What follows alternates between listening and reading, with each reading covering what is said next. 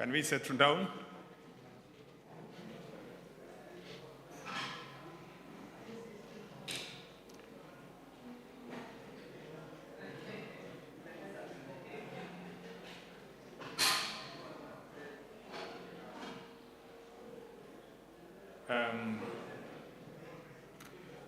Yes, I want to say that we have delayed for a few minutes, but we are starting shortly. We've been waiting for the chief guest, and she should be around in a short while. So I think we can get started. Please take your seats if you can.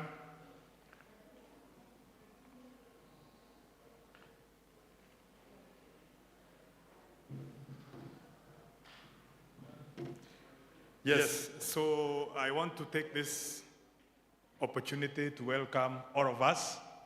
I want to welcome everyone to our second international conference, the Murang'A University of Technology Second International Conference, which is starting today and going all the way up to Friday. So, karibuni sana, welcome. The theme of our conference is leveraging on science, technology, and innovation for economic transformation. Leveraging on science, technology, and innovation for economic transformation. So as we continue settling down and as we wait for our chief guest to arrive so that we kick off formally, I want to say that we have had partners in this conference. Some of our partners include Equity Bank,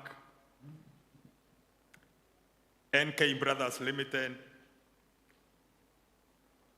Cleansley HP, Nation Media Group, N-Wealth, NRF Kenya, Coban Construction, Hatari Security Services, Stockholm Environment Institute, and the Cooperative Bank of Kenya. Those are some of our partners that stood with us as we were organizing for this conference. And so I want to say that maybe a few things. Murang'A University, the vision of Murang'A University of Technology is a leading university in technological innovation, research, training, and outreach. And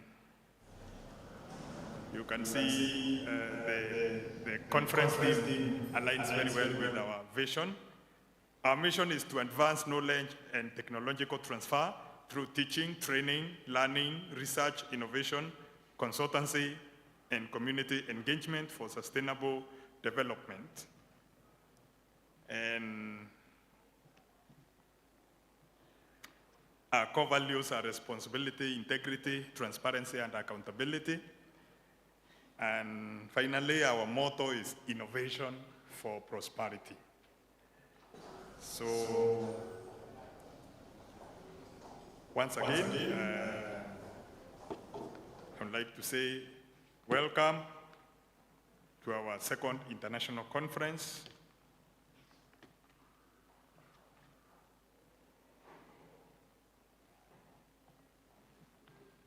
We have had a conference steering committee headed by our able chairman, the registrar, Professor Richard Juma, the management board of Murang'A University of Technology is headed by our Vice Chancellor, Professor Dickson Nyariki, and our Deputy Vice Chancellors are Professor Beatrice Mugendi, Deputy Vice Chancellor in charge of Finance and Development, and Professor Priska Tuitoek, in charge of Academics and Student Affairs. We have 3 registrars, Mr. Joseph Gachanja, Registrar, Finance and Development, Dr. Peace Agufana, Registrar in charge of Administration and Planning, and Professor Richard Juma, in charge of, with the Registrar in charge of Academics and Student Affairs. Other members of University Management Board are Professor Engineer Christopher Maina, who is our Dean's representative, and of course, CPA Moffat Joroge, who is the Finance Officer of Murang'A University of Technology. So, once again, make yourself comfortable. I think we can start viewing our exhibitions out there as we wait. Just you can walk around and see what we have, the innovations that have been done by our students, supported by our staff, as we wait to kick off. Thank you.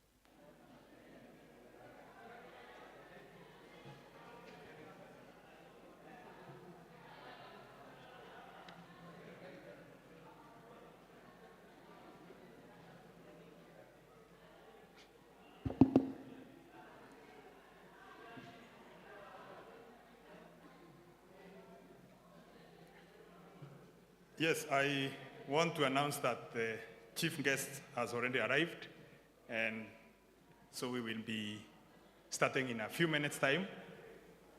Those who have walked out, please let's come back and settle down. Thank you.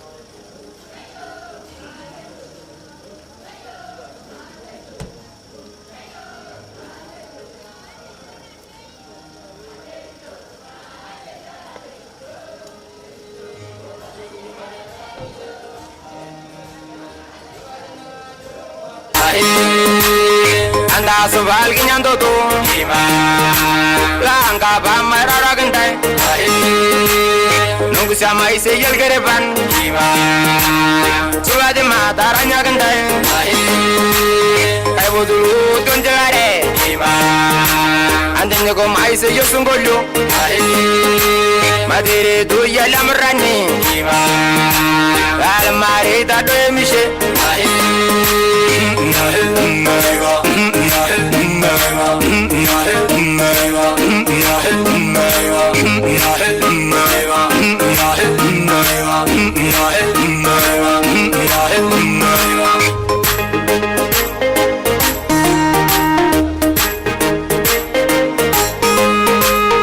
anda sual maomberia algisha mutu mongangite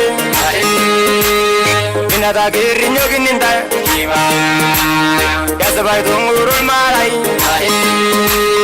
eyomboro kundamanya ide ada manguje tamangama namaral gisha mangayanje dasomongulu balai gibya ngoma terabal meran algaria langaria musiki tanga sararo glamardi pamanyandu nyane bargajo arara kage holisano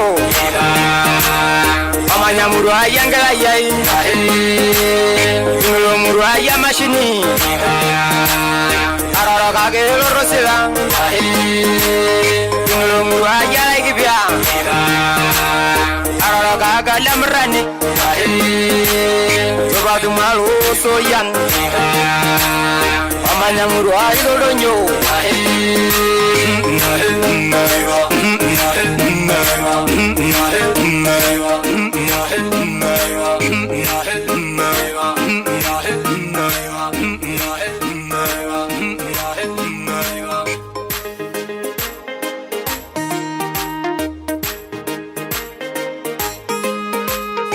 Angkai baridana sinyate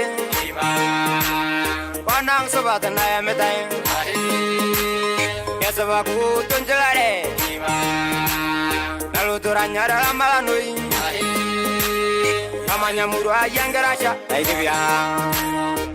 These seats in front. Thank you.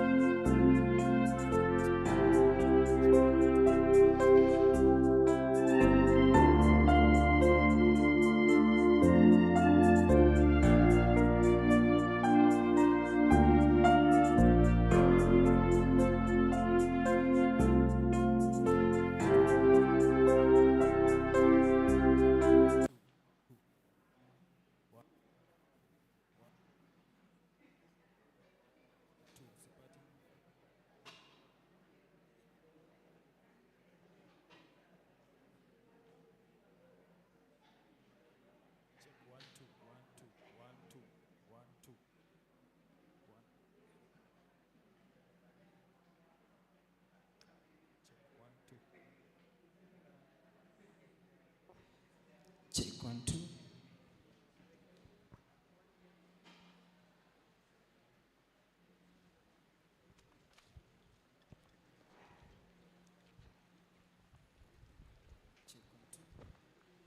Check 1 2.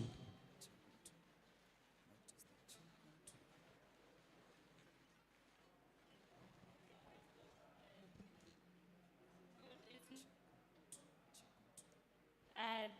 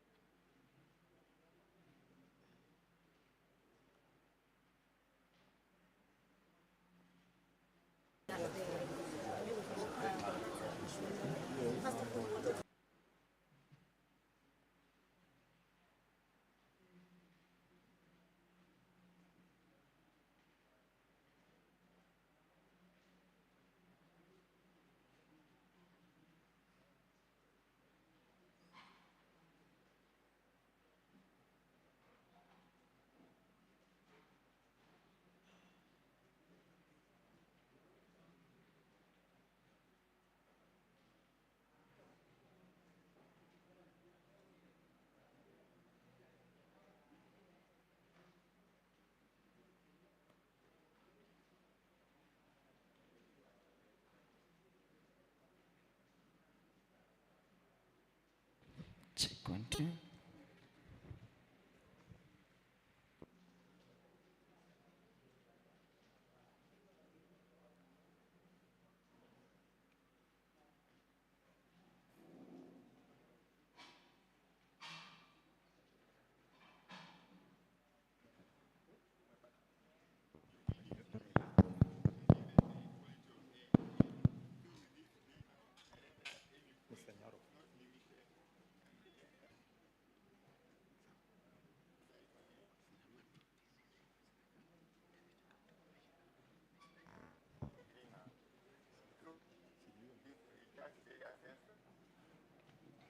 Sensors are actually used to collect the data about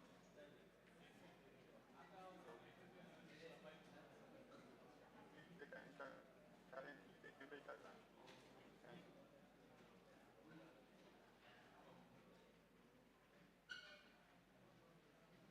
it will communicate to the owner of the greenhouse. Oh, yeah, the owner.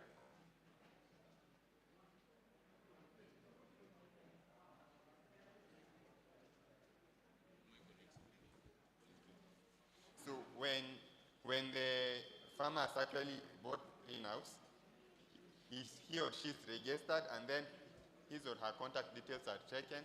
Then the greenhouse will actually be updating him or her about the whereabouts in the greenhouse, in terms of temperature, in terms of even the amount of energy used. So currently, the temperatures are below, and for maybe that were actually designed to be planted in the greenhouse require a higher temperature, and that's why you are seeing inside the greenhouse, it's currently heating to start. If you try and bring a hand closer, that's are really hot, and you can feel heat. And even for some plants require the optimum light. Actually, the greenhouse provides optimum conditions to the plant to grow fast and produce a much quality product. So it also has this elements that are actually used to provide the quality, the optimum light for the plant growth to germinate. If you check, it's actually displaying the actuator's status.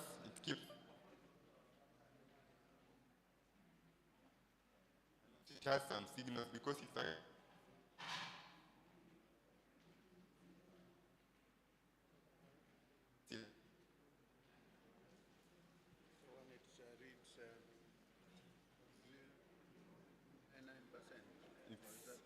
the signal quality. So for the communication, it's 99%. If you check closely, it's also giving readings for the lighting.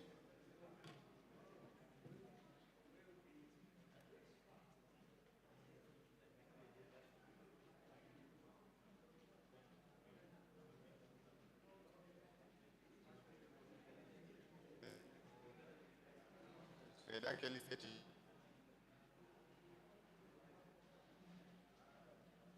Sorry. The reading for calibration, and then even the temperature in the room. So,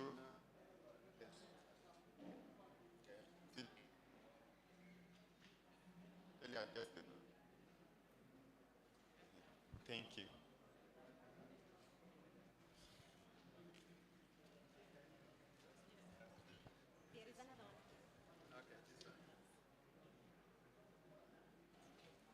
So, good morning. I'm Cyrus. I'm a former student of Murang'A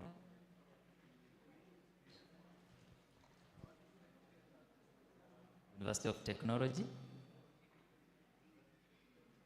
Yeah.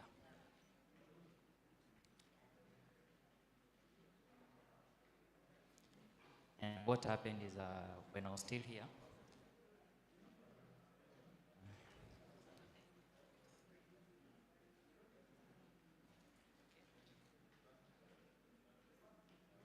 is that at the gate,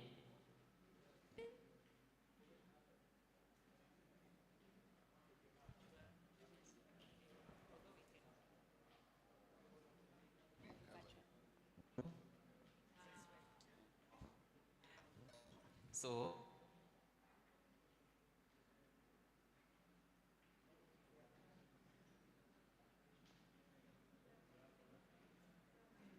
providing the data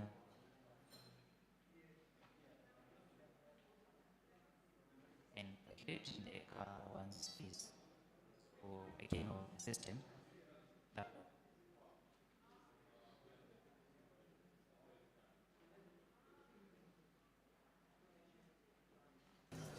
and then the information will be displayed at the offices. Office. So this information will be present all the time. And now rather than having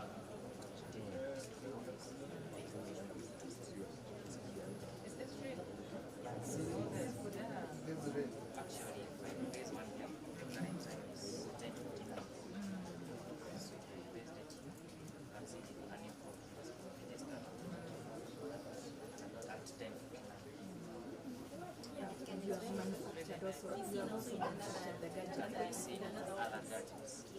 So these ones will be in the office, and then these will be the gadgets for the security officer monitor. Then another thing is that now instead of dialing everything, then so the user can have and now you can see now the staff will be very coherent and the amount of effective depending on the settings. And those who are not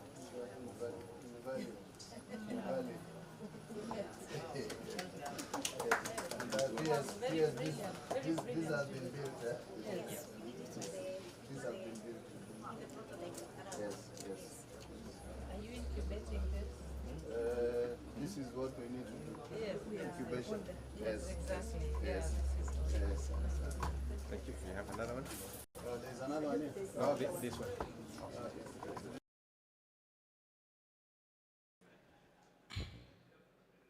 Good morning.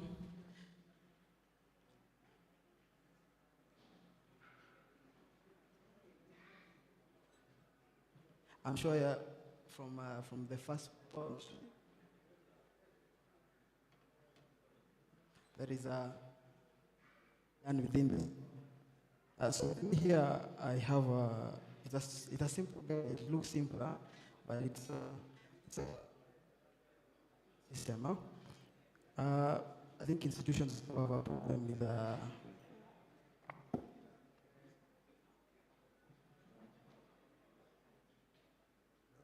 assigned for my student.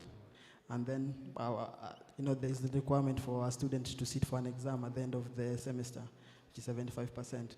So if you find me sitting for an exam, seeing recorded there, it's 100% class attendance, yet I attended only one or never even was in class. See, that's a challenge, because I try to, when can't tell why I'm failing, but I'm in class 100%.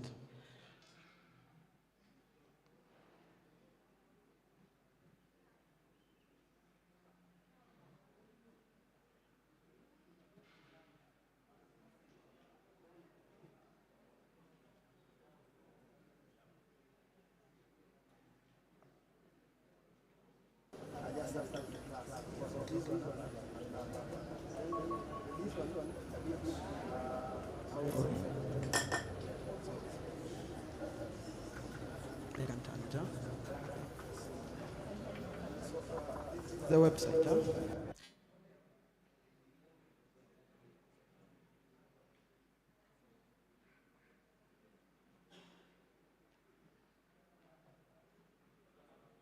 As an admin, when looking as an admin, then you get this now portal now. See, you logged in successfully, yeah? I don't know, will you mentioning the So- keynote speakers present today? Even mention. Enroll. That is operate in two modes, huh?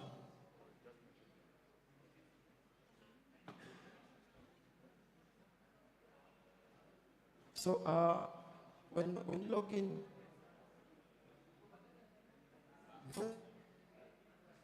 this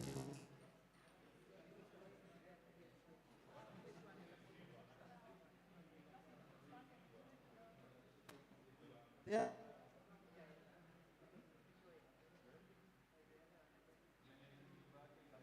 To register device, huh?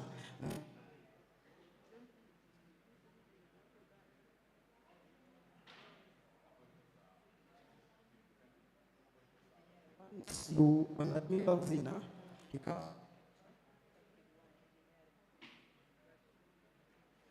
let's call it device called name. These are the key. There's a copy. Okay, you know, these are the ones who are supposed to present in the afternoon, but Yes. some of them are not here. Let's create it, huh? So keynote speakers, some of them. Device, huh? The website, huh? Yeah. A unique number for that device. So I'm only mentioning other departments. these six. Yes. Okay.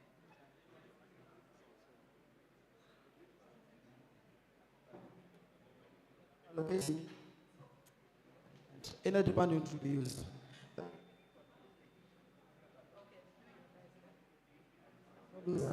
I will see the device operates in two modes, enrollment and attendance mode. Yeah, enrollment, huh?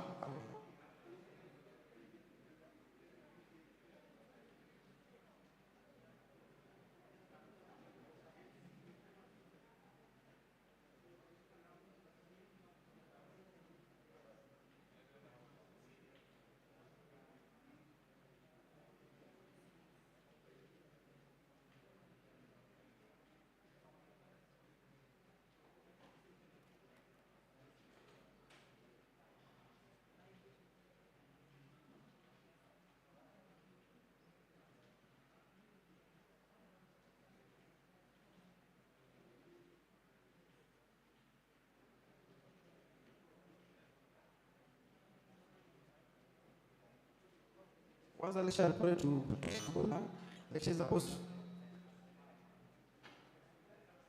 using their phone or laptop, because the network will provide you just. So when you power it up, when you power it up, you'll get this. First, it will try to connect the network. Tell it's connected. But you can place your finger. Huh? What are you getting? There's an X, huh? It means you're not ready. So, at the moment.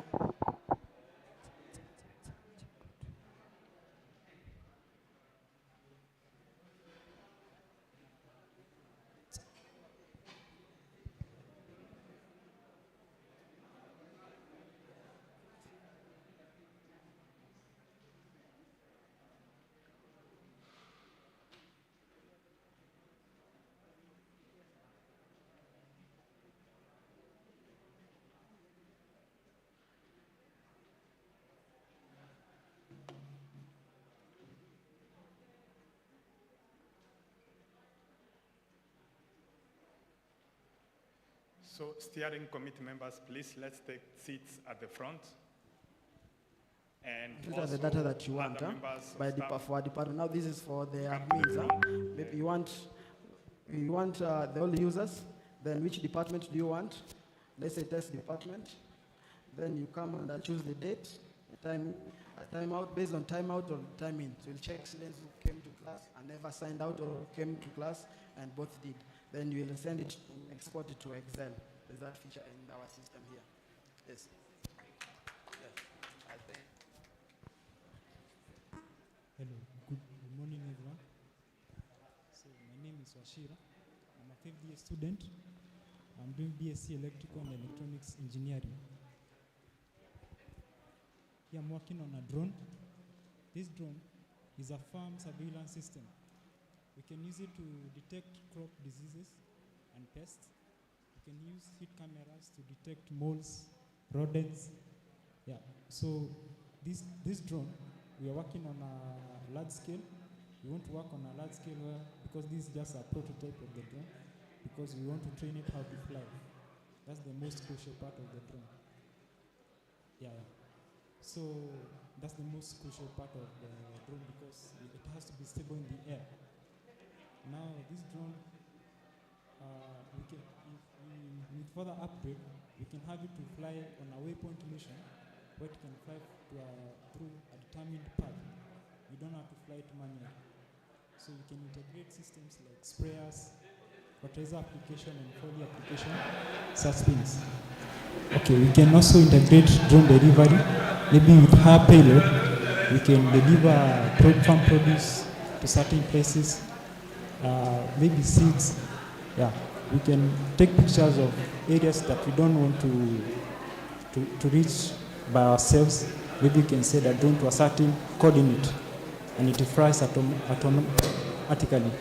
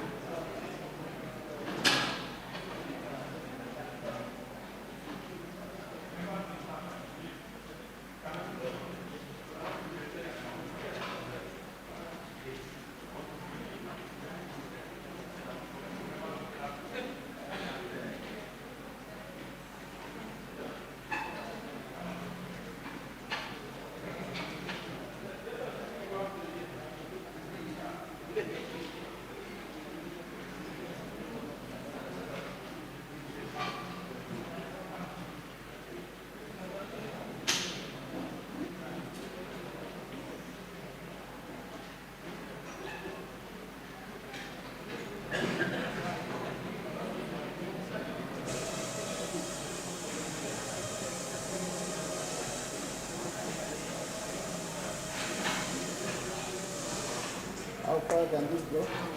High and low.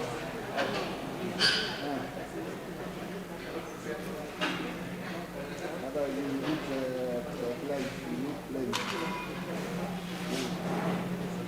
120. 100 meters. Then I drop. How far can it go? Yeah, right. Can you do 50? Just have that for that because it's the one they can use to be very small. But watu wasiingilie hiyo. Hakuna mtu anaingia. Jamani, that one of the things. Management team. Unajua mimi nakuanga saa hiyo KYS. We have several courses. We have food science and technology. We have food and beverage management. We also have tourism and travel. And in the food science, we train how to value add, value addition, to carry value addition on the food items. Like for example, you can see we have jams here. This is made from the raw fruits. Then we have this one, which is made from also the fruits. This one is tree tomato. Then this one is made from purple. Then we have the wines. We train our students how to value add on the locally available products, like for example the wines, the fruits which are locally available. Like for example, you can see here we have purple wine. So normally we encourage the population, instead of drinking the illicit brews, they can actually make something and make money. Yeah. Then we have this one is made from banana wine. Then it's made from ripe bananas. So normally you use ripe bananas and then the sugar and then the lemon. Yeah, only that. There's no additive. Yeah, there's no additive. Yeah, so normally we train our students on how to make all these items among others. Of course, we also have the food production part, whereby we make things like cakes, things like bread, we value add. So you can maybe value add, like for example, you can make a spinach cake, carrot cake. They are coming, only though they are not. Yeah. It's additive. Like this one is banana wine, which has been matured for 8 years in this cask here. It has stayed here for 8 years. Yeah? 8 years, yes. So this one we made 8 years back. Yeah. And if you smell it, it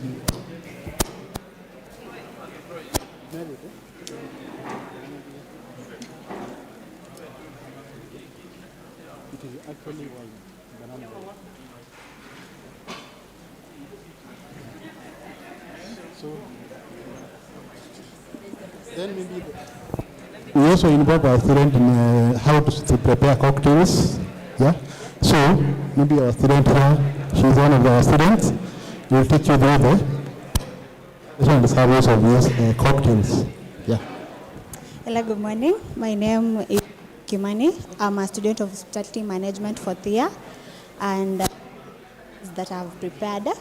I have one with tequila, I have one with gin, and I also have another one with dark rum and another one with vodka. This one, it is the one with the tequila. It's called Tequila Sunrise. It has 6 ml of tequila, 90 ml of orange juice, and grenadine. Yeah, and it is served chilled using the ice cubes. And then this one is pink gin.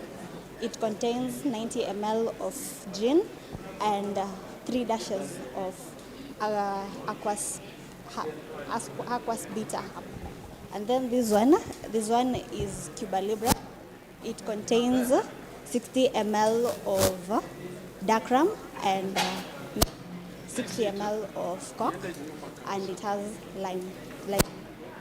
Then this one is Capriska. Contains 60 ml of lime juice, then 45 ml of vodka and sugar. And then this one is Screwdriver. It contains amount of vodka, orange juice, and all of pink jean.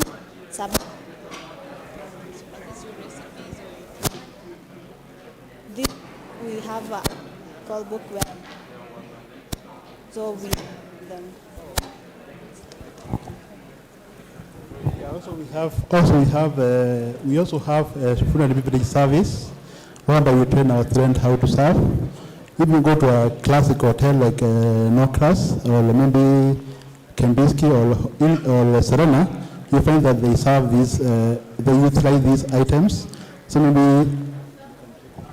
Good morning, I'm Joanne Mombi, a second year student, hospitality, a degree. And for this an a la carte. Okay. This is an a la carte setting. And the main starters, first we begin with the starters, then the main course, and then these cutleries. We use these are joint knife and a joint fork.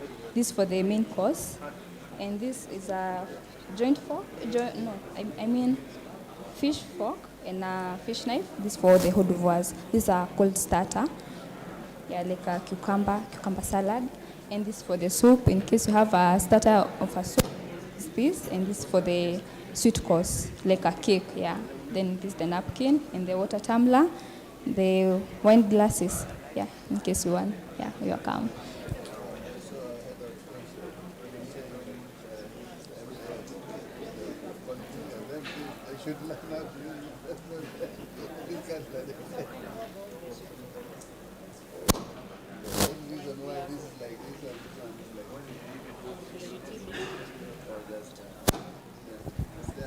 Okay, maybe a question. This one is called a champagne fruit. Normally it is used for serving champagne. This one is called a white wine glass. It is normally used for service of white wine. That one is a big one. It is a big one, yeah. Okay. So good morning, Simbia Gavoni, second year degree hospitality. Give a guest a warm feel to be re-energized. So we offer the coffee service where we'll be needing a cup, the saucer and the underliner and a teaspoon. Which we don't have is the teapot and the coffee milk pot that we use to serve, but it's a demonstration of equipment that we use during the coffee service. We have the different type of plates. This is a saucer that we use during the coffee service. This is a side plate that we normally use during dessert or a cold starter, the hors d'oeuvres. And this is a soup plate. When we are serving, example, potato soup as a starter, we use the soup plate. This is also another design of a soup plate. So this is a dinner plate that we normally use when serving the main meal, containing the protein, starch, and the vitamins.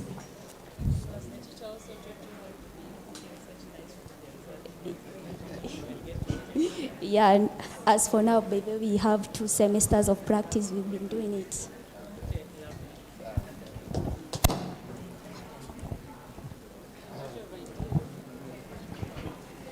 So good morning. My name is David Kamau, School of Computing and IT. Here we have Elecua blockchain voting system. So Elecua blockchain voting system, it is a voting system tailored for small institutions, organizations like universities. It uses the blockchain technology. It is a new technology in the country, but it has been there for some time. It is very secure since it uses decentralized, distributed way of storing data. So there is actually no main server where the data is stored, or main database where the data is stored. Data is split over the internet. So huwezi kuja uambie mtu fungua server, hiyo haiko, hakuna fungua server hapa. Blockchain we have gone with is definite. You can. So when you proceed to vote, you are taken to internet computer. Internet computer is the one that owns the definitive blockchain. And the good thing about internet computer, it uses your biometrics so that you can log in into the system. So this is a good thing because you cannot fake your biometrics. This is not like data emails. You cannot fake your biometrics. So it either uses fingerprint. If the laptop does not have your fingerprint, it can use your phone or facial recognition. So once you log in, you are given a passkey. And this is the one you'll use to log in each and every time you come into the system. This is just a security measure to ensure that bots are not using the system to manipulate, or I know DDoS is a common attack and it is very hard to mitigate, but the good thing about internet computer is helping us to mitigate that. So once you register, you're taken to login screen, and here is where we use part of your data to just verify that maybe you are a Murang'A University student. We don't want you to vote in UN elections, vote in Murang'A elections. So once you input your data, it is verified that you are part of Murang'A University student. You come to the voting screen. Here you can see all the parties. The president we have used the president of the party as the main representative of each party.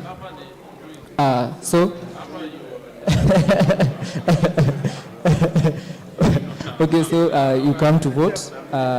You are given this screen to confirm that you did not press it by mistake. Since once you vote, you cannot vote again. We don't want to duplicate votes. Yes, you are blocked. So when you confirm, you can confirm that. So when you confirm, you are taken to the statistics page. Now here you can see all the parties, which party is leading, all the votes casted, and what a party is holding per all the votes casted. So yes, this blockchain is very innovative. It's actually very secure. It cannot be hacked now since it is distributed. You wouldn't know where to input your data, where to put your malicious data. And that's why we went with it. Yeah, so that is Elekua blockchain voting system. Thank you. Okay, so good morning. So my name is Mbodi Mongai, and the Code Challenge sub-community, which is under the Mood Tech Club community. So Code Challenge is about building innovations for solutions in our community. So here are my colleagues. So for this project, we build a new translation system, which is able to translate English to Kikuyu or local languages. For this, we decided first to go with Kikuyu because it's a working version.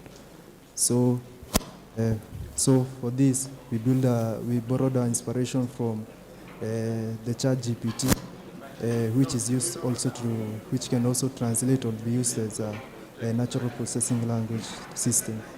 So to translate from one language to another, so a user will come and type in, let's say, an English statement. Let's say like good morning. So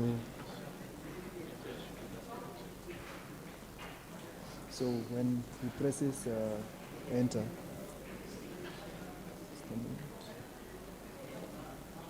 just a minute.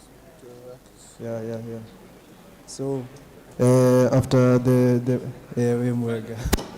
so that's the equivalent Kikuyu good morning. So for this project, it can be used majorly in media, just like let's say in Oro or other local languages media. So for this, we saw that most media houses, they translate manually. So this can be a market gap for those media.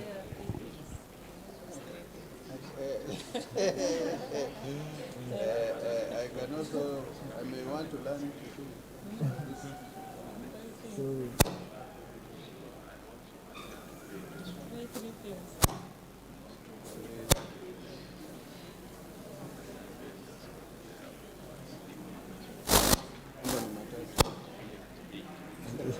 Just a minute. There's a network. Just taking time because the model, it's just the promises. Sometimes it takes time to read because we are using hosted services which are free, and sometimes it becomes a challenge to run models on those hosted.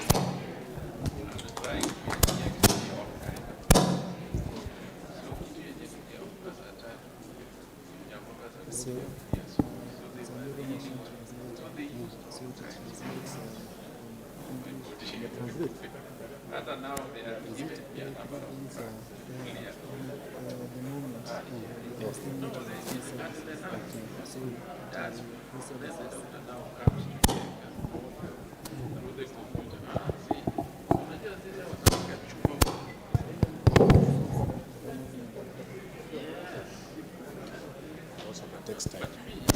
textile workshop. So when it comes to items that we use even in the university, we get materials, then we manufacture those materials, those items for the university.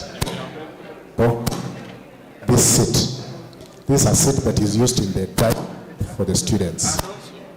We are in the process of rolling out conference seats for the one we have now. Do not hire them out from outside, we just use our own. Additionally, we also do our office chair. This is an office chair for all our offices, and we also do lecture seats for lecture halls. Besides, we also service external customers. Items like the church here, we also have another one there. We do a variety, including the stools, and we also have a coffee table. We have a variety. We only picked a few just for display. And, well, this will go for 1,600. Yes. In the supermarket, go for about 2,800, almost the same amount, but look at the quality. For example, you'll find those who are doing it outside may not be using the gauge, the heavy gauge of 16 gauge.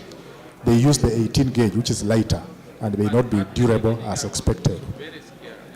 So on this side, we have also managed to supply fuel-saving cook stoves for secondary schools, boarding primary schools, and even here, if you would have visited our kitchen, we have actually mounted this in the kitchen.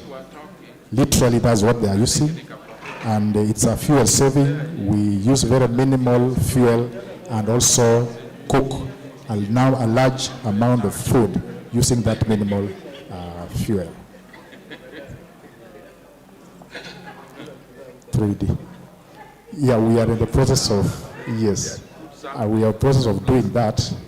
It may be a little bit expensive, but we are doing that study to be able to, we value add. Thank you so much on that. Thank you so much. Then we do our gowns here. We manufacture the PhD and undergraduate. This is the inside one is for masters, and undergraduate we are also producing them from here. We are also producing our PhD gowns. This one is a bit tricky for us. We are yet to make it even better. Then here we also have the panel doors made of hardwood. We have had a number of customers picking from us because they are durable. Once you fix this one, you don't even need to put the metal grills because they are very strong and very. We have the comfort tree, the hardwood comfort tree that we use. Then coming here, we also have our own water. When you get to our restaurant, you'll be able to use our water. It is purified, it's okay, we use it. Then again, we do, in terms of conferencing, we have our own, we do our branded items like the writing materials and the pens. And in the textile unit, which I just mentioned to you, we also do bags. We do bags, we do like that. This is our bag. It was so much demanded by our lady lecturers for carrying their laptops, so we decided to make some for them. Then on this side, we also have the branded. On Fridays, we need to put on some. Then on this side, this is what I'm putting on now. We do it from our textile unit. Mostly on Wednesdays, just a corporate where to be able to look like the university itself. Then on this other side, the last one, almost the last, we have the hoods, and we also have the dust coats because, no, we don't make, we just brand, yes. We just brand, yes. Then the umbrellas, we also have, yes. Yes, we strive to get profit, especially when we sell out the church benches, we sell out some of the seats. We have also made even the beds for the university and also for the outside the clientele. And we make a little bit of it, which can be able to help the university. Yes. Thank you so much. Karibu sana.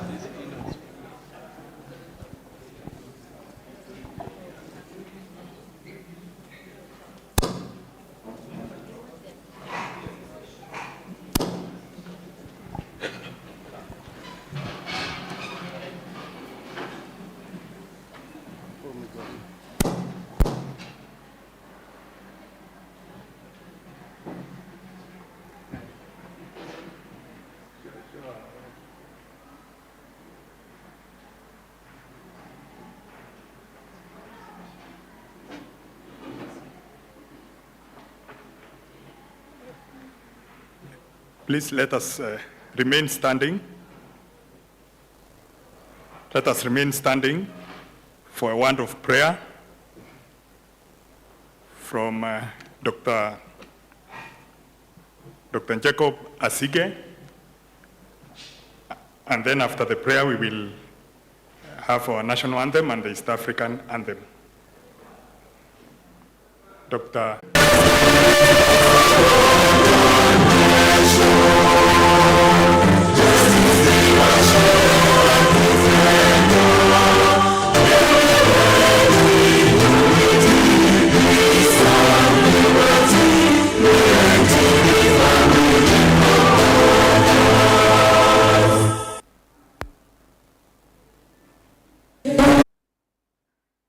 Thank you very much. Our chief guest, PS State Department of Higher Education and Research, Dr. Beatrice Inyangala, the Deputy County Commissioner, Murang'A County, Mr. Nyoro, and other county officials present, the Vice Chancellor in charge of us. Guest, please, breaking out, we have an open assembly space on the left side of this building. So in such an event, we can assemble there. There's sufficient open space there. And then number 3, in case of a medical emergency, we have a level 2 hospital right behind this hall on the right-hand side. And we also have ambulances on standby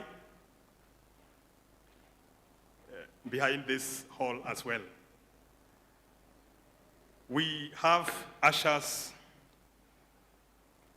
We have enough ushers in case of any of the things I've mentioned happening. And these ushers are ready to direct any of us to the places that I have mentioned. Madam Chief Guests, allow me now to invite the chairman of the Conference Steering Committee, Professor Richard Juma, to take over the program. Thank you very much.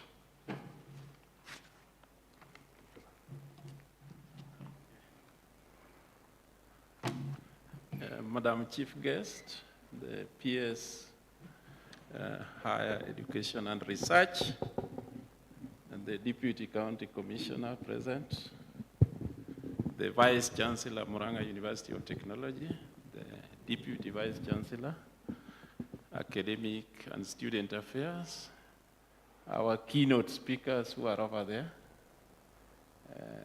colleagues, ladies and gentlemen, good morning. Madam Chief Guest, before I invite the Deputy Vice Chancellor, allow me to introduce members of this second International Conference Steering Committee. They are with us here. I think I would call their names, then they just wave.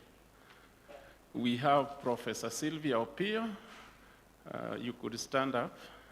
Professor Sylvia Opio is the Dean School of Pure Applied and Health Sciences, and her area of specialization is chemistry. Thank you, Prof.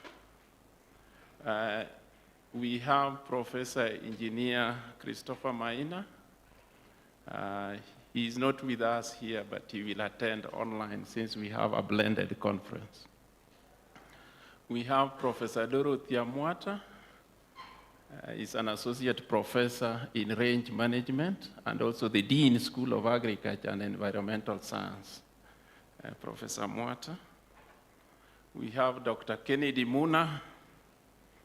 Dr. Kennedy Muna is a senior lecturer in laboratory sciences and also the chair, the Department of Health Sciences. Dr. Muna, thank you. We have Dr. Stephen Kahara. Stephen Kahara is our director of PC and ISO in this university. Thank you, Kahara. We have Dr. John Deere. Yes, Dr. Kahara, stand up again. He's called Dr. Stephen Kahara. His area of specialization is IT, and he's currently the director PC ISO at the university. Thank you, Dr. Kahara. Then we have Dr. John Deere. Dr. John Deere also, his area of specialization is IT, but he's also the Dean, School of Computing and Information Technology. Then we have Dr. Peter Waithaka. Dr. Peter Waithaka is our director in charge of research, innovation, and consultancy in this university, and his area of specialization is chemistry. And then, Madam Chair, we have myself, Professor Richard Juma. I'm currently Registrar Academic and Student Affairs, but my area of specialization is development studies. I work in the School of Business and Economics. Thank you so much. Madam Chief Guest, now I have this opportunity to invite the Deputy Vice Chancellor, Academic and Student Affairs, to make few remarks and invite the Vice Chancellor. Thank you.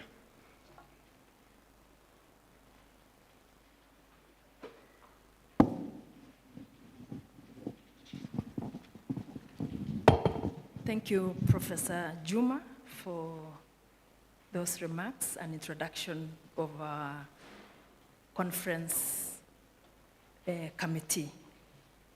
So the chief guest, who is actually the Cabinet Secretary, Ministry of Education, being represented by the Principal Secretary, State Department of Higher Education and Research, Madam Beatrice Nyangala, the Deputy County Commissioner, the Vice Chancellor, Murang'A University of Technology, Professor Dickson Nyariki, keynote speakers, participants, colleagues from the university and wide. I know there are many of you who are also watching virtually from various parts of the world. This is an international conference. Ladies and gentlemen, good morning. Mine is really to take this opportunity to welcome you to Murang'A University of Technology and this second international conference, 2023, which runs in a blended mode that is virtual and physical from 8th to 10th November 2023. As a university, we aspire to be a leader in technological innovation, research, training, and outreach. It's towards this end that we organized this conference with the theme, leveraging on science, technology, and innovation for economic transformation. This year, we have 6 sub-themes to enable us share knowledge and experiences. The sub-themes in this conference cut across all fields of knowledge in the broad areas of engineering, ICT, agriculture, business, hospitality and tourism, humanities, education, and social sciences. We have invited local and international keynote speakers and speakers to present in this platform. So we welcome you and we thank you. We thank each of you for accepting our invitation and finding time to come and participate in this international conference. In particular, we thank our chief guest who has come today, and then our keynote speakers, conference paper presenters and exhibitors, other distinguished guests, and the MUT fraternity for your role in contributing towards this conference. We look forward to successful deliberations. I am not going to say very much else other than to invite our Vice Chancellor, Professor Dickson Nyariki, to come and make his remarks and invite our chief guest. Thank you very much.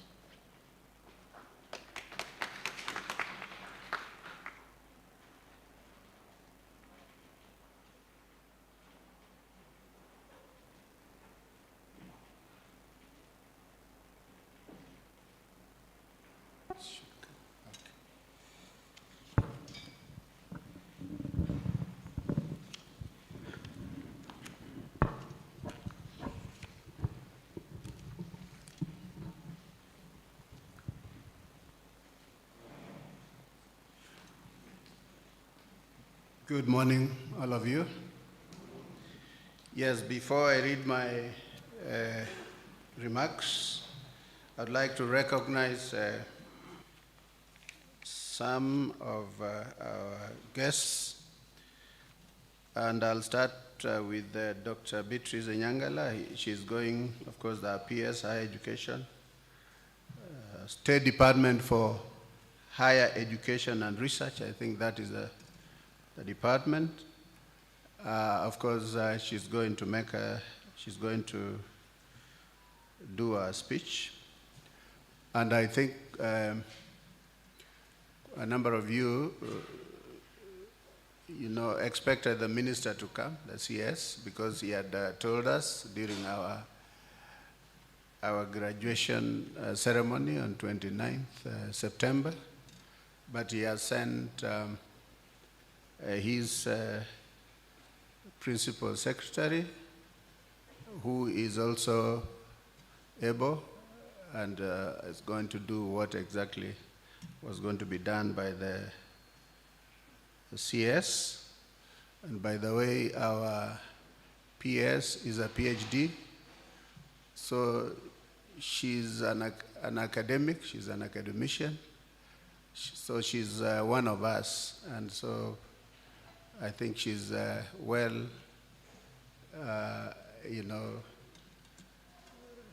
she's appropriate in terms of opening this ceremony for us, this conference.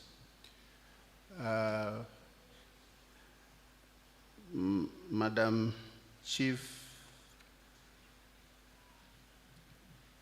Guest, you might look at these numbers and think that we are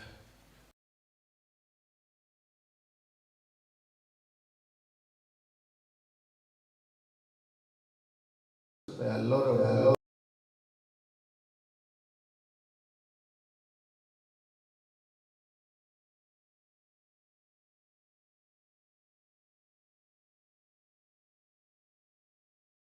this country.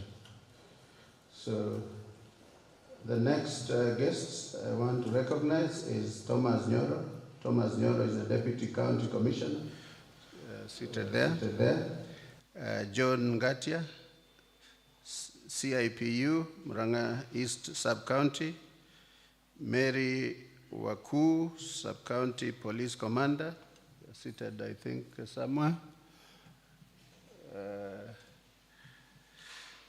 George Tiang, SCCIO, Murang'A East. Professor John Kobia, Chuka University, is a keynote speaker. I believe he's seated somewhere. Here, yes. And then we have Engineer Joel Suter. I believe this is a Kalenjin name. Have I pronounced it well? Engineers Board of Kenya is a keynote speaker. Welcome, all of you, including those ones I have not mentioned here directly. So the chief guests, Dr. Beatrice Inyangala, who is the Principal Secretary in charge of the State Department for Higher Education and Research, representing the Cabinet Secretary, Minister of Education. Keynote speakers, Deputy County Commissioner, distinguished participants, ladies and gentlemen, on behalf of the Murang'A University of Technology Management Board and Senate, I'm honored to welcome you to our international conference, whose theme is leveraging science, technology, and innovation for economic transformation. The significance of this conference transcends the mere exchange of research, findings, and scholarly discourses. It represents a clarion call for collective reflection on harnessing the potence of science, technology, and innovation to shape a more equitable, sustainable, and prosperous Kenya and the world. The chief guest, ladies and gentlemen, we are delighted to have in our midst distinguished experts, policymakers, and the academia joining us for this conference. Their insights and experiences are poised to enrich our understanding of how science, technology, and innovation can be harnessed for socio-economic transformation. I wish to inform you that Murang'A University of Technology has been resolute in its commitment to fostering research and innovation. Substantial investments have been made in our institution in order to nurture an environment where our faculty and students can explore new frontiers of research. Encouragingly, these investments have shown great success, with numerous innovative projects on the verge of formalization. Therefore, our dedication to the advancement of research and innovation remains steadfast. Our chief guest, ladies and gentlemen, the objective of showcasing technological advancements is a significant aspect of this conference.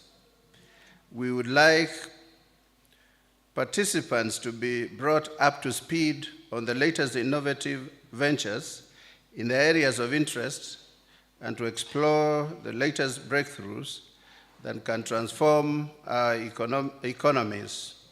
This conference, therefore, provides a platform for knowledge sharing on topical issues such as big data, artificial intelligence, climate change, and many others. Ladies and gentlemen, innovation is a dynamic process, and technology is at its core. We have prepared this conference to offer a comprehensive view of the latest technological advancements. We are about to hear from experts, researchers, and industry leaders who are pushing the boundaries in their various areas of interest. These individuals have invaluable insights to share. In addition to showcasing the various technologies, they are expected to provide a holistic perspective of advancements in engineering, ICT, healthcare, education, and agriculture, among others. Our chief guests, ladies and gentlemen, our quest for socioeconomic transformation demands that we embrace novel ideas, foster interdisciplinary collaborations, and inspire the next generation of innovators. It becomes our solemn duty, therefore, to ensure that knowledge we generate, innovations we cultivate, and technologies we advance are not only accessible, but also sustainable, in turn, leaving a positive imprint in society. I also wish to emphasize the significance of the exhibitions running alongside the conference. This is a unique opportunity to witness these innovations, which are at various levels of development. I encourage you to explore the exhibitions, engage with the exhibitors, and witness the potential of these advancements firsthand. I further encourage you to actively participate and engage in discussions and network with your fellow participants. In response to the call to innovate, we as a university have sought to have policies and practices that build a culture that fosters organizational entrepreneurship. We encourage both staff and students to explore ideas and develop them. Every year, we sponsor vetted innovations and research for development, and we showcase in various platforms. It is against this background that today we display innovative projects and present research findings in various fields as part of harnessing and disseminating knowledge. This enables us to explore, research, and develop new knowledge that would transform the economy. We therefore hope that this conference will not only expand your knowledge, but also provide a fertile ground for collaborative initiatives and innovative solutions. Our chief guests, ladies and gentlemen, let me take this opportunity to extend my sincere gratitude to all our distinguished guests, the academic and administrative staff, and the students of Murang'A University of Technology, whose efforts have made this conference a reality. I further want to thank our sponsors and partners for their support, which has been pivotal in the success of this event. These include Equity Bank, NK Brothers, National Research Fund, Clinsley Services Limited, N-Wealth Financial Services Limited, among others. Finally, ladies and gentlemen, I would like to express my deep appreciation to our Principal Secretary, Dr. Beatrice Nyangala, for finding time to join us as the representative of the chief guest and for accepting to open the conference for us. With these remarks, I now wish to invite the chief guest to make her remarks and open the conference. Thank you, chief guest.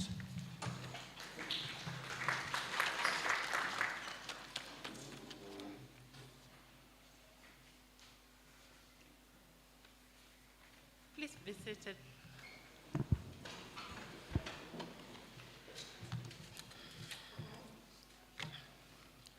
So again, I'm very happy to join you today on behalf of our Minister, CS Ezekiel Machogu, who would have really liked to be here, but he had prior commitments. I'm here to ably represent him. He sends his greetings. Professor Dixon Nyariki, our DCC, Mr. Nyoro, and other government officials present, our DVC, Professor Tuitoek, all keynote speakers, the conference steering committee led by the chair, researchers, scholars, policymakers, Murang'A University of Technology fraternity, distinguished guests, ladies and gentlemen, good morning. I'm honored to join you this morning to open this international conference, themed Leveraging on Science, Technology, and Innovation for Economic Transformation. And in a very special way, I want to thank the Vice Chancellor, Professor Dickson Nyoriki, and his team for organizing this important academic event. It is befitting to bring together scholars, scientists, practitioners, and policymakers to rub minds and seek solutions to the innumerable challenges facing our community and the world at large. From cybercrime to poverty and hunger, pandemics, the climate crisis, just to mention but a few. Distinguished ladies and gentlemen, let me also take this opportunity to applaud the various organizations and institutions for working together with Murang'A University of Technology on this noble endeavor of knowledge generation. Indeed, a meeting of minds such as this offers a platform for scholars and this nation and their international counterparts to engage, network, communicate, and exchange knowledge across a range of fields. I therefore salute you all for taking your time to attend this crucial event, both physically and online. Distinguished ladies and gentlemen, the theme of this conference perfectly captures the government's Vision 2030, which we seek to make Kenya a middle-income country with everybody enjoying a high quality of life in a secure environment in the next 7 years. So time is not with us. Everybody needs to run fast and make their contribution. It is therefore gratifying also to note that each of the 6 conference themes are connected to the government's priority areas as articulated in the bottom-up economic transformation agenda. I'm confident that whatever knowledge you'll be sharing here will also feed into global debates. Distinguished ladies and gentlemen, the significance of science, technology, and innovation for the social and economic growth of any nation cannot be overemphasized. We are aware of the crucial role technological advancements have played in promoting growth in the industrialized nations of Europe, Japan, and the USA. These countries continue to be leaders on the world stage in research and innovation. Likewise, Brazil, China, Malaysia, Singapore, South Korea, and other recently industrialized nations attribute their success to significant investments in research, science, technology, and innovation. This is a clear indication that for any government to develop and reduce poverty, investment in research, technology, and innovation must play an essential role. And I am reminded of the classical economists who, when they compiled all the factors of production, there was a component that could not be explained, a component of growth. And this was attributed to technology. And so right now, in our space, we have the advantage of harnessing this technology to really drive the fourth industrial revolution and enjoy its benefits. It is for this reason that as a government, we are continuously striving to invest in research with a target of reaching 2%. And so, for all of us, I call upon us to join the government in this effort by seeking partnerships, looking out for opportunities, for mobilizing resources for research, and of course, international partnerships go without say as the best way of augmenting the resources that the government invests in research. Our local universities must, therefore, stand up to be counted as key players in the supply of both the human capital and tools necessary for the application of research findings, innovations, and discoveries in order to bring about the much needed development to improve human welfare. Distinguished ladies and gentlemen, as an important example that elicits a deep sense of urgency in terms of research and innovation, I will address issues of climate change, which is recognized as one of the most critical challenges of our times.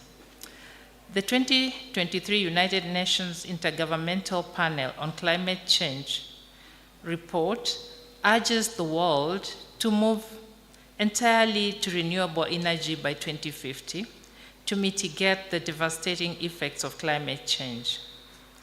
Kenya has been evidently speaking both on the local and international arena on climate change and its effect on sustainable development. Our President, His Excellency Honorable Dr. William Ruto, has been calling upon African governments to invest in renewable energy, green industrialization, climate-smart agriculture, and conservation of nature. Such investments will fuel sustainable development, create job opportunities, drive economic growth in a sustainable way also. The importance of research and innovation in this area is widely acknowledged, and universities around the world are closely involved in the tasks of monitoring, interpreting, and responding to the process and effects of global warming. I therefore urge our universities to share their knowledge and technology with communities and other key stakeholders so as to create the desired impact. And I must say that I was really impressed by all the innovations that the students were demonstrating. It is very clear that as scholars and lecturers, you're doing a brilliant job of nurturing youth talent. Please join me in giving you a round of applause. So, with regard to issues of climate change, for those of us who live in Kenya, I urge you to mobilize your friends and family and turn out in large numbers on Monday, the 13th of November, a few days from now, for the nationwide tree planting exercise that will be led by His Excellency, our President. Distinguished ladies and gentlemen, being in a bastion where youth talent is developed, allow me also to address the issue of the digital superhighway and creative economy. This is a very strategic pillar, and investments in this area empower our youth to make a significant contribution to socio-economic development. The sector has great potential to create jobs and to translate the problem of youth unemployment into a democratic dividend. In view of the fact that universities are the biggest custodians of the young population in Kenya, and I'm confident that you are strengthening interventions that nurture the creative capacities of our youth. We need to prepare our youth to harness opportunities in all the diverse fields, the STEM, that's very clear, but also not forgetting the music, theater, graphic design, digital animation, fashion, and craft, among others. And I can attest that we are on course. So, as I conclude, I'd like to assure all of you scholars and researchers that as government, we are constantly seeking practical, cost-effective solutions to address the problems that tend to constrain our development and to create a good quality of life for all our citizens.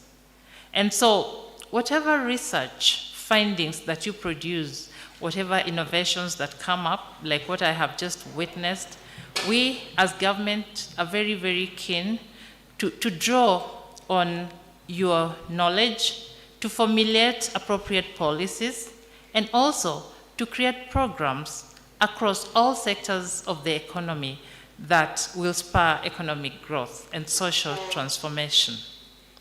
And so, with these remarks, it is my duty and singular honor to declare this conference open.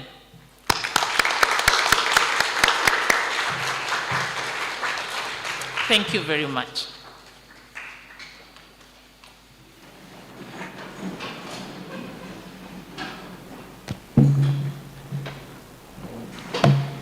Thank you.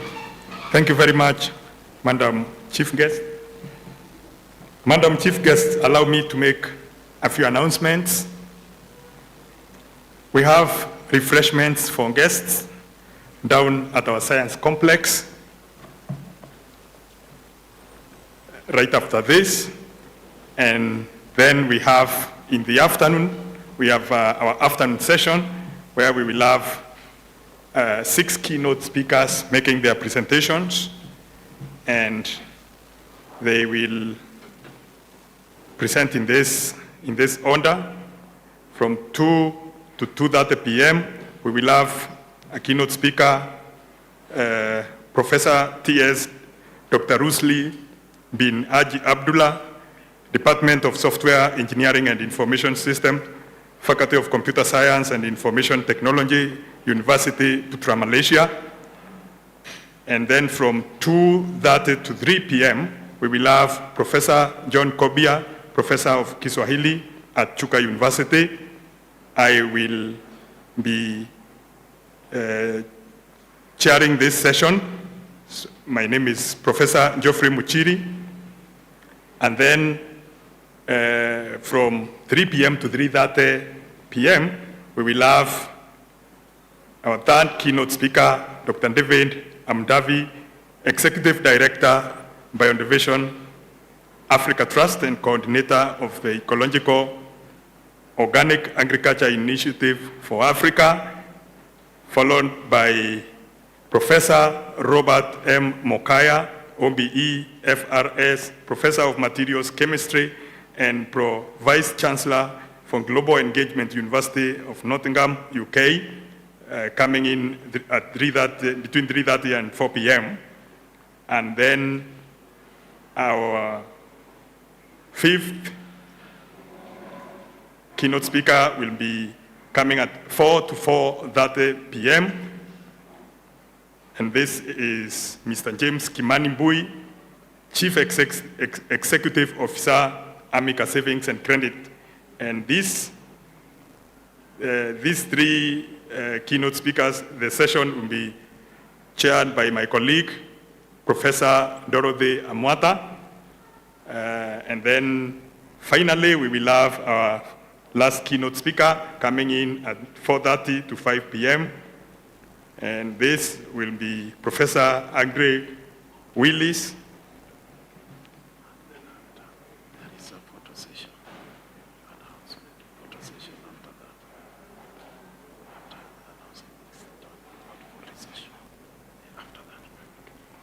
Thank you. I was being briefed.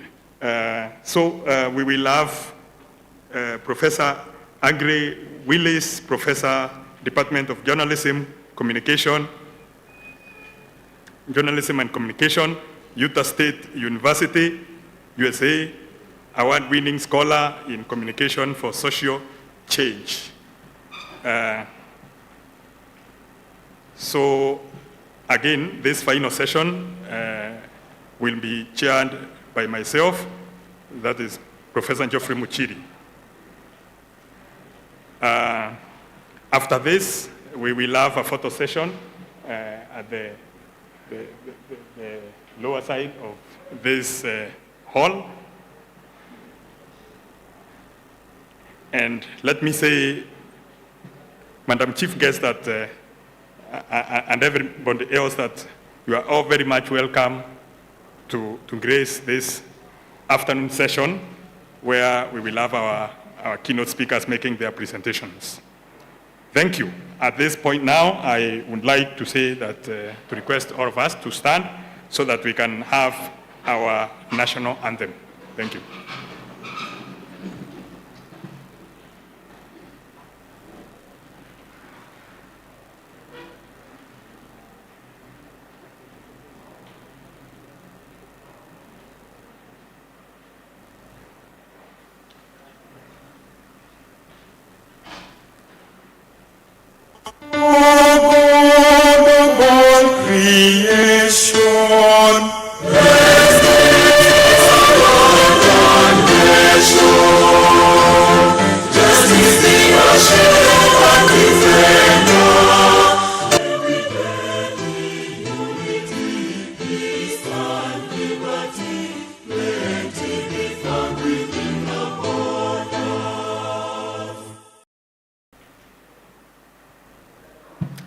Thank you.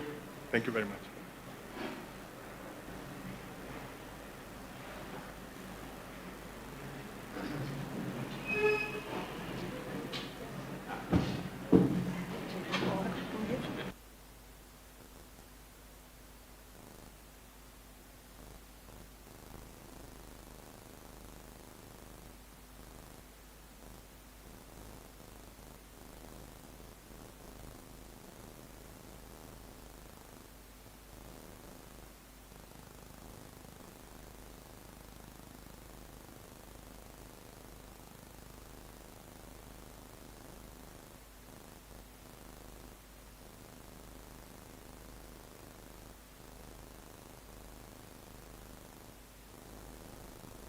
Chief guest for the group photo, all of us kindly.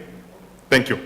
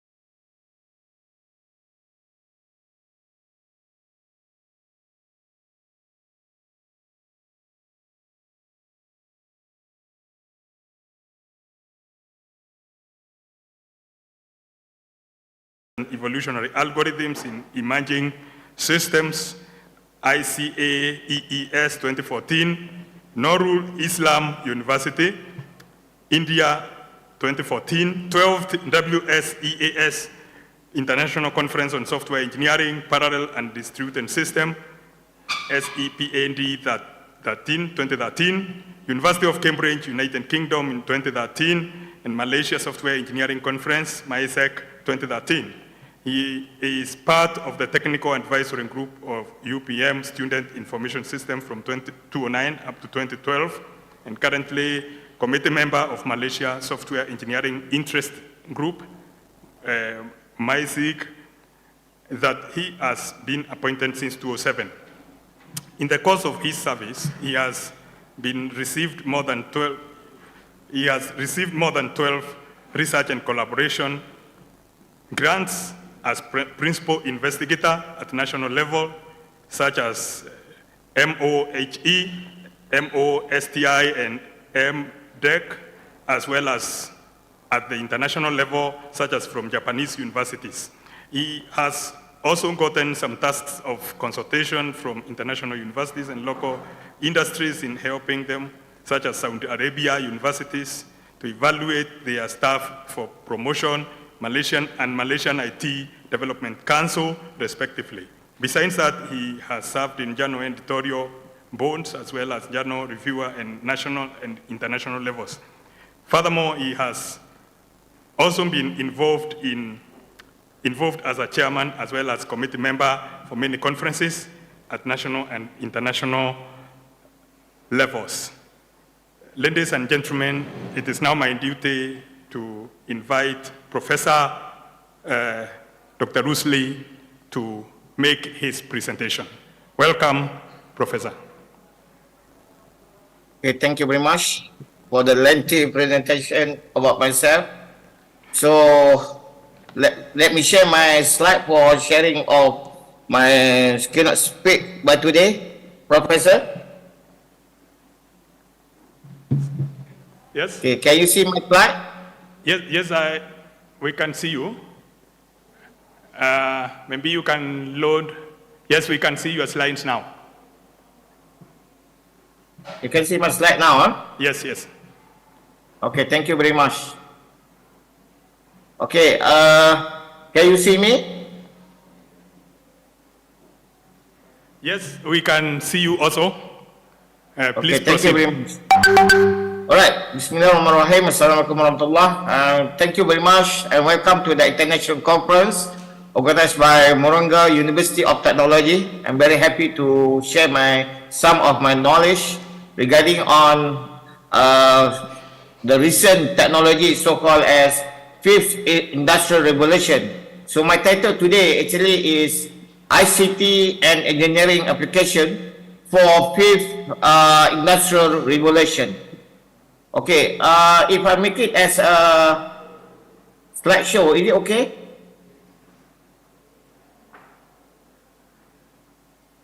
Yes. Can you see that? Yes, please proceed. Okay.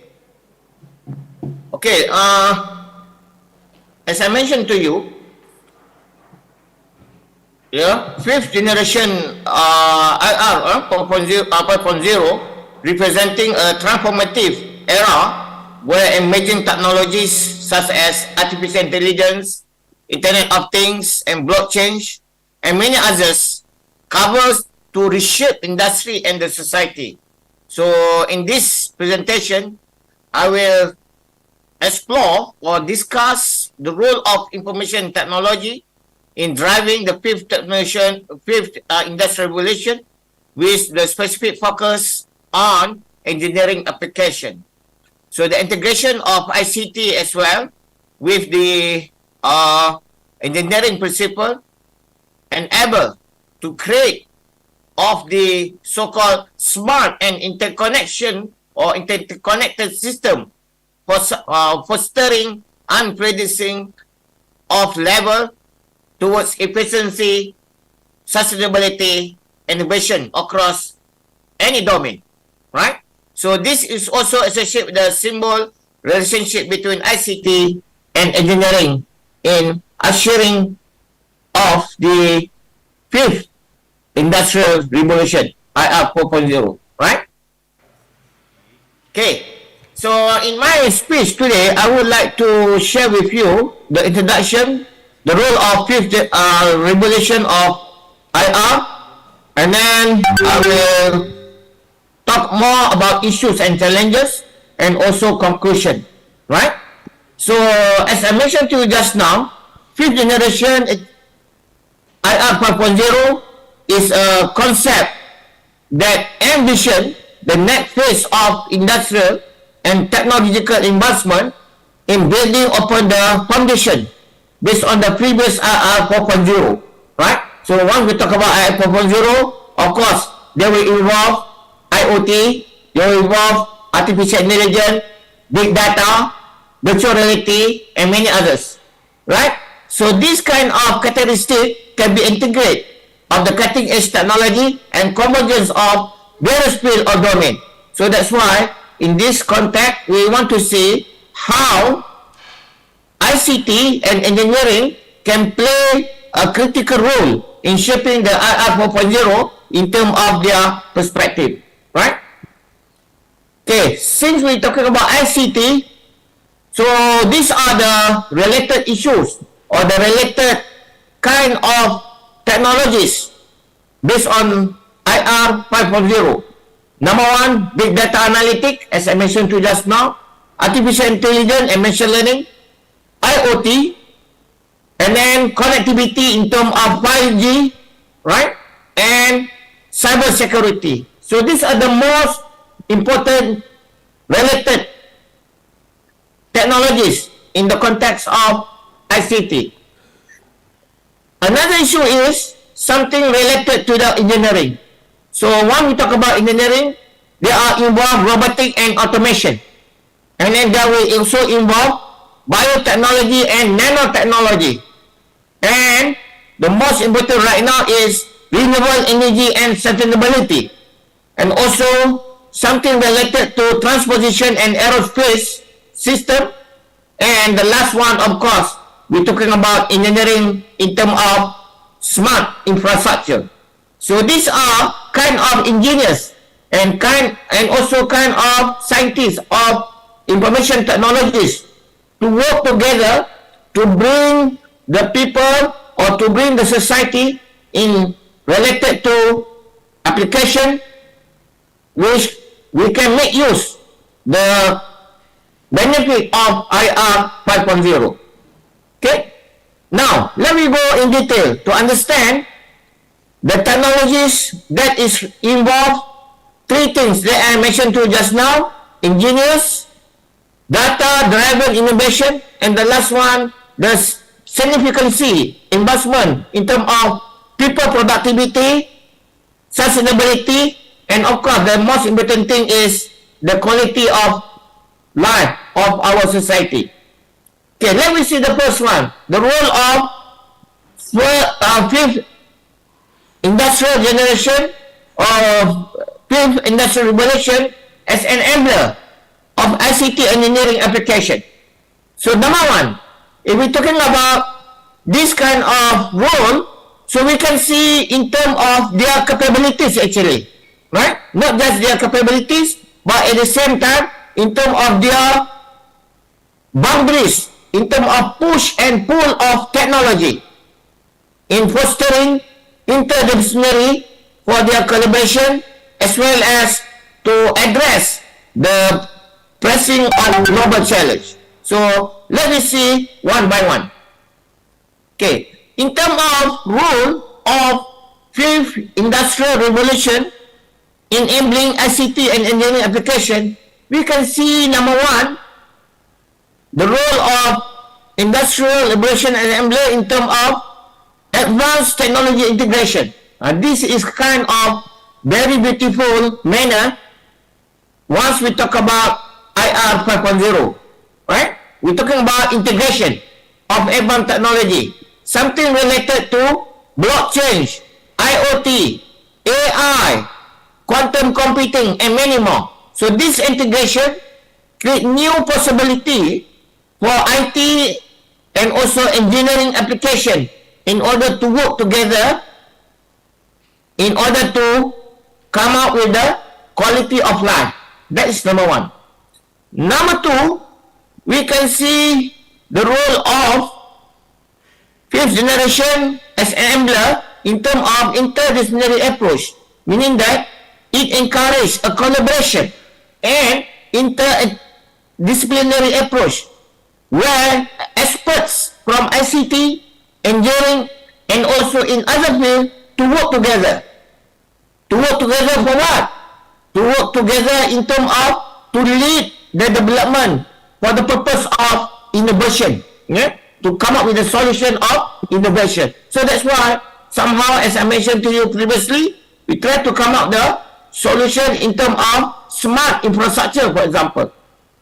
Hopefully, by coming up with a smart infrastructure, we can have smart application as well.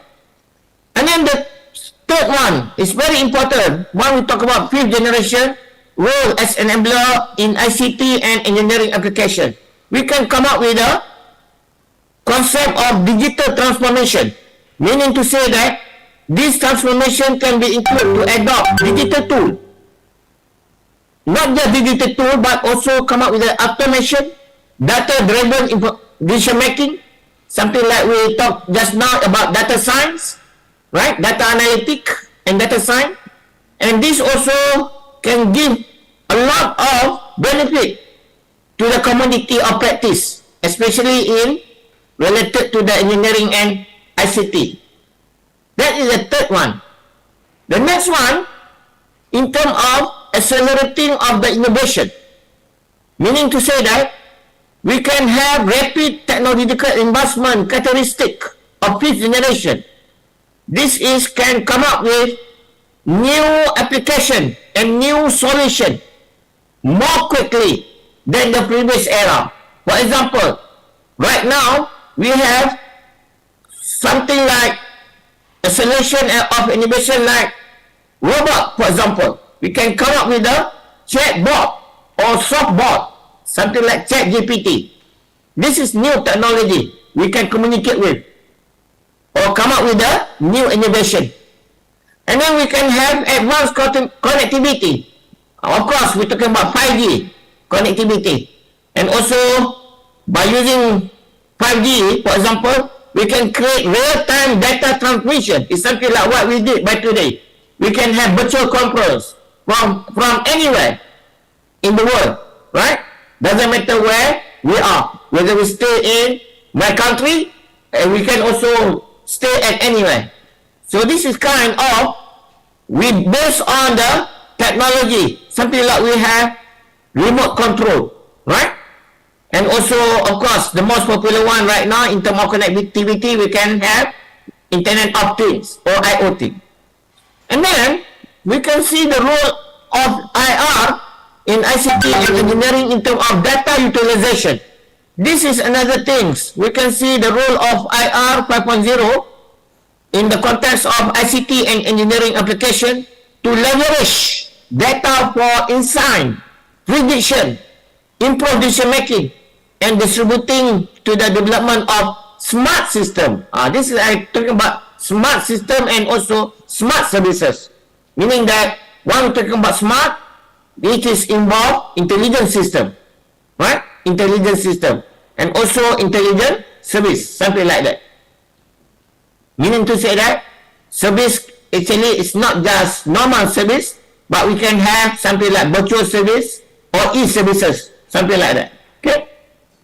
The next one, in terms of automation and robotic, this is another kind of application that we can go through based on IR 5.0. And then, of course, we can sustain in terms of technology in the context of, to develop environmental challenges and contributing to the global shift towards sustainability. Meaning to say that we try to save the earth in terms of the use of technology, meaning that the technology that we have can be used, optimized, can be fully utilized, something like that. And then, of course, besides that, we can go for personalization and customization application. This is some, if we're talking about education, for example, we can go for personalized learning, right? We can go for personalized learning in terms of education. If we're talking about healthcare, for example, we can go for precisely medication and tailor it with the treatment are becoming more common since we are going personalization and customization. And the last one, we can go for resilience and adaptability. By using the new technology, they allow us to shift or to save in terms of disaster and recovery plan of resilience, for example, in the context of to mitigate the risk and also to respond to the changing of condition. Okay, last one, in terms of the role of IR 5.0 in the context of ICT, we can see in terms of global collaboration. This is something what we have been done by today, right? We can collaborate 24/7. We can collaborate without any boundaries. Yeah, we can stay at anywhere. Something like we have in COVID, you know, we can work from home. We can work from anywhere, meaning that we can have remote working. This is a kind of collaboration we can have in terms of knowledge sharing. We can go for best practice in terms of lesson learned, for example, in terms of utilization of ICT and many others. This is talking about collaboration, sharing knowledge and so on. And also we can go for investment in healthcare and life science. This is another fifth generation that enable investment in the context of telemedicine, genomic, drug discovery, healthcare delivery through digital technologies, and engineering innovation. And lastly, of course, as I mentioned to you just now about smart system, we can go for smart city, not just smart city in terms of application, but also as what I mentioned just now, smart cities and infrastructure. Okay, based on that, so these are kind of issues and challenges that we have to need to take care to ensure that we can sustain, we can resilient about the application that we have. Of course, in here, I try to list some of the industrial presented in terms IR 4.0 in terms of several issues and challenges in the context of how do we can collaborate among us, right? Number one, of course, if we try to implement IR 4.0 in our context, the most important issues or challenge that we have to face is about cyber security threat, right? Security is very important. Number two, in terms of concerning of data, about privacy data, meaning that privacy concern. This is about data collection, data security. Okay, another kind of security. The first one we're talking about system-wise. Second one we're talking about data-wise. The third one, in terms of accessibility, this is also called as digital inclusion. Somehow called as data equality, meaning that in order to make use IR 4.0 at anywhere, anytime, and any place, we must ensure that while we try to stay away from some place to other place, in terms of accessibility, we can access. In other words, we can maintain equally in terms of digitalization. So there is no digital divide actually. Yeah? There is no digital divide. That's why bridging the digital divide, both the term of to access technology and digital literacy, is essential to prevent exacerbating of society inequalities. Right? And the next one, issues actually regarding on job displacement and reskilling. To me, I try to highlight in terms of reskilling. We have to be part of always update ourselves with new knowledge. Reskilling in terms of upskilling or right scaling, something like that. To ensure that we can have something like up to date of knowledge. In this case, of course, we have to go for retraining, yeah, and then of course somehow we need to go for rescaling in order to adapt with new job or tasks given to us based on new technology. Okay, that is number 4. Next one, in terms of ethical consideration, right? In terms of ethical consideration, we have to work in terms whether we do the right thing or not, do and don't, pro and cons, something like that. This is ethical consideration. And also the next one in terms of environmental impact. This is something like we want to be sustained, right? For example, the use of energy, the use of resources. We have to go for, that's why if we go for digitalization, this kind of matter we have to try to sustain actually. And also the next one, we have to come up with a policy and procedures. This is regarding on regulatory framework, right? Involve how do we want to govern in terms of government and international bodies that need to be adapt of this change. And the next one, of course, in terms of connectivity, the issues of connectivity as I mentioned to you just now, in terms of their infrastructure, and not just infrastructure, might be somehow also in terms of infrastructure. Okay, the last one about the issues and challenges regarding on data management and also ownership.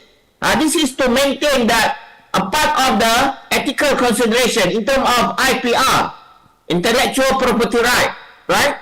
In order to use, we have to get license, for example. This is to determine we appreciate the ownership of the data, of the system, meaning to say that we try to go for regulatory and standard for data management that need to be established at higher too. And of course, the second last one in terms of safety. The first one we talking about what?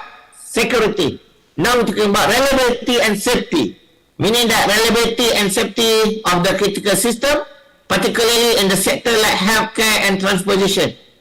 This is very important to make sure that everyone survive in terms of survival. Yeah, since we are rely 100% or believe 100% to the system or robot, for example, or technology. And the last one, since we're talking about integration, the issues of interoperability, meaning that with the proliferation of diverse technology to ensure that different systems can communicate and work together seamlessly is a challenge. So the standard for interoperability are crucial, meaning that to make sure that we can work together at any time, anywhere, any place, and any. Right?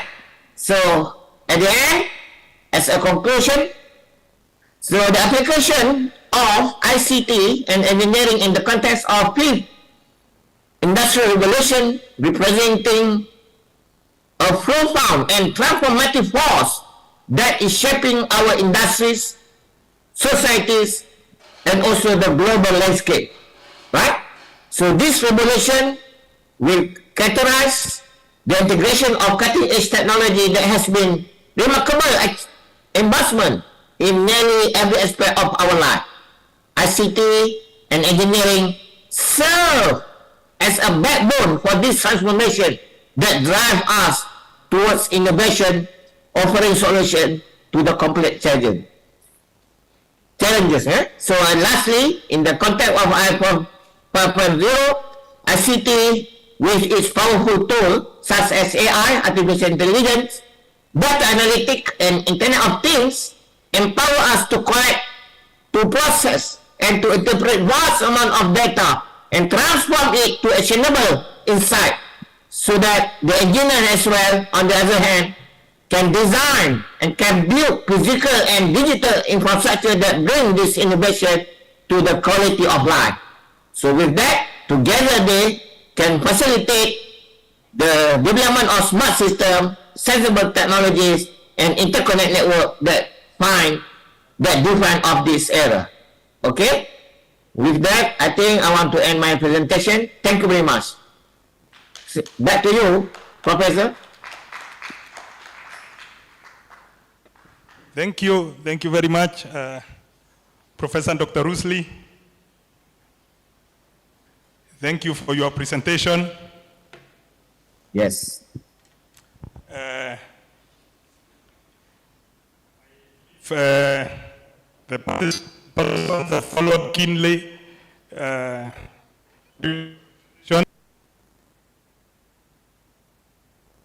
couldn't hear you.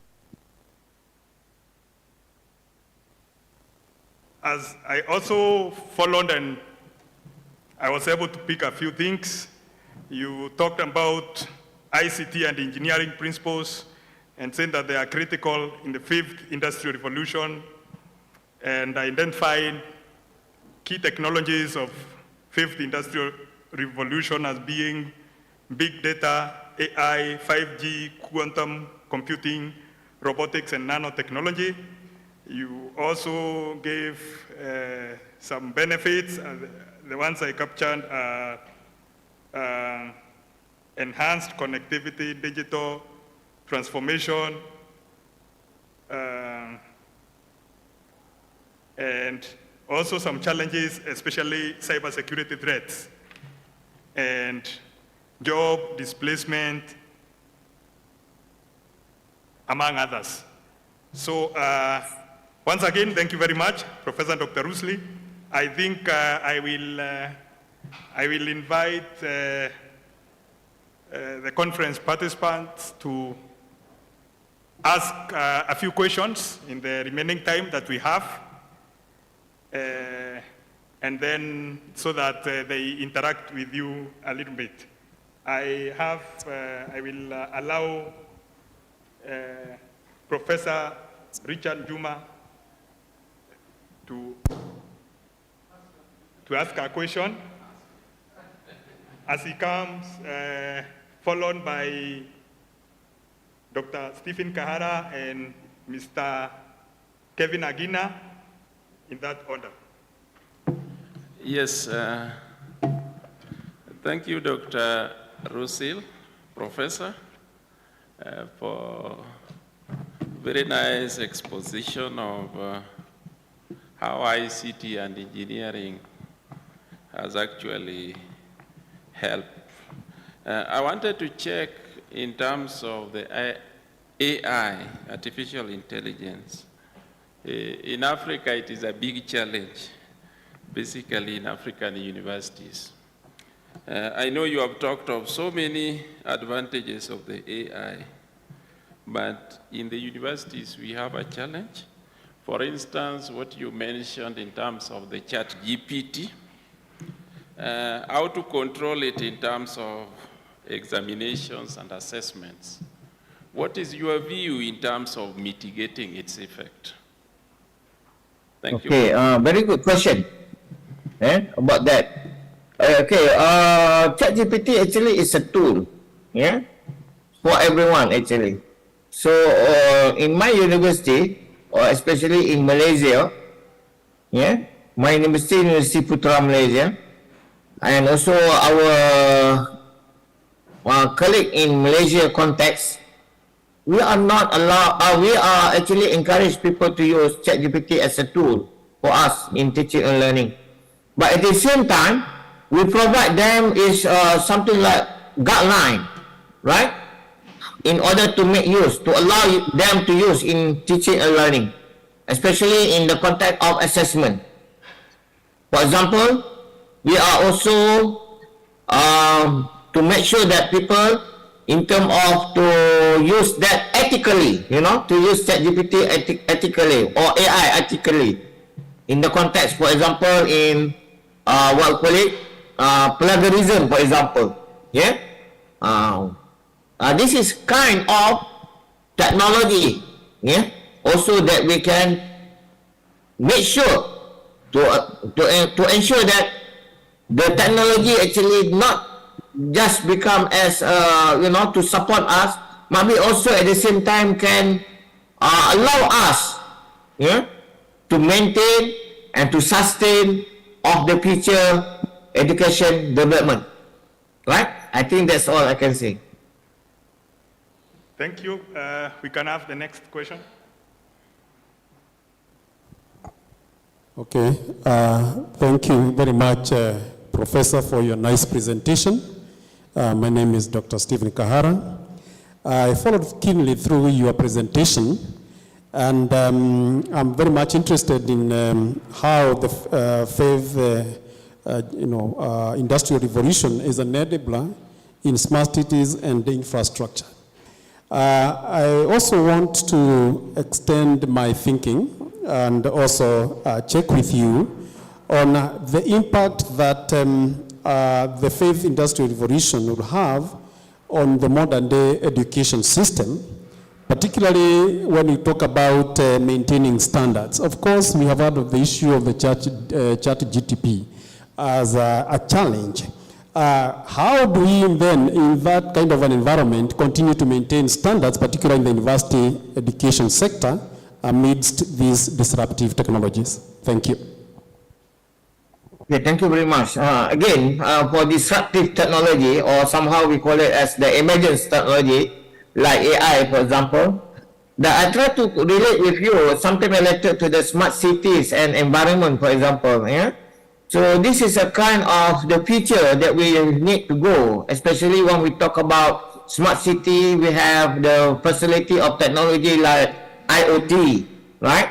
Together with what we call it AI, for example, yeah, artificial intelligence.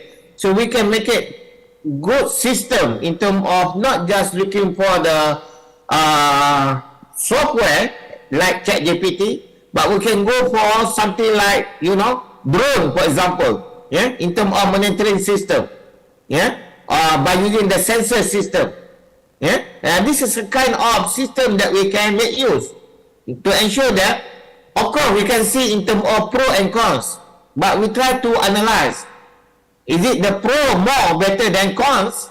This is what we want to see. Normally, technology, we cannot to be avoided, yeah, they become part of our life, and somehow, they change our life. Yeah? This is where we have to go for. That's why in the philosophical of study, in the theory of technologies, we need to go for something like TAM, for example, technological acceptance model. How do we can accept this model? Yeah? In terms of without and so on. I think some of you might be aware about this. Okay?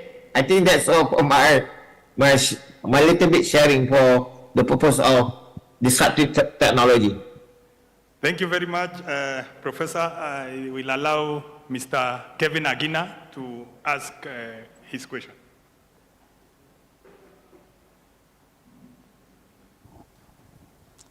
Thank you, Prof.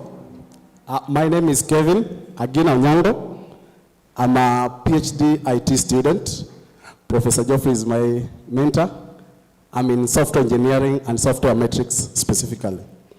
I have a concern or a question based on your presentation. First of all, I want to appreciate your presentation was very fantastic. We were able to follow it very well, and it is able to enlighten us, especially in the theme of our conference.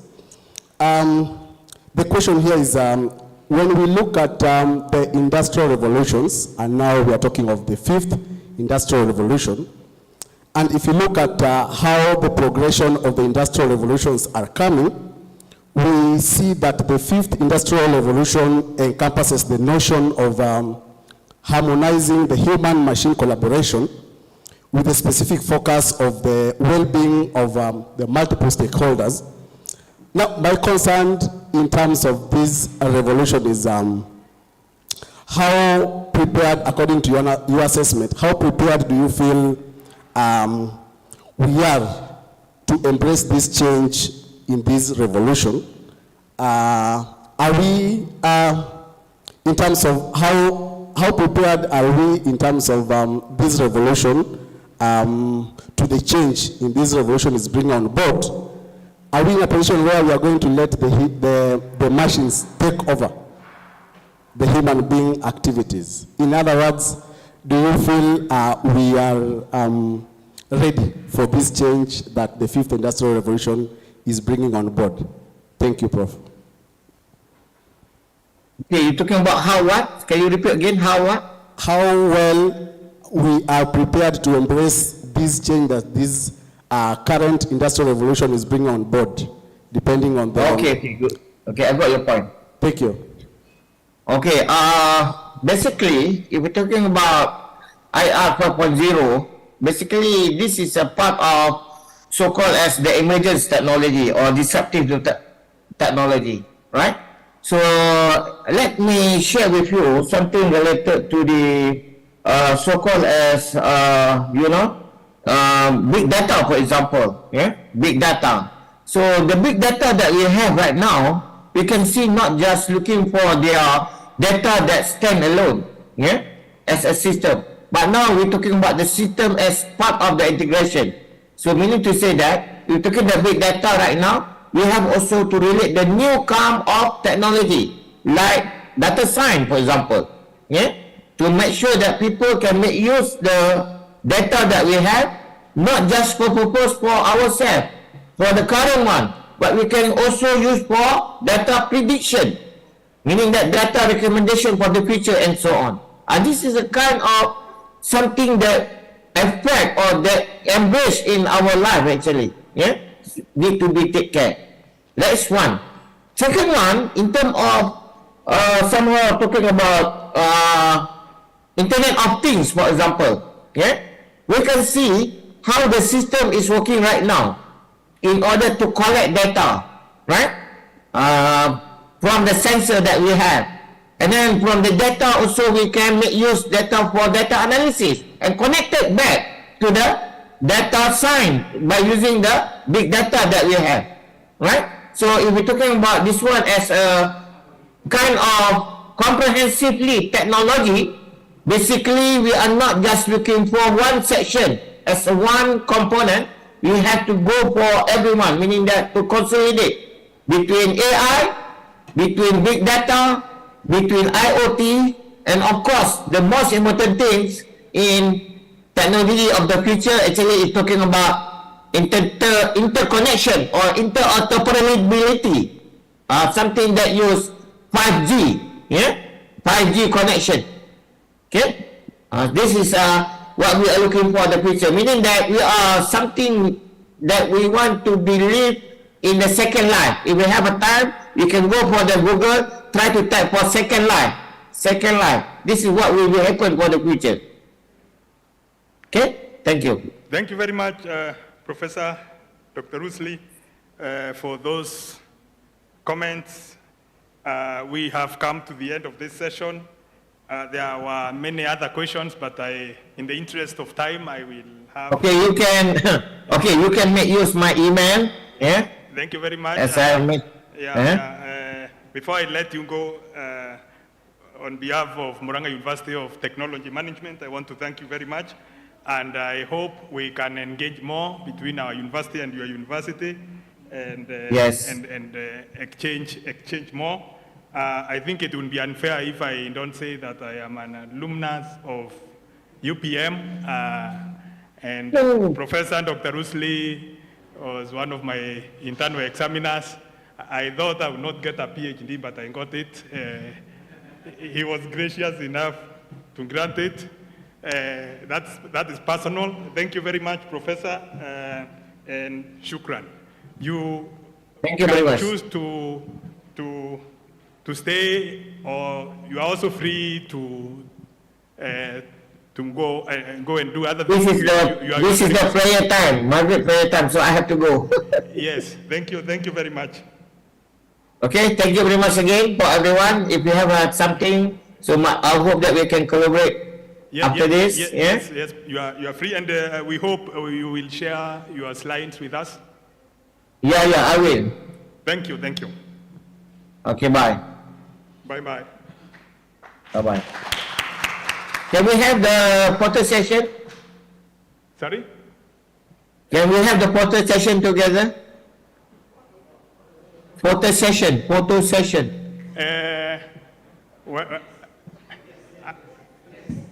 Yes, I think we can. Can everyone open your video, please? You give us a minute, we reorganize ourselves, and then we take a photo. Okay.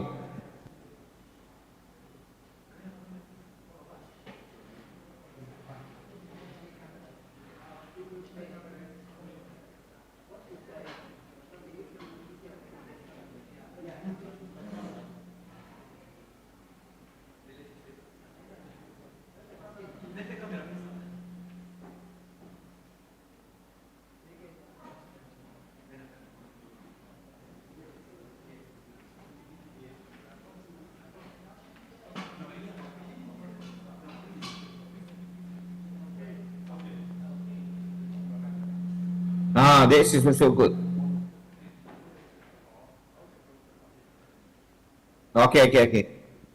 I can see everyone. Okay, maybe you can wave to the professor. Okay, we can wave together. Okay? Okay, thank you very much, everyone. Thank you, Professor. Okay, bye. Okay. Assalamualaikum. Thank you.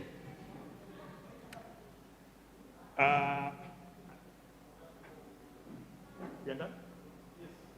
Okay, I think now we straight away move on to the next session.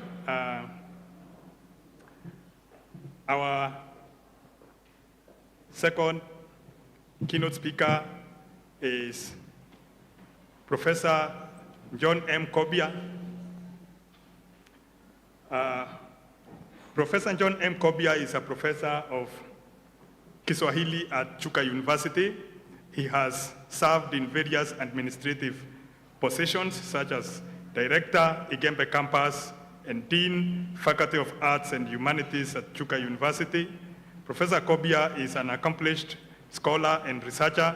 He has conducted extensive research on education, Kiswahili, social linguistics, African and oral literature, and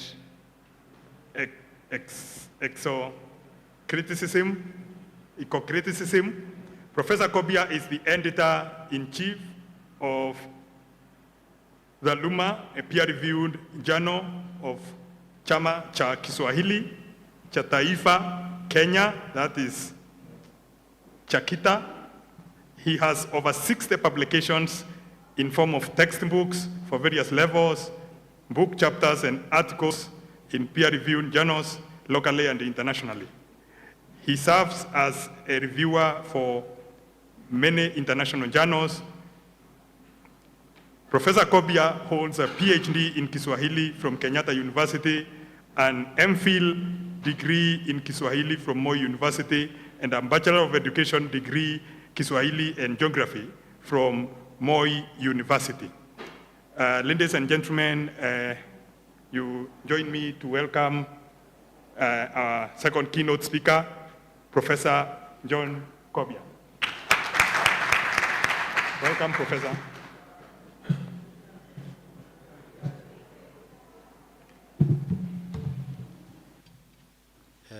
Thank you, Professor Muchiri, for that elaborate introduction.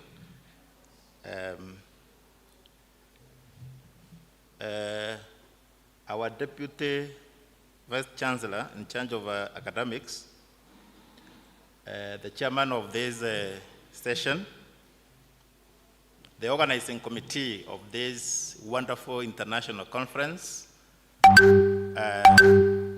my fellow participants, the delegates, students, staff of Murang'A University, ladies and gentlemen, good morning, good afternoon. I am delighted to join you this afternoon during these years of Murang'A University of Technology, second international conference. As you have been informed, I am a professor of Kiswahili. Sijui kama nizungumze kwa Kiswahili ama nizungumze kwa Kiingereza. Okay. That's a plus for this university. Mandap DVC, I'm encouraged to note that Kiswahili is one of the subjects being offered here. Thank you very much. Kiswahili is an international language. It is one of our official languages. So thank you, Murang'A University, for starting Kiswahili programs at the undergraduate level. But now you should also start the master's level and even the PhD level. Thank you. Ladies and gentlemen, as a keynote speaker, you highlight the key points that are important in an international conference. My task today is very brief, to highlight what is my experience in terms of the topic that I was given to Ado. The topic I was given was on innovations in education and training for sustainable development. I will focus on those areas, those 4 key areas on sustainable development, and more so because we are an education institution, what we call education for sustainable development. Then number 2, I will focus on what is training, because as Murang'A University of Technology, one of our core mandate is to train. And then I will finalize on the issue of innovations, which are currently in education sector at various levels. Mr. Chairman, development is a very wide concept. In fact, it is a multidimensional concept which encompasses many areas of life. That's why we have, even in psychology, we have something called child development. In biology, we have something like growth and development. So development, it cuts across all spheres of life. But generally, I'm happy you have a professor here of development studies. And one of the key people in development studies, more so economic development, is somebody called Todaro. He views development as a process of improving the well-being of the people. So any development must be centered on the people in a certain environment. And we are talking about sustainable development as one of the key concepts that is trending in the world today. But sustainable development is not just a recent phenomenon. It is a concept which was started in 1970s, and more so, it was clearly defined in 1987 during the World Economic Forum on Environment. Ladies and gentlemen, sustainable development is an international agenda. This is an agenda that is involving the United Nations. All countries of the world are involved in this issue of sustainable development. And this sustainable development are backed by the United Nations. You remember they talk about Sustainable Development Goals, which were passed on September 25th, around 2015. But those goals does not only focus on the global arena alone. There are other aspirations at the regional level, at the continental level, and even at the local level, which talk about sustainable development. For instance, the African Union as an agenda called Agenda 2063. There are various aspirations, and one of the aspirations is to have a sustainable economy and a sustainable development for the continent. Then when we come home, in the East African community, we have the Vision 2050. These are blueprints that guide the aspirations of people in terms of sustainable development. Here in Kenya today, in fact, our peers talked about the Vision 2030, which also talks about this country becoming a middle-income economy by the year 2030.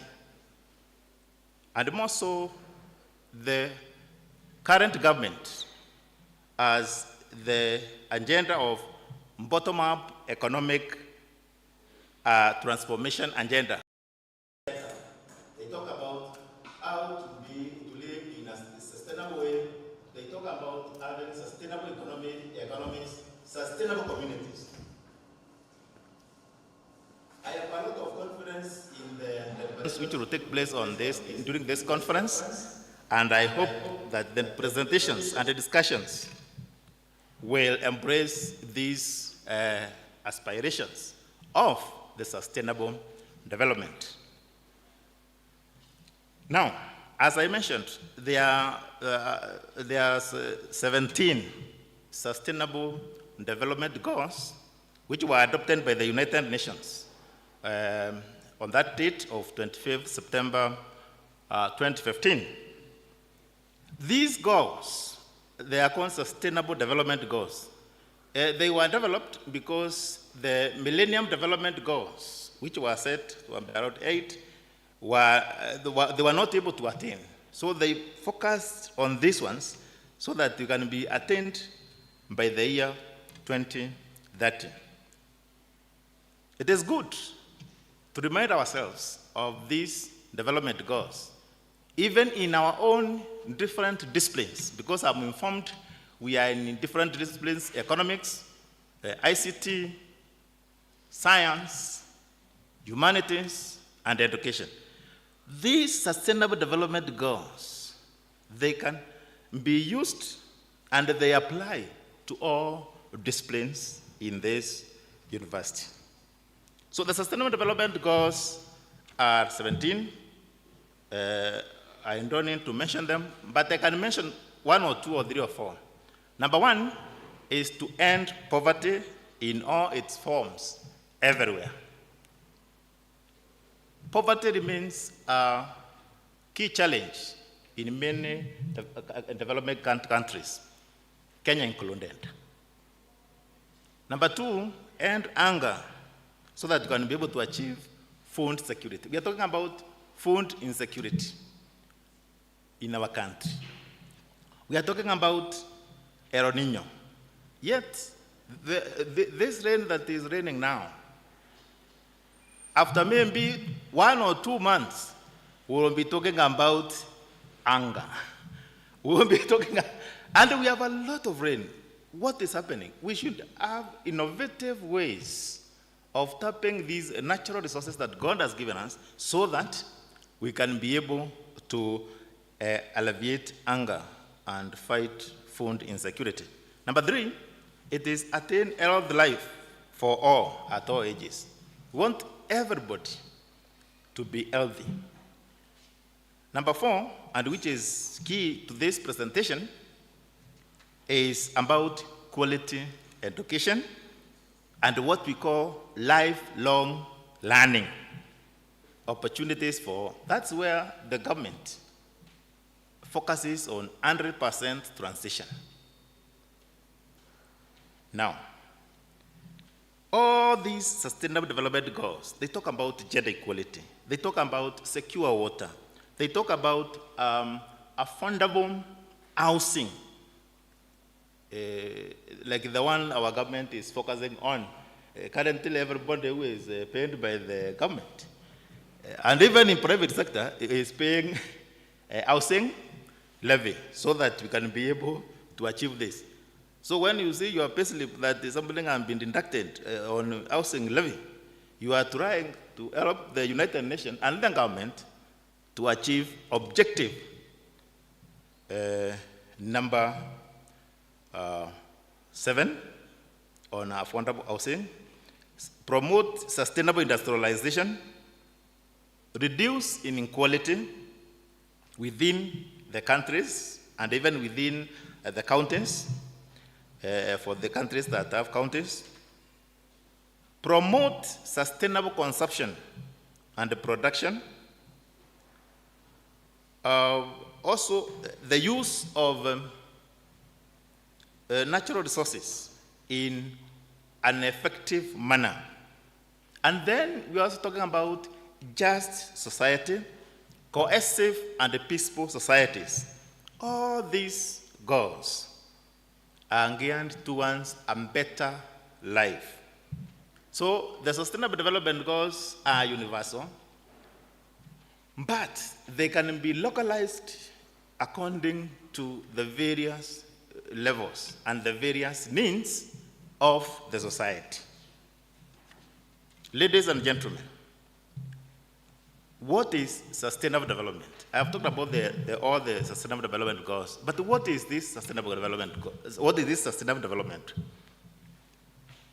The World Commission on Environment and Development that met in 1987 gave a definition that is widely used, that sustainable development is that development that meets the needs of the present generation without compromising the ability of future generations to meet their own needs. So there are two generations here. There is the present generation and the future.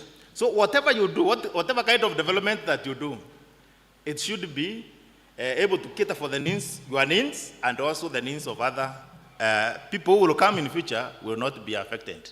That is why wale watu wanajenga karibu na mito wanaambiwa watoke. Si kwamba mto usonge. Tunaelewana?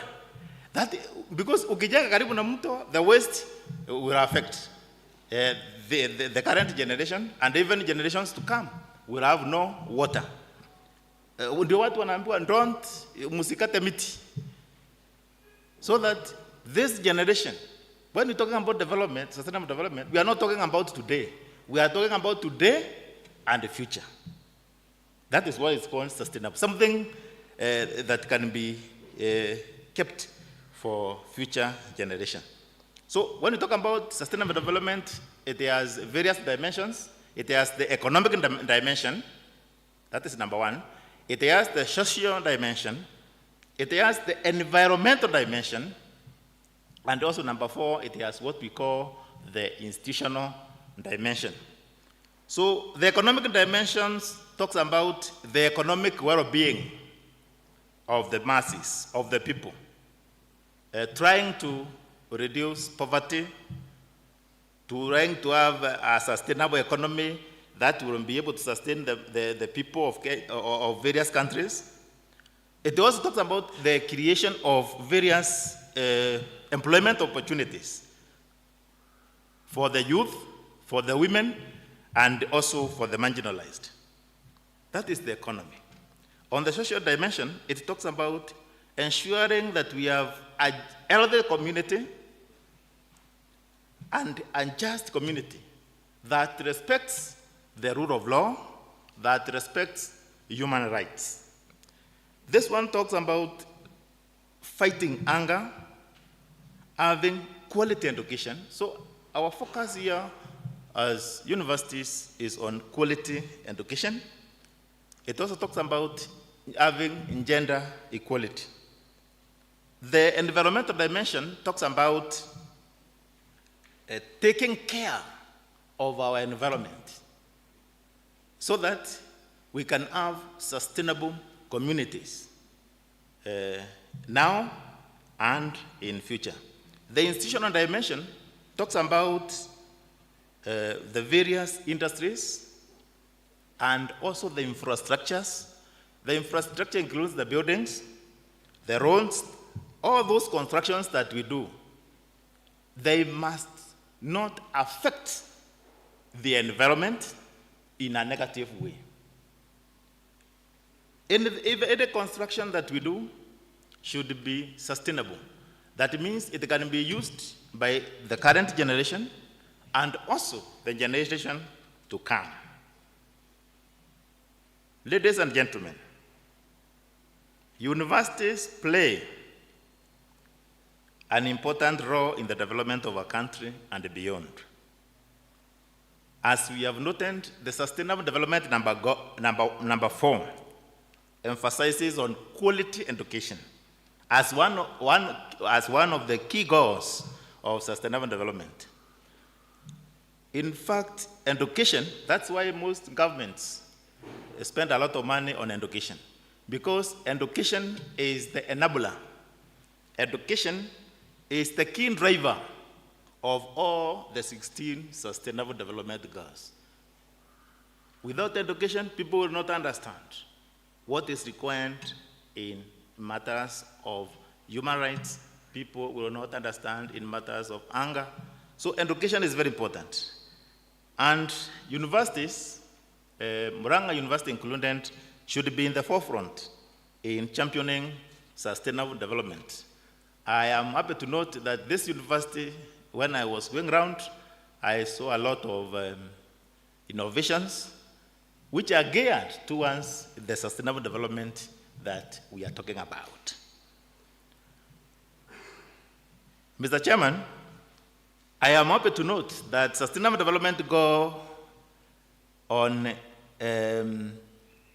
sustainable development has been incorporated and mainstreamed in the curriculum designs that have been developed by KICD, Kenya Institute of Curriculum Development, for the early years of education, that is PP1, PP2, grade 1 to grade 3, upper primary, grade 4 to 6, junior secondary, 7 to 8, and I'm also told that they are now currently developing the ones for grade 10, 11, and 12 for the senior school. The universities should also be prepared in terms of curriculum review and also retooling of the lecturers who teach various programs. This is because as universities prepare to admit the first cohort of CBC, competence-based graduates, watakuja huku kwetu 2020, watakuja lini? 2029. In 2029, there is need for universities to review the university curricula to incorporate and mainstream sustainable development and other pertinent and contemporary issues in education. Universities should continue to play an active role in contributing to the achievement of sustainable development goals by reviewing and developing curricula that is geared towards the achievement of sustainable development goals. I am happy to note, I don't know whether you have reviewed yours, but one of the things that I have noted is one of the things that is emphasized in competence-based education is the competence, the skill, the doing. And I have seen this year, they are doing very many things. There are products, there is even water. That is the skill that is required.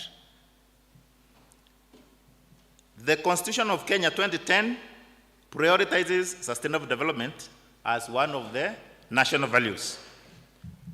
And as we noted, the Kenyan government recognizes the important role of education and training to the success of Vision 2030.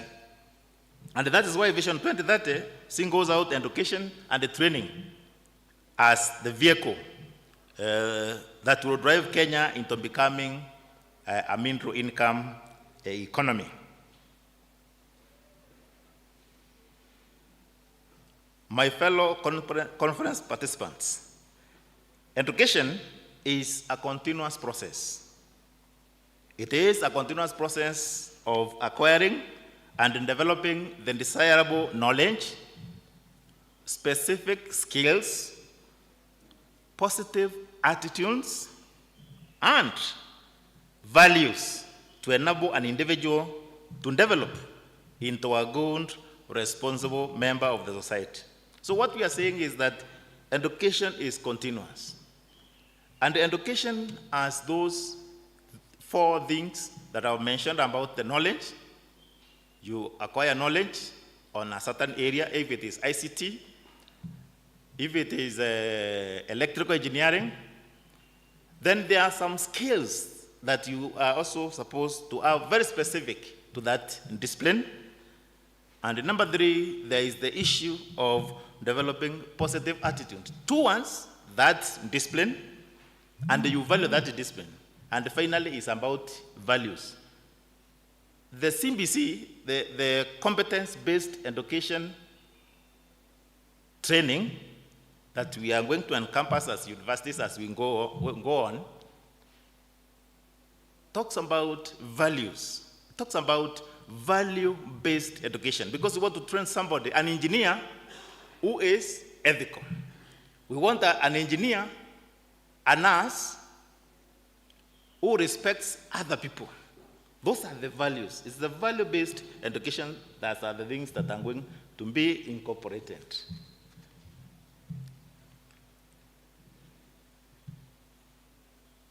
Some of these values, I've talked about them. The value-based education is the respect for human beings,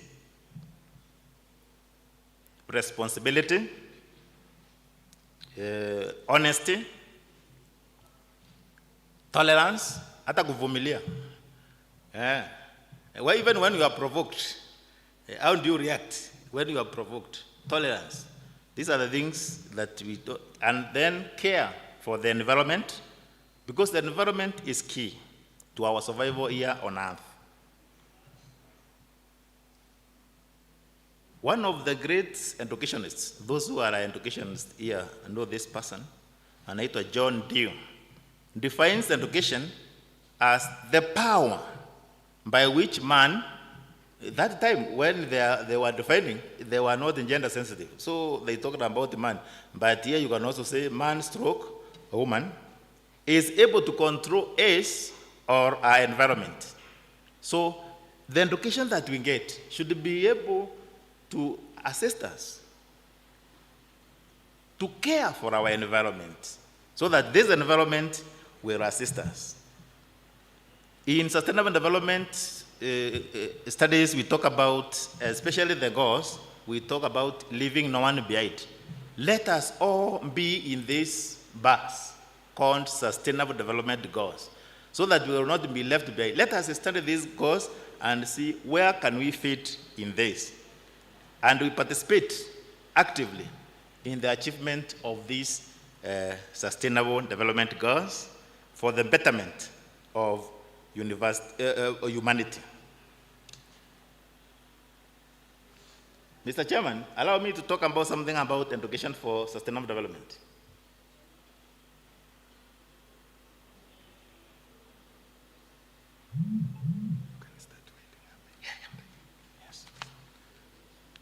When we talk about sustainable education for sustainable development, we are talking about education that will assist us and will assist humanity to manage the environment for the betterment of humanity. And education for sustainable development contains the following key issues. Number 1, environmental education, disaster risk reduction, safety and security education, financial literacy. These are the things that we are supposed to incorporate in our curriculum. And I hope in your curriculum you have talked about something like entrepreneurship. But I am happy we have somebody who will talk about the entrepreneurship. Poverty reduction, gender issues in education, animal welfare and education. As I conclude, it is important for all of us to identify the various challenges that face sustainable development and find a way of combating these challenges. These challenges include corruption, unemployment, inequality, among others.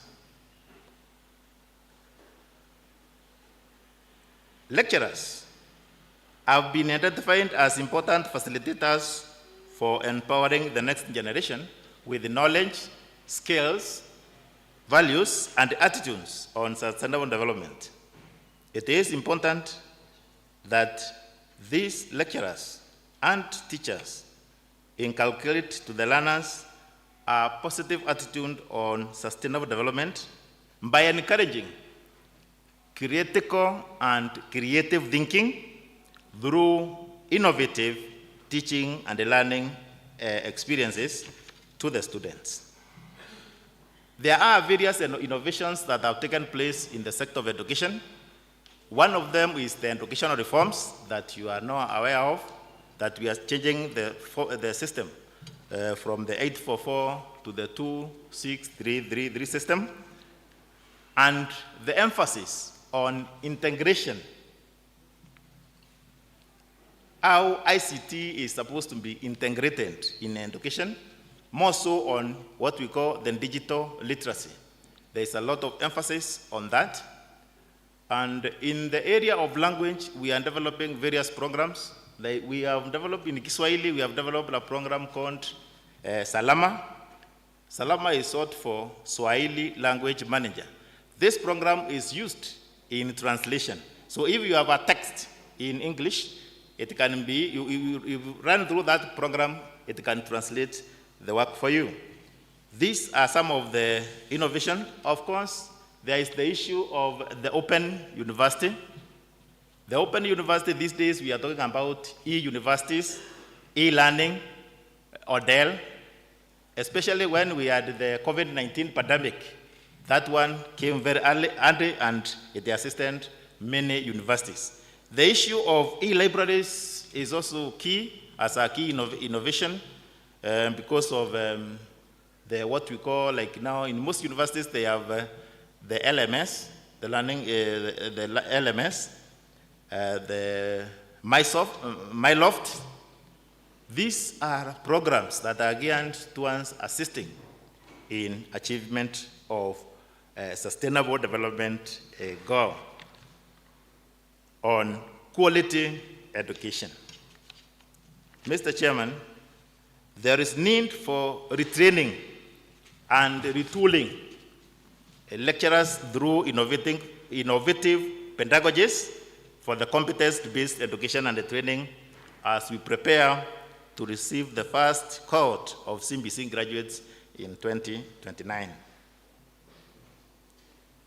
This retooling will be very important. In fact, some universities have started. I don't know whether you have started. The issue of now reviewing the curriculum to be in tandem with the CBC, it is something that is ongoing, and once the lecturers are retooled on the training, the pedagogists, they will be able to produce very innovative, creative graduates who will be able to serve this country using the 21st century skills like creative thinking and critical thinking. Finally, Mr. Chairman, I wish you a lively, engaging, and fruitful deliberations during this conference. I urge you to network so that you can establish important future linkages and collaborations amongst your fellow participants, as they are crucial stakeholders in the broad areas of education, industry, technology, innovation for sustainable development. Thank you.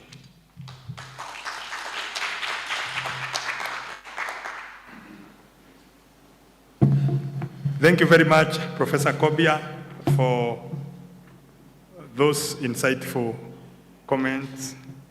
I want to believe that our team here will benefit immensely as we reflect on them. Some of the few issues that my team and I have noted include your identification of key development blueprints, including the UN Sustainable Development Goals, the SDGs, African Union Vision 2063 Blueprint, EAC Vision 2015 Blueprint, Kenya Vision 2030 Blueprint, and also your emphasis that researchers in different disciplines should work towards achieving these, achieving the UN Sustainable Development Goals. Also, universities need to review curriculums, and I believe many universities have started to review curriculums so as to be geared towards achievement of these SDGs. Once again, thank you very much, Professor Kobia, for your presentation. I now want to straight away invite members for maybe 2 or 3 quick questions so that we move on to the next presentation. Let's try and make it quick because we are having, we don't want to overshoot our timelines in a big way. Yes, Professor Richard Juma, you can pass the, yes.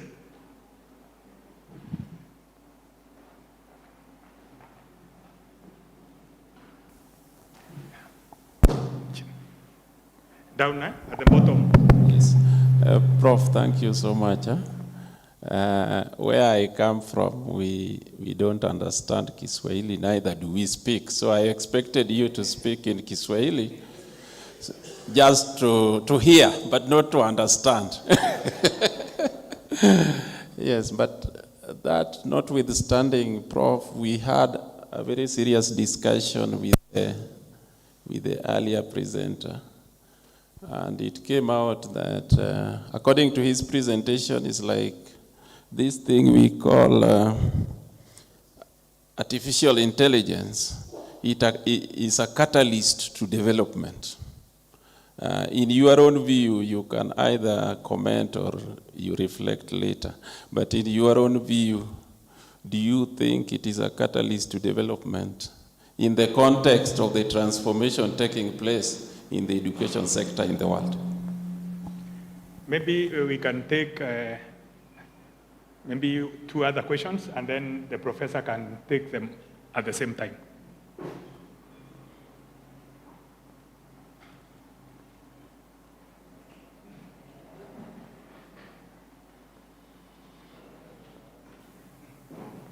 Thank you, Prof. I just have one question. You've talked about, we had Millennium Goals, we had Vision 2030, we are now talking of Vision 2050. Do you think what hindered us from achieving these goals is now being overthrown and we are going to achieve the coming visions? Thank you.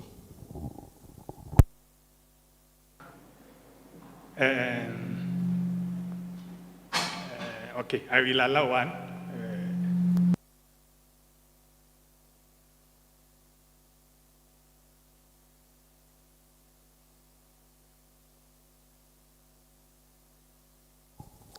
Yeah, my name is George Mose.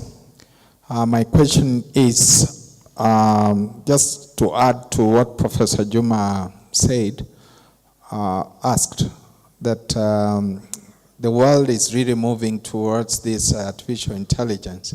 How prepared are we as Swahili speaking nations in terms of getting our language included in the AIs.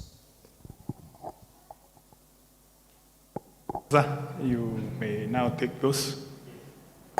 Thank you.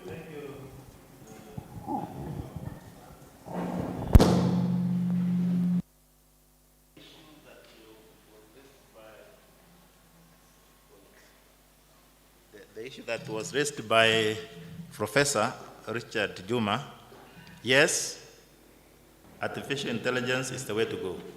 There is no discipline which will really not benefit from artificial intelligence, Kiswahili included. Already there are various programs that are being worked on.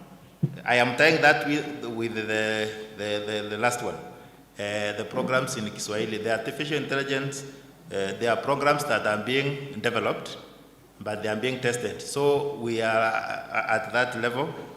If you want to check any information, even on Kiswahili, you can check, you can get it. But we are developing more programs, especially in this. This is the way to go. This is the way the world is going, and we cannot be left behind. We cannot be allowed to be left behind. The second question is on whether we are going to achieve the sustainable development goals in about 7 years time. Yes, I can say we can, with the determination, with the focus, and if all stakeholders come on board, it is possible to achieve. But this one will also be determined by various other factors, including the political will of the various governments in articulating the sustainable development goals. Like, I am hoping in Kenya, the affordable housing, it is a good idea, and I think it can be achieved. So some of the goals may be achieved, but I'm not a prophet that I say that they will not be achieved. They can. Thank you. Thank you very much. I think that's it. We can give him a clap. Thank you. Now we move on to the third keynote speaker, and I want to invite our DVC in charge of academic and student affairs, Professor Priska Twitoek, to introduce the speaker. Welcome, DVC. Thank you very much, Chair, and thank you for giving me the opportunity to introduce Dr. David Mulama Amudavi. I hope you are ready, Daktari. Dr. David Amudavi is the Executive Director of BioVision Africa Trust, based in Nairobi, Kenya. The goal of the trust is to alleviate poverty and improve the livelihoods of smallholder farmers in Kenya and other African countries through dissemination of information and knowledge on technologies and practices to improve human, animal, plant, and environmental health. He is the coordinator of Africa Union Ecological Organic Agriculture Initiative, which has received tremendous support from the Swiss Agency for Development and Cooperation.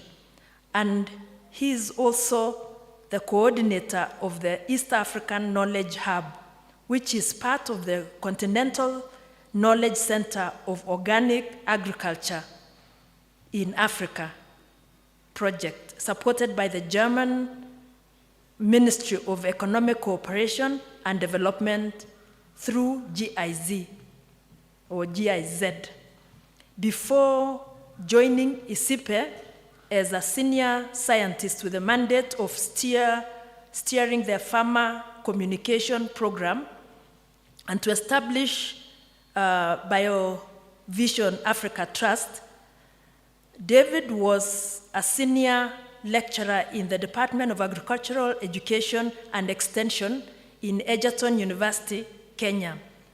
David's journey to BioVision Africa Trust began while he was doing a 2-year postdoctoral fellowship with ISIPE's push-pull project. That is creating smallholder-led growth through push and pull technologies in East Africa, which is supported by BioVision Foundation and other donors. David is a graduate of Cornell University, Ithaca, New York, and holds a PhD in adult education with minors in developmental sociology and natural resource management. He holds an MSc in agricultural science from the University of Melbourne, Australia, and a BSc in agricultural education and extension from Egerton University, Kenya. He has published extensively as a socioeconomist and is a firm believer and promoter of use of evidence generated through research to influence policy decisions and inform design and development of programs that improve food security and transform the lives of rural and vulnerable communities in Africa. David has previously served as a member of IFOAM Organics International World Board. Join me in welcoming Dr. David Mulama Amudavi for the next presentation. Welcome, Daktari.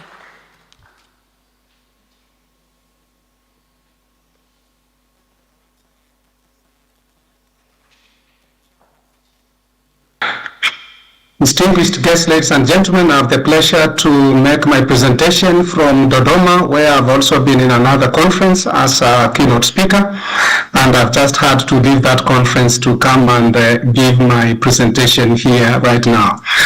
So allow me to load my screen and make my presentation. But more importantly, it's really a pleasure to be part of your second international conference as a speaker and to contribute to the sharings and insights from different perspectives. As you've seen already from my introduction, I've been in the academia, but now I'm in the practice, but still linked to academia as I continue to be an external examiner for doctorate students from Makerere University, Kenyatta University, and Egerton University as well. So I haven't left the academia that much, but I must say I'm gaining from the huge experience of connecting both practice and academia work.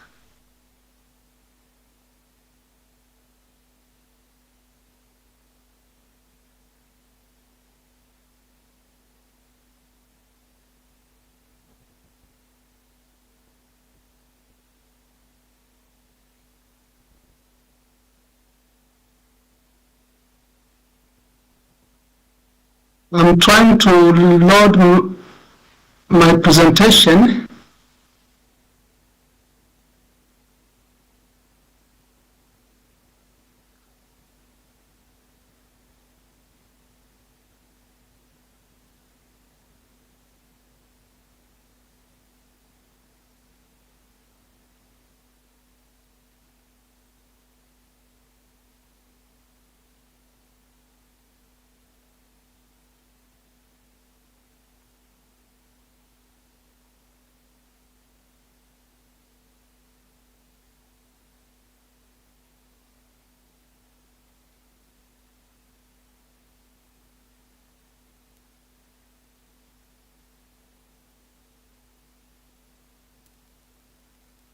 Am I be allowed to?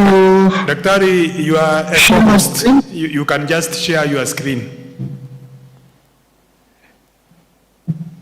I want to share, but it's not allowing. I think something is happening from your end.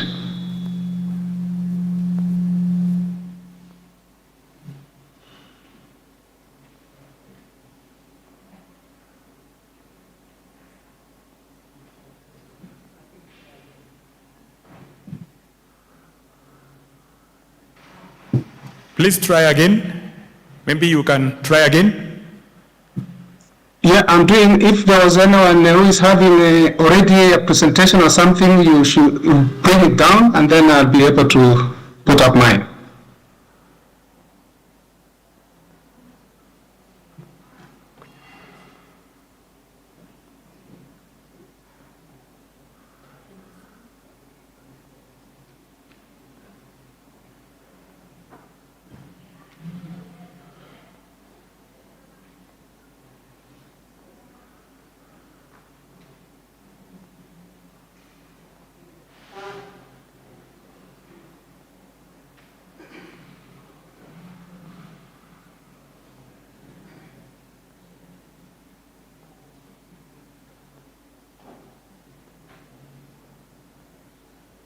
Oh dear.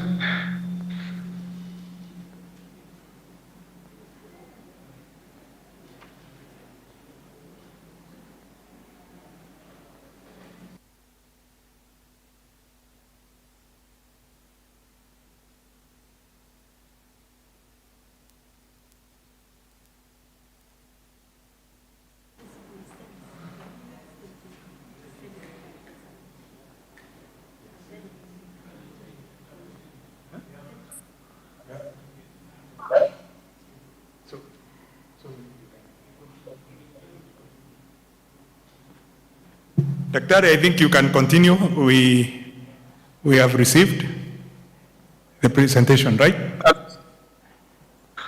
Okay, have you?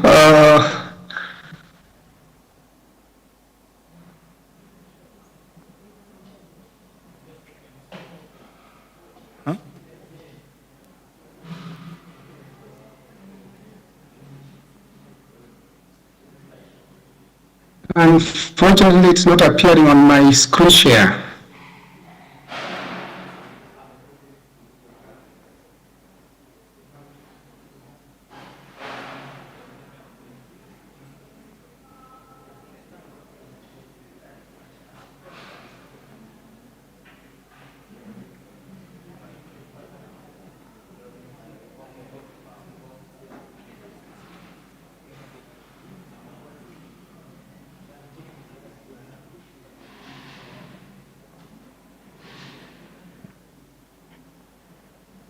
Dr. You can open the PowerPoint on your computer and start running it.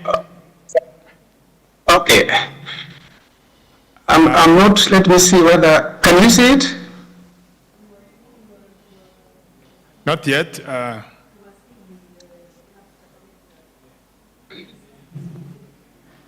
You had opened actually, and then you closed again. Oh, is that so? Okay.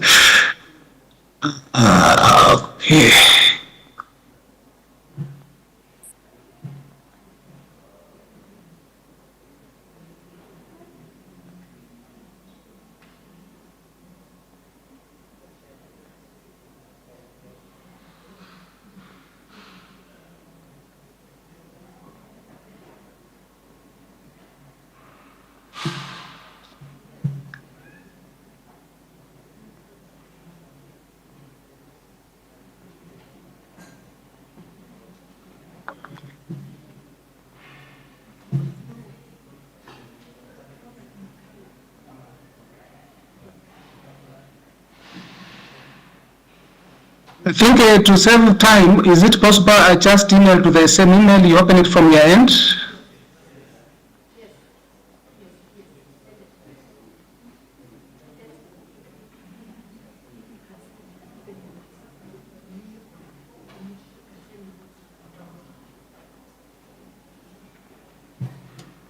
Dr. You can alternatively send your presentation to us through email or WhatsApp, and then we present it for you as you take us through.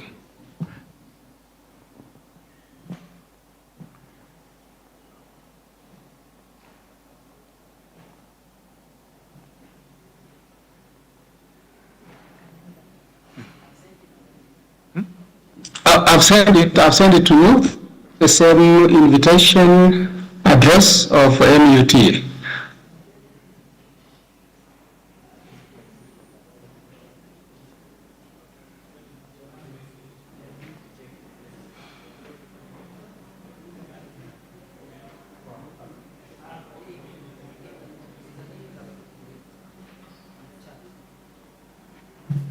There is an email you have been sent. Have you seen it?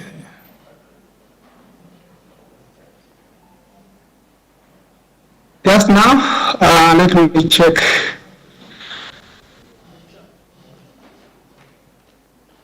I see it is still going through. It is still sending because it's a bit big, but it's scanning.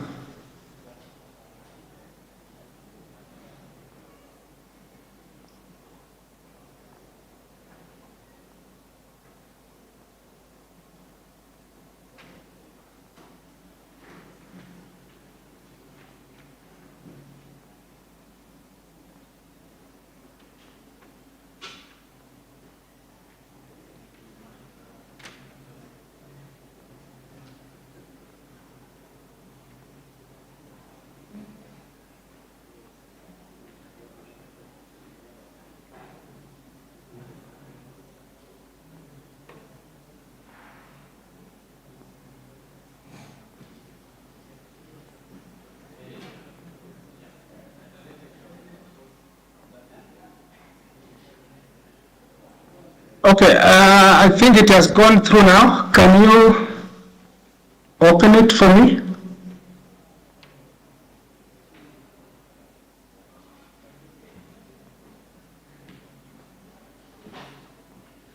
Which email did you use? The email for MUT. MUT? The email on which I was sent the program, yes. MUT conference.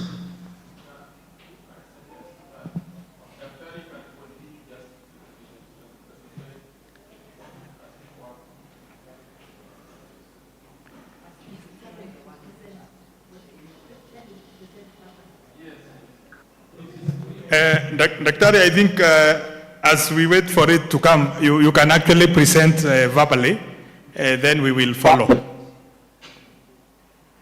All right, thank you. Let me do that.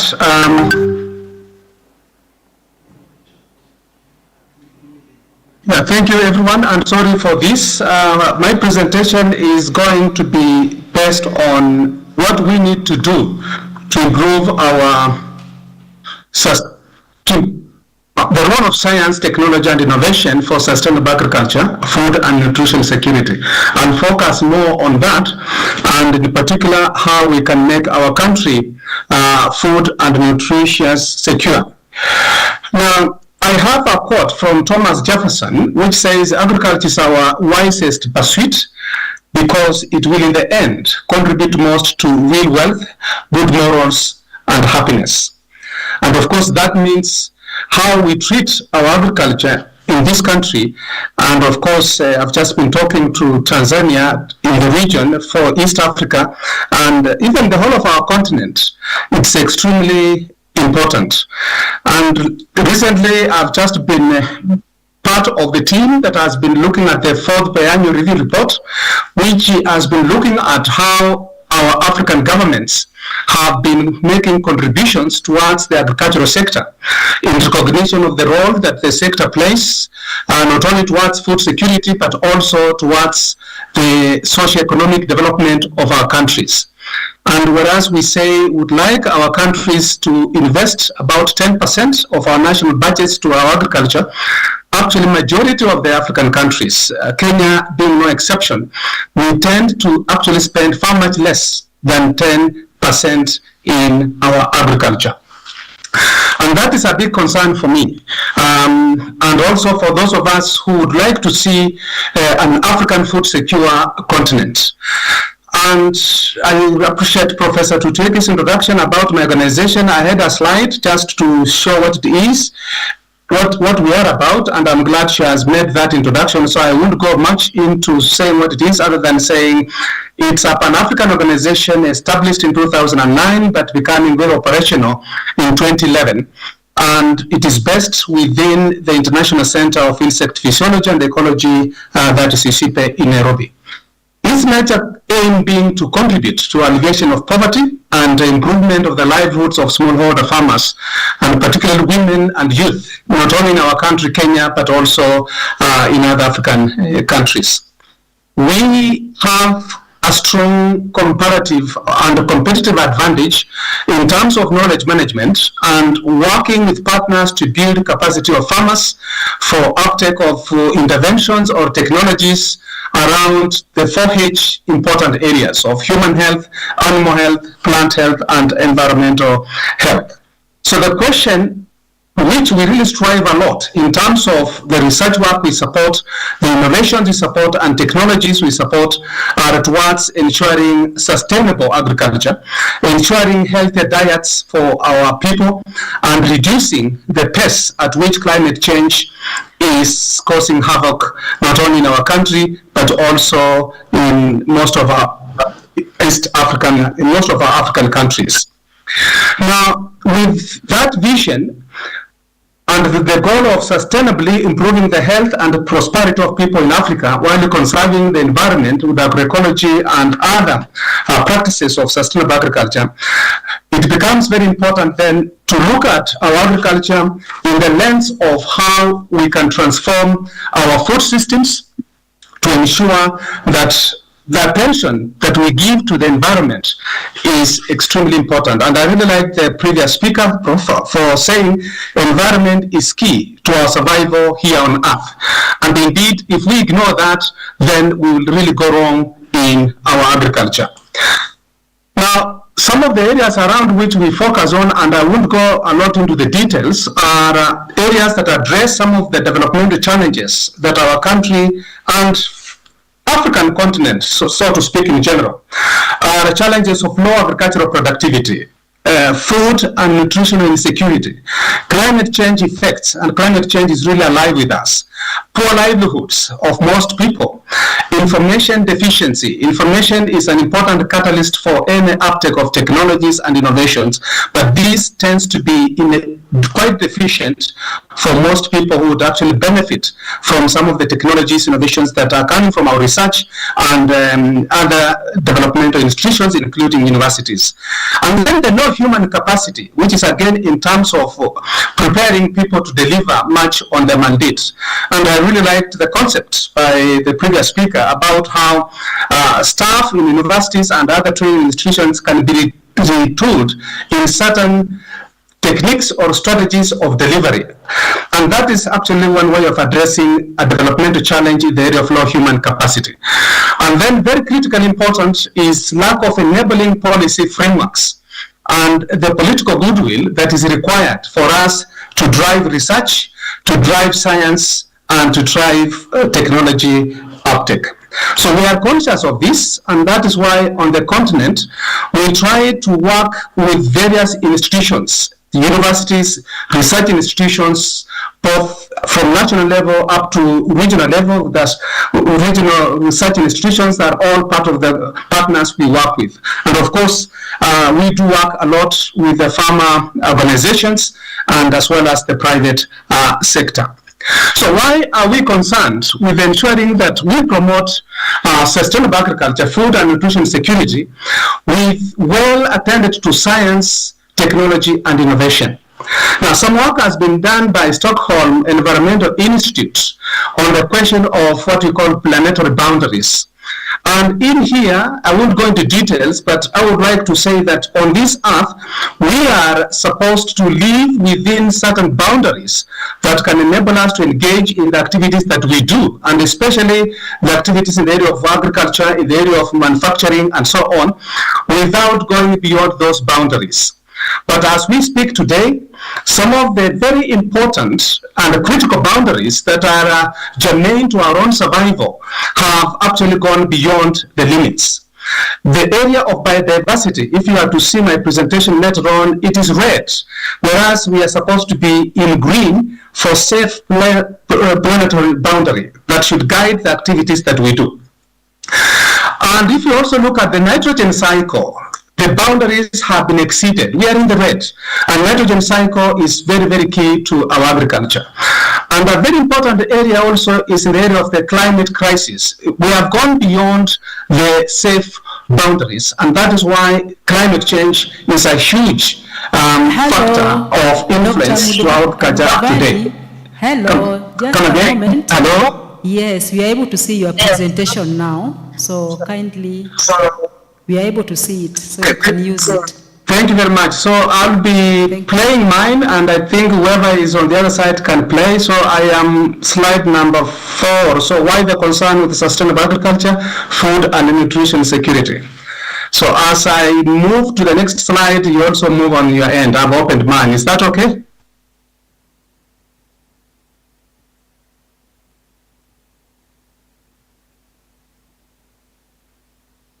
I'm on the slide, why the concern with sustainable agriculture, food and nutrition security.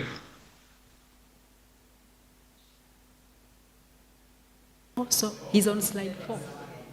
Yeah. We are together, so you can proceed. Oh, okay, thank you very much. I'm told it's now you can see slide 7 side.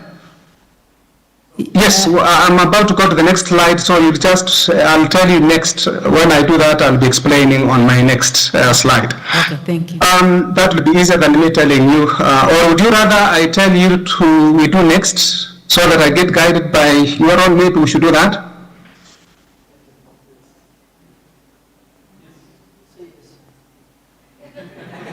I think we can do that. Huh? Let me be guided by what you have on your side. Yes, we can do that.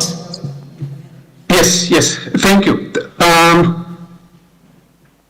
So this is the slide that I've just been talking about, why our concern with the sustainable agriculture, food and nutrition security. So we are safe in the green areas, but we are not safe in the red areas. And yet these 3 areas are very critical for us.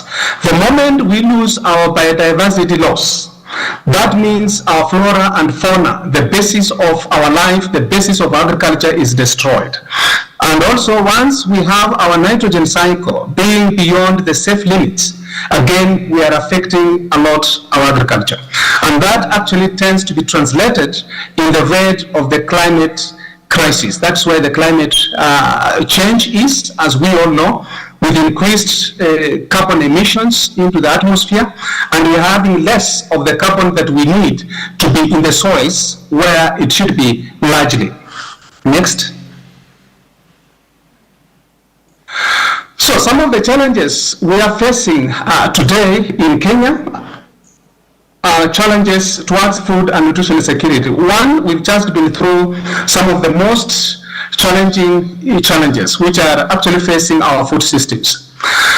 We have the extreme weather conditions. As we know, we've just come from COVID pandemic, which we all know how it pushed almost 50 million people actually on our continent, especially within the sub-Saharan Africa, to the brink.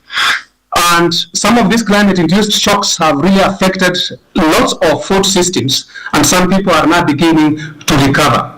What is being shown clearly, and from work that has been done, is that with the oncoming of climate change shocks, previously we could have these shocks coming every 12 years, and now the frequency at which this is happening is very fast. Every 2.5 years there is a catastrophe, either drought-related or water-related.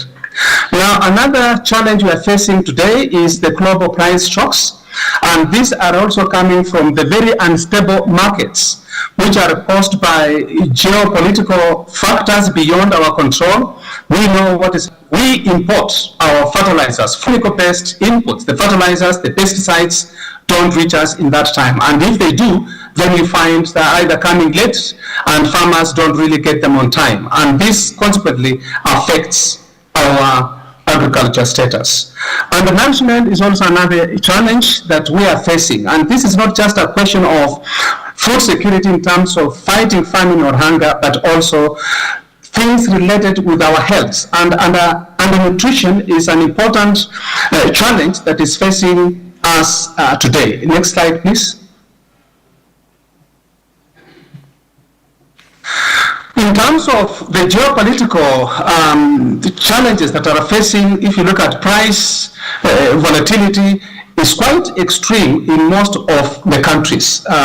This is work that was done to look at how price inflation in terms of volatility changes that are not easily absorbed by the countries in some selected Eastern and Southern African countries.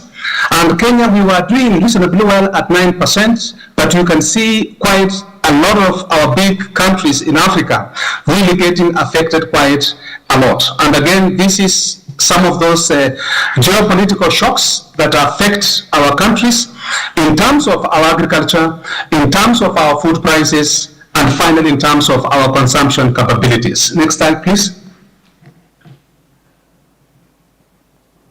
So, my presentation is embracing sustainable agriculture in the context of what the whole world is now looking at, revisiting how we can have more sustainable, resilient, just food systems. And in 2021, we had the United Nations Food System Summit convening to look at where are we in terms of our food systems, to look at how our food systems are contributing to health of our environments, our economies, and our cultures. And of course, I would not want to present the results of Kenya here, but every country was looking at where they stand in terms of having food systems that are resilient, that are robust, and that are ensuring that no one is left behind in terms of having food. And it has been found that lots of our countries, and even for us in this East African region, we are not doing that very well. Yeah, even in our own countries, we still have quite a huge number of people that are food insecure.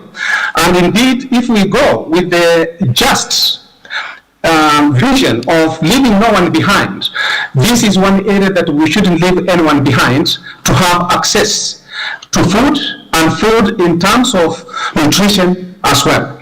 So looking at this, we are revisiting the question of then how do we ensure that we can promote sustainable agriculture, because when we look at food systems that are better understood and promoted when we look at agriculture in a sustainable manner. Next slide, please. Now, to have sustainable food systems, this is also influenced by the food systems and governance that we have in place. And I just want to take a minute or so here without dwelling too much on this. But when we look at food systems and governance, we are being conscious of the different key players that work together to support the production, the processing, distribution, consumption, and distribution of food products. And looking at their links with the social, environmental, and economic structures. And with these actors and how they relate to each other, food governance becomes now a very important issue. Because in here, it's about the power that different actors play. And the different actors will influence our food systems in terms of research and in terms of the value chain, all complete value chains from production, processing, all through to distribution and to marketing to retail as well. So the food governance becomes an important issue that we must look at as well. Next slide, please. Now, in terms of sustainable agriculture and looking at the role of science, technology, and innovations, when we peg it on sustainable agriculture, there is no other better way of pegging this work on agroecology, which in a way looks at the 4H elements I mentioned earlier: the human health, plant health, animal health, and environmental health. FAO and other bodies have looked at what should be the elements to be considered under agroecology, which is actually the basis of sustainable agriculture. And with this, they have looked at this in terms of, next slide please, or next, yes, oh sorry, go back. I'll explain with that, just go back to the, yes. And here with agroecology, without going too much into a lot of details, There are levels that look at the interconnectedness of the different actors and also looking at the elements in terms of principles that we have to observe for sustainable agriculture. Issues of circularity, issues of efficiency, issues of nutrient recycling are all examples of sustainable agriculture. Issues of synergies in the systems, issues of diversity in the systems. These are some of the important elements that are considered behind sustainable agriculture. You can look at this as being the opposite of our agriculture, which is predominantly monoculture based, and such systems are not really sustainable. So agroecology, which is a discipline that used to be there and very well understood in the late 60s and 70s, has been revisited because this is where people feel, indeed, if we want to achieve sustainable agriculture, then we have to base it on the principles and values of agroecology. And I hope at some point some of the students and some of the lecturers doing the work, they can delve a bit more into this. And if I had time, I would speak a bit more. But let me move to the next slide, please. Now, for us to be able to ensure that we can tap into the innovations that are generated from research and practice by our research institutions, by our academia institutions, by even our own farmers, they also need to have an environment that is supportive of this. So we are very conscious of looking at what policy interventions should we have to create sustainable food systems, because that is what we would like to see.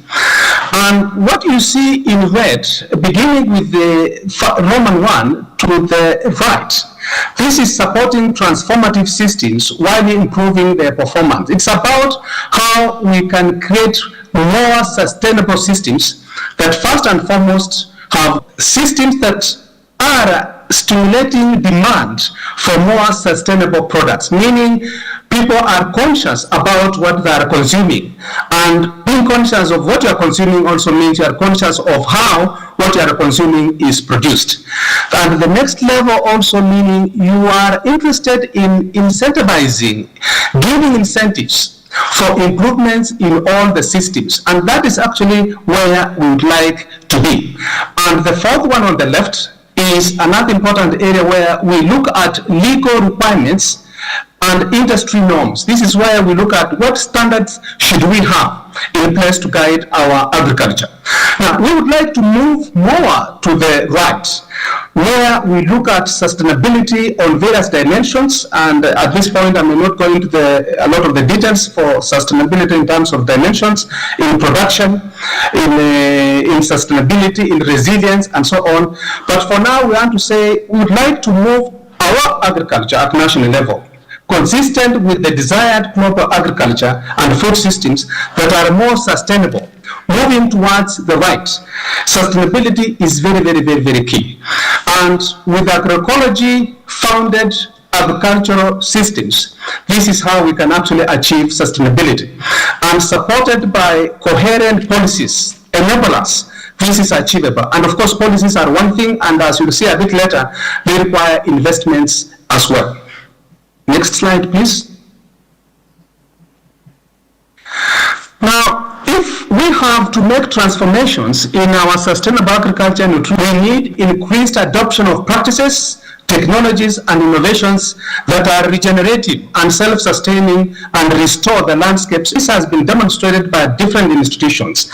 Improving soil health, improving water quality, and biodiversity. We should see more of our agriculture informed by practices, technologies, and innovations in the area of regenerating our agricultural systems, meaning we are concerned and consequent public health outcomes. Linking nutrition and health is very key, and it's an important connection to make. And as well as ensuring that there is creation of just distribution of value, rewarding our farmers, and especially those who are able to grow for us. And this is where we look at also what technologies do we bring in place, and with what kind of funding mechanisms can we bring in place so that we can engage more in sustainable agriculture to ensure food security, to ensure nutrition security as well. and very importantly also, creation of more resilient production systems. I do emphasize this because our agriculture cannot be sustainable unless it is resilient against shocks that can occur on different levels, either from the chemical side or from the kind of decisions that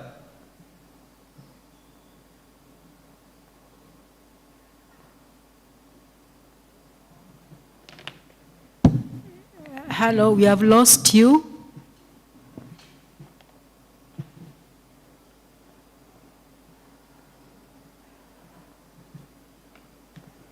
Hello, can you hear me?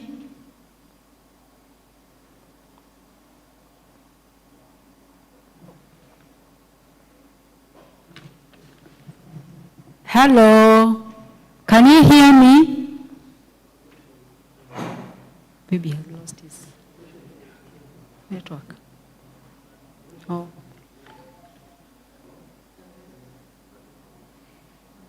Hello, can you hear me? It seems Dr. Mudavadi has lost his network. Amudavi, sorry, Dr. Amudavi has lost his network.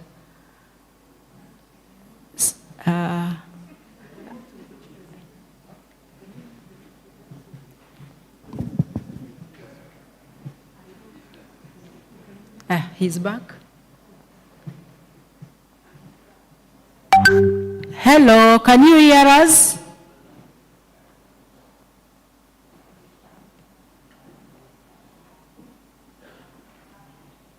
Amudavi, to continue, probably I would just highlight some of the key areas that he has mentioned in his presentation, especially with respect to sustainable agriculture, looking at organic agriculture. The role of agriculture in creation of wealth, food security, especially by focusing on 4 critical areas, and that is on issues of human health, plant health, environmental health, and animal health. That agriculture provides that central role in realization of sustainable development goals. However, he has also highlighted on some of the challenges facing sustainable agriculture in the country, like information deficiency, issues of climate change, low human capacity that inhibits delivery of mandate, lack of enabling policy frameworks to drive research, technology and innovation, weak networking and partnership across different levels, that is national, international, and also with respect to the farmer organizations and the private sector. He has outlined the planetary boundaries work that has been done by the Stockholm Environment Institute, which means that most of the different activities that are carried out have to be within the different boundaries. He has highlighted the issues of biodiversity loss, which is very critical for the different cycles like the nitrogen, the water, and other processes. The issues of challenges that are more specific to food and nutrition in Kenya, like extreme weather conditions, emerging diseases, giving an example of COVID-19, the aspects of price shocks and volatility that has affected the consumption capabilities. He has underscored that the food systems needs to be robust and just, and also to contribute to environmental sustainability and the economy at large. And how do we promote this? It is through focusing on nature of food systems and governance, with emphasis on the role of players across the value chain, the role of science, technology and innovation, and he has emphasized the aspects of agroecology, still underscoring the 4 areas of health on human, plant, environment, and animal. He has looked at the 10 elements of agroecology, just to mention a few: the efficiency, synergy, circular economy, and the need to tap in innovations which are already generated by research for practice, by creating the enabling movements on the system, by giving incentives to the different players, the aspect of legal requirements that are critical and coherent policies and enablers. So he has finally outlined key elements for transformation to sustainable agriculture, that is increased adoption of practices that restore or that promote value to farmers, creation of innovative models and structures, and finally, creation of more resilient food systems. So that is just summarizing. Online, he is able to respond. Yes, we can write and also send him by email, since we are still here for the next 2 days. Any questions? Okay, I'm advised that we can request for global engagement in University of Nottingham, Cambridge, and in 1996 was awarded an EPSRC Advanced Fellowship. He joined the School of Chemistry in Nottingham as a lecturer in materials chemistry in 2000 and was promoted to reader in 2005 and to professor of materials chemistry in 2008. He's a Royal Society Wolfson Research Merit Award holder for the period 2017-2020 engagement. In 2022, Robert was awarded an OBE for services to the chemical sciences, and in 2023 was elected Fellow of the Royal Society. Professor Robert's research interest is on the design, synthesis, and characterization of new forms of sustainable porous materials and the study of their structure and property relations. The research involves exploring fundamentally new synthesis methods that are simpler, cheaper, and more efficient and offer valorization routes to materials with optimized properties for targeted sustainable energy applications. So with humility, join me in welcoming our next presenter as he shares with us his wealth of experience in the area of material chemistry. Thank you.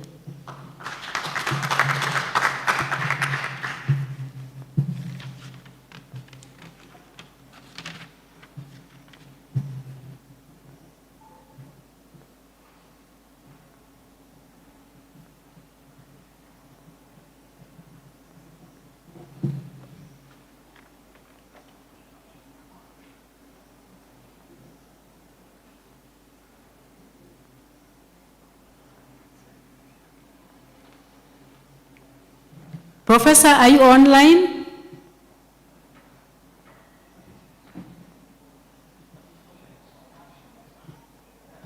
Professor Mokaya, can you hear us?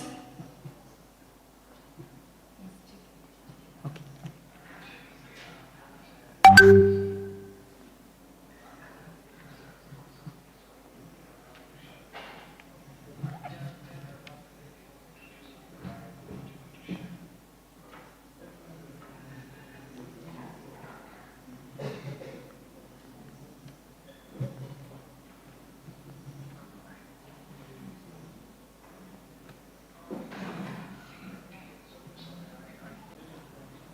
Yeah, Professor, you can continue. We can hear you.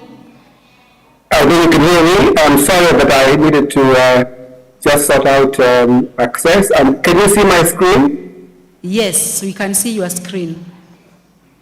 Okay. All right. Okay, that's great. Thank you very much for the welcome. So what I'm going to do is very, very quickly.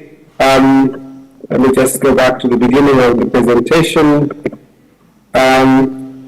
Just very quickly share some thoughts about sustainable energy research. I am a material chemist, and I do research on materials but I have a general interest in sustainable energy. And of course, sustainable energy and being able to have sustainable energy is one of those important factors in economic transformation, and is of particular relevance, I would say, to Kenya at this time. So I will try and give a Kenyan context in some of the things that I will say, but I will also give context from other places. So thank you very much for the welcome. Right. Okay. So I'm going to try and advance my slide. Okay. So when thinking about energy, one thinks about two things. That is energy production and storage, which also includes how the energy is transported. So there are different ways that energy can be produced. And you will see on the screen some of the possible ways of generating energy, either from wind, from hydro, and in places where there is significant sunlight, solar energy can be captured both in the form of heat or in the form of photovoltaics that can then be converted into other ways. But also we do a lot of burning fossil fuels, and I will say something about that. So there are different ways of producing and storing energy, but the key thing is to try and do this in a sustainable way. And of course, this is critical because globally we have a problem, and the problem, of course, is climate change. And not only is it climate change, but actually, if you look at the global use of energy, that is very much dependent on fossil fuels, although the Kenyan context is a little bit different, and I'll come to that. And of course, the amount of fossil fuels is limited. We cannot carry on using fossil fuels at the same rate at which we are. They're going to run out. But of course, the more critical issue is climate change, and obviously the increase in the concentration of CO2 in the atmosphere that is implicated in the rise in global temperatures, and then, of course, climate change. So if you just look at the global consumption of energy, what one sees is that nearly 8% is actually from fossil fuels, whether that is in the form of petroleum, coal, or natural gas. Now, petroleum, coal, and natural gas are both polluting and both release CO2 to different degrees. Natural gas is perhaps the cleaner one. And natural gas actually is quite similar to biogas, because actually it is mainly methane. And there is an argument that actually if you generate the biogas from the degradation of biomass, then it is actually carbon neutral, as it were, because the trees or the biomass will have used up CO2 when it grew up. But the amount of renewable energy globally that is used is limited. It is growing, but at the moment it is still quite limited. And of course, there is various sort of permutations of that depending on the country that one considers. Right. So if you look at the CO2 emissions globally over the last 60 years or so, what sees is that there's been a continual increase. If you look at 2020, 2019, 2021, there is a little blip that you can see there, if you can see my screen. That was because of COVID, because of the reduction in production during COVID. But the old order has restarted, and the increase is continuing. So clearly, this is not sustainable at all. And of course, not all countries release CO2 to the same extent, and this color mapping here gives a sort of illustration of where the regions with the greater CO2 emissions, and that is often related to the level of, loosely to the level of industrialization in those countries. So you see the north is releasing a lot more than the south. And if you look at Kenya, if you look at the map of Africa, there is not much that is very dark in terms of dark blue, and Kenya is sort of somewhere in between, but not releasing a lot of CO2 at this stage.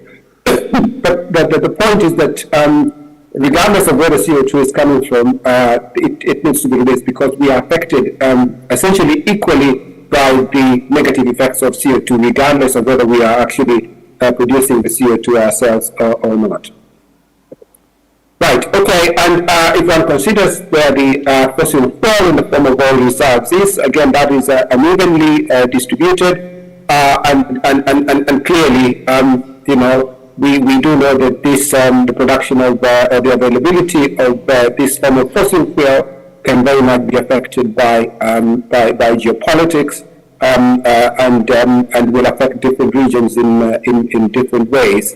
But the reserves that are available are also limited in terms of how long we can carry on using them at the same rate at which we are. Right, so if you then just sort of try and have the Kenyan context and look at the fuel consumption in Kenya, and this is just looking at the overall fuel consumption in Kenya in terms of mega or million tons of the equivalent of oil. And you can see that as Kenya is industrializing over the last 30 years or so, the amount of energy used is growing up. But what you actually see there is there is this reasonable increase in the amount of oil, which is the blue that is actually being used. The gas is very limited. And most of the energy used actually is biomass. This actually speaks to particularly domestic consumption, where wood is king. But we know that the way that the biomass is used is actually quite challenging in the form of how it is used and the emissions and how the emissions actually affect the health of those that use the fuel, and how sometimes it disproportionately affects certain sections of the community, particularly those who are involved in cooking much more, and this will tend to be, in most cases, women who are affected to a greater degree. So looking at the energy consumption for Kenya, yes, it's increasing, a little bit of increase in oil and electricity, but mainly biomass. And again, this is another picture.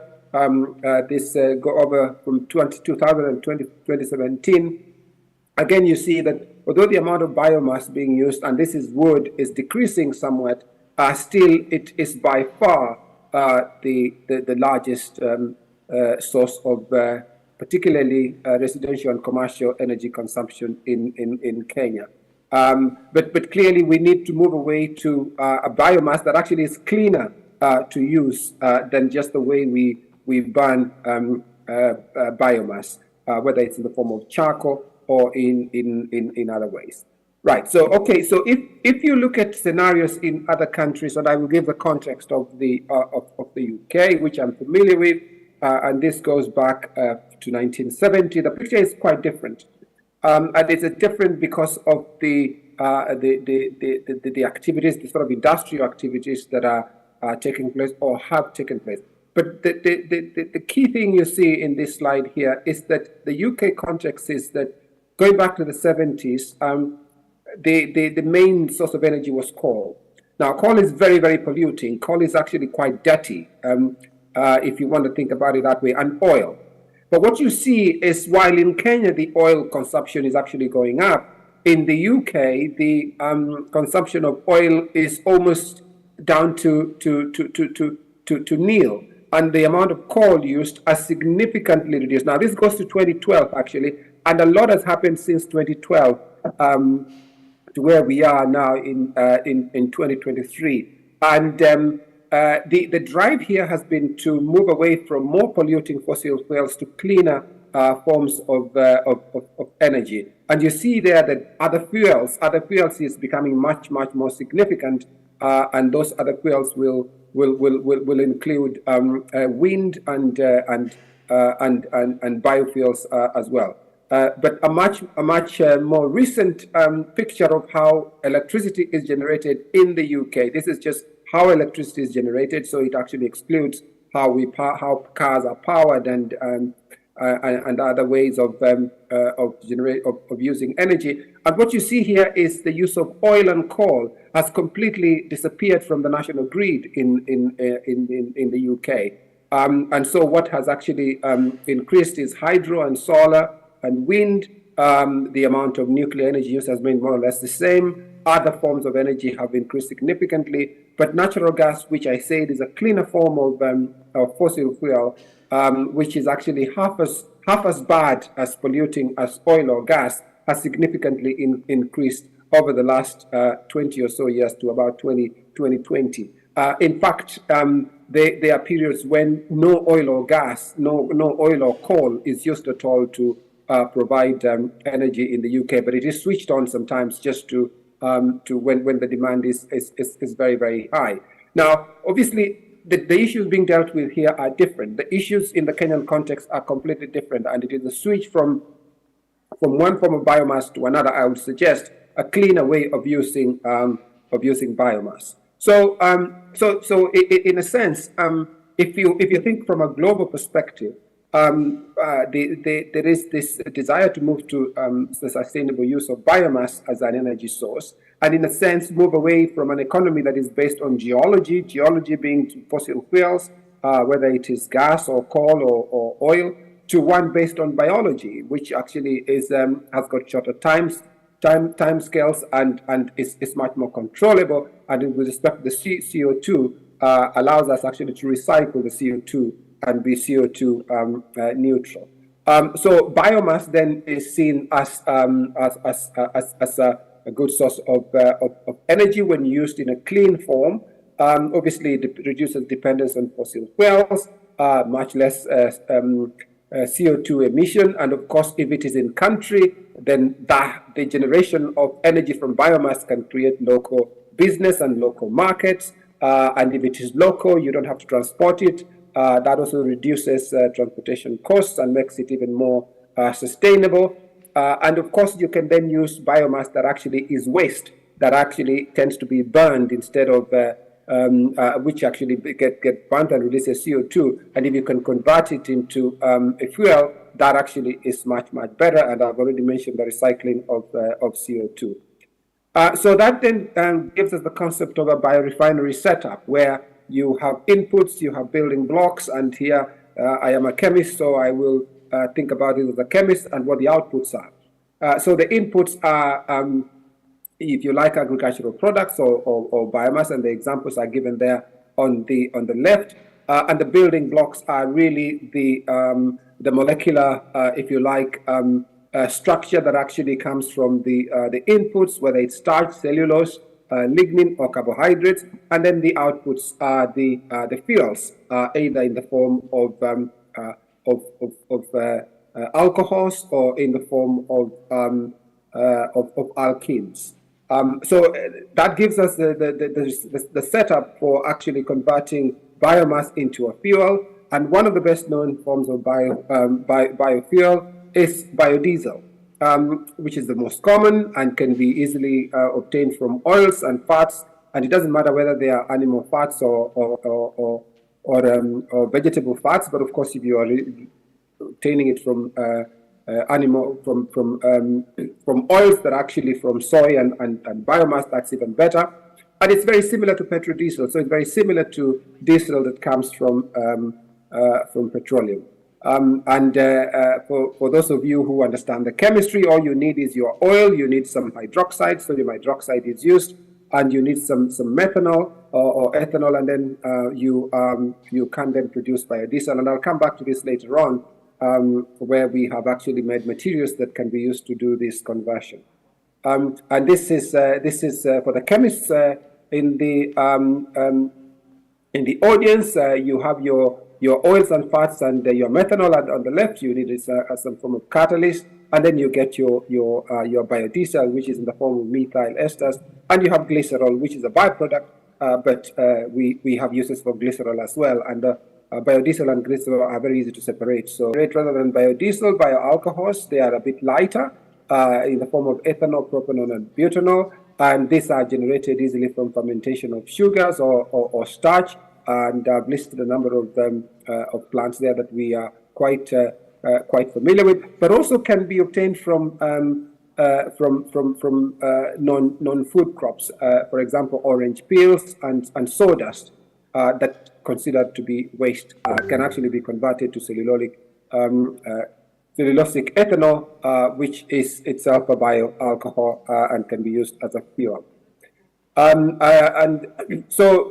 In some countries, this is quite developed. The formation of bioethanol from fermentation of biomass. You can see Brazil with lots of sugarcane is a leader in this. But there's quite a lot happening in other countries as well, as you can see from that. And I know that there's a Kenyan context for this as well. So this actually shows the extent to which interest in bioethanol has grown, and this goes back to about 10 years ago. But that curve is actually increasing quite significantly. So there is quite a big interest in this. And the bioethanol, of course, is already being used in particularly in vehicular transport, where it is simply mixed with petrol in certain proportions, depending on which country you're in. Or it can be used directly in direct alcohol fuel cells, which I will not go to in any detail. Many of you will be familiar with biogas, which I already mentioned, and biomethane is one of these. This is by the process of anaerobic digestion, and I know that this happens in Kenya, and a lot of research going on. Of course, the production, the process there releases methane, but it can be considered to be much more environmentally friendly because of the way it has been produced. Right. So just to show you some beautiful mountains on our beautiful country. This is Aldonyo Eburu volcano, and why am I showing you this?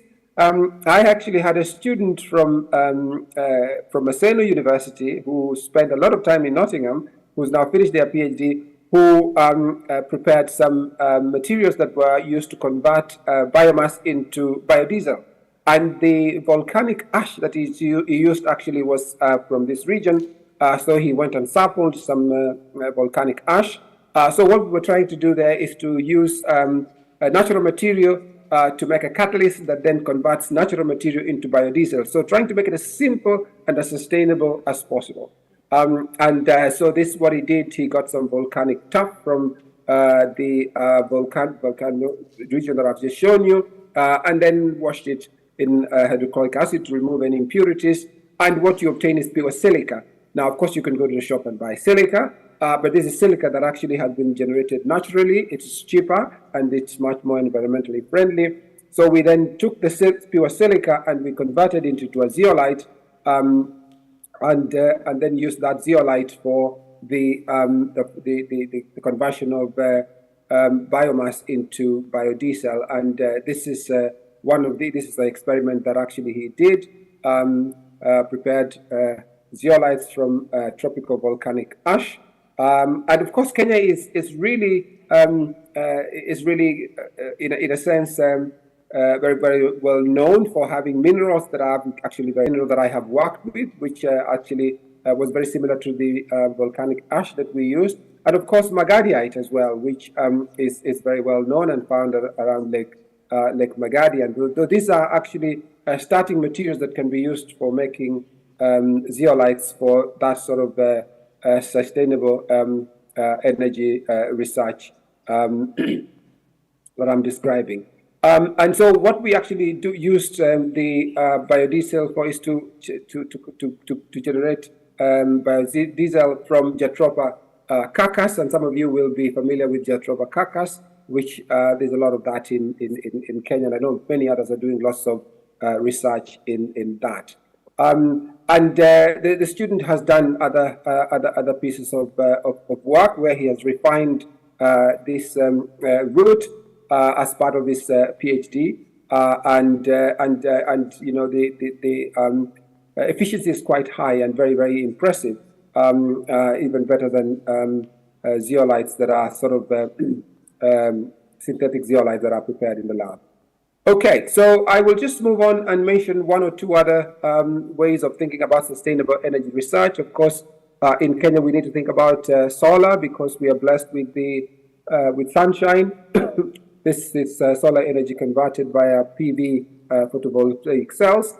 They are expensive to install, but they pay for themselves over a period of time. And these are examples. You can tap the solar energy directly, and I know this is done in people's homes. Very much, we call it just solar in Kenya, as you know, as a way of generating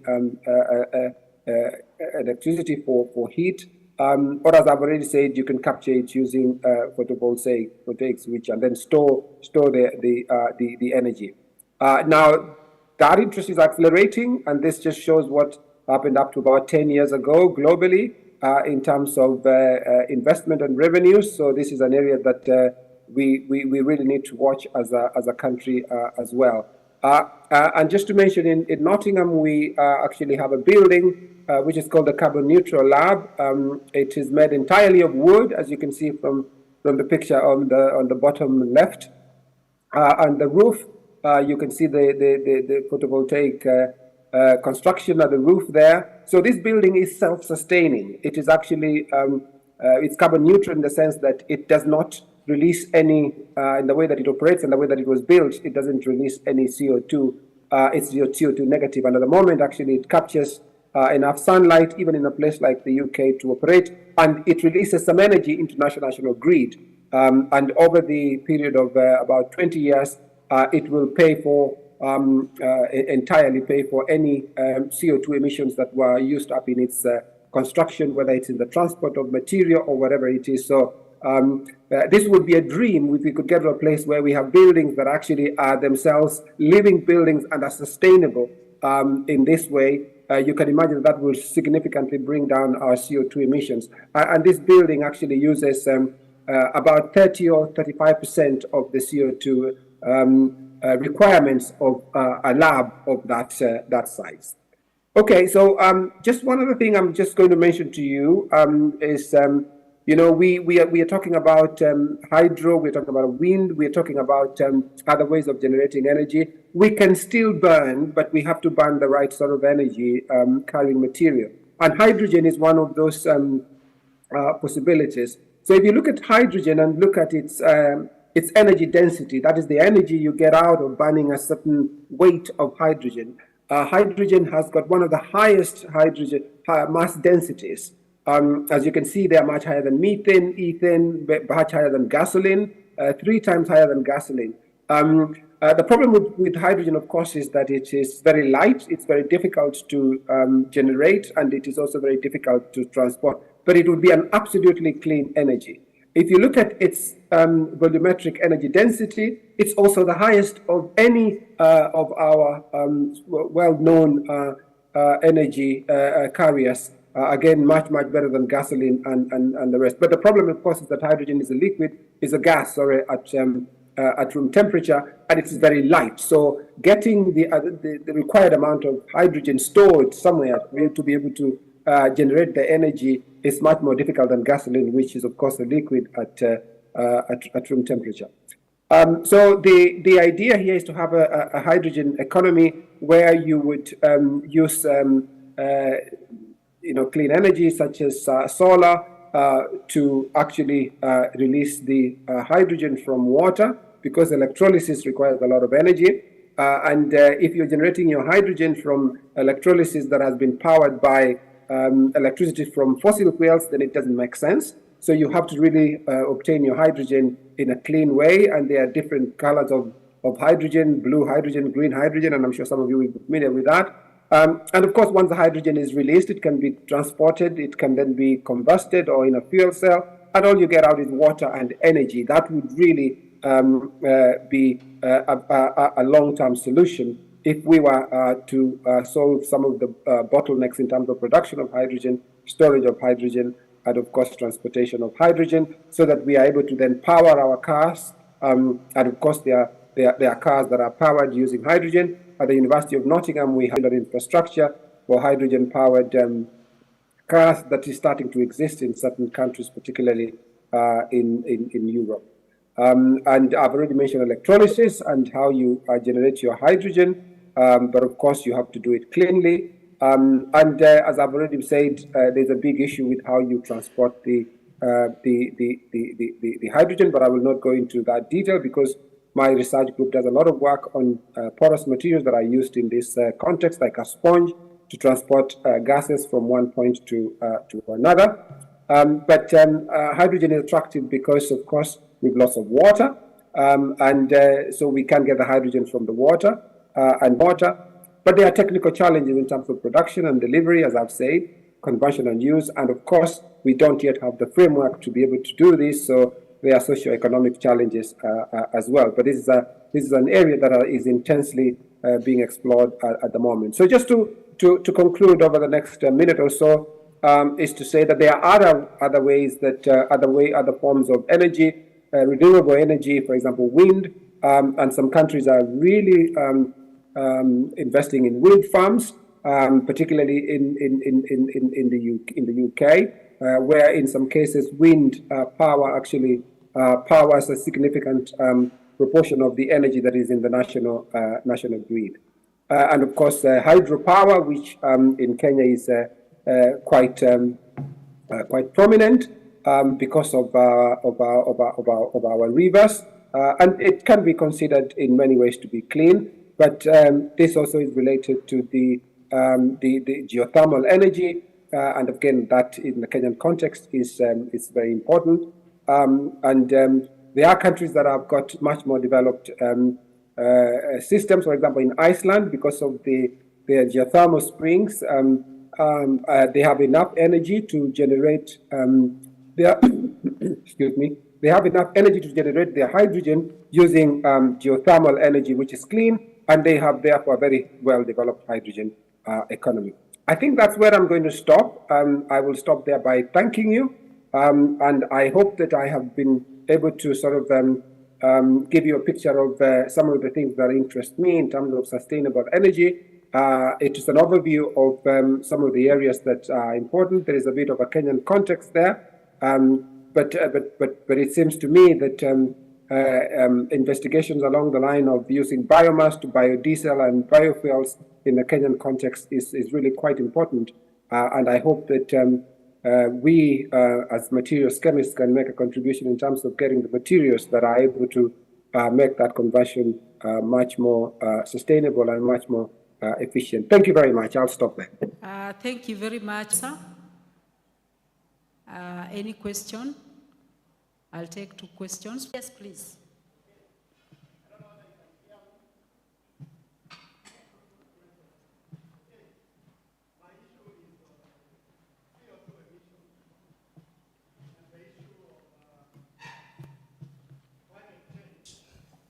Thank you, Professor, for the good presentation that you made.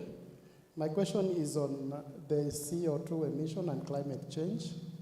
We know very well that, as you've shown in your charts, that Kenyans, as Africans, to really benefit a lot from these carbon credits that have come over. Thank you.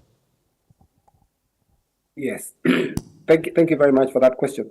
So, I may not be able to comment exhaustively about the carbon credits because, of course, that is a system that that has been set up, and different countries or different economies. We are not emitting. We are not huge emitters. We emit very little as a continent. The effects are actually quite significant for us. I think, from my point of view, whilst we have to be very conscious and very protective of our national interest in terms of the conversation about climate change and CO2 emissions, we have to recognize that at the end of the day, this is actually going to be a global, the solutions are going to be global, the solutions are not going to be national. The solutions are going to... All our power is renewable, apart from a few thermal plants which are powered by diesel. So maybe you tell us strategies the United Kingdom adopted in transiting from a high carbon emitting sources to the renewables. Thank you. Yeah. Thank you for that question. so this has been driven by several drivers. The first driver has been a political drive that actually has created an environment where it is much more beneficial for if you like, industry and others to invest in sustainable forms of energy. So the political drive has been there in terms of setting the target. So the government decides that actually we are going to reduce our carbon emissions by this level, and this is actually how we're going to do it. So the political will has been there. Secondly, there has been the investment in research that actually has enabled the development of other ways of generating energy, whether that is via wind, because obviously you need the technology to harness wind, whether it is waves, you need the technology to harness that. So the investment has been there to enable that research. And I have to say that research that takes place, particularly in universities and other research institutes, is absolutely key in providing those answers. And there is still a long way to go. The other thing, of course, that has happened is that there has been a drive, a social drive, that has simply said that we cannot go on polluting the environment in the way that we are. So social responsibility has been quite significant in that, and so those voices have been listened to, which therefore means that the big polluters cannot carry on polluting that way, because they know that they are actually negatively affecting their the way that they are perceived, and the way that their consumers will actually perceive them in that context. So it has been a number of drives that way, but actually the coal issue, if you go back 70 years, nearly all of the energy in the UK was produced from coal, because coal is cheap, but it's extremely dirty. And it is an industry that was ingrained in the UK. So you had some regions where nearly everybody worked in the coal industry. The great-grandfather and the grandfather and the father and the son and the children were all expected to go there. Moving away from that sort of industry did cause problems in certain regions. But what had to be done was to create alternative industries that actually were more sustainable, that were able then to absorb those people who are not going to actually make their livelihood from sort of the coal industry. And that has worked to various degrees in the UK, but it has been a deliberate effort to do that. And of course, what has then happened is that over the years, as I said earlier, there are days when hardly any energy in the national grid is actually coming from coal.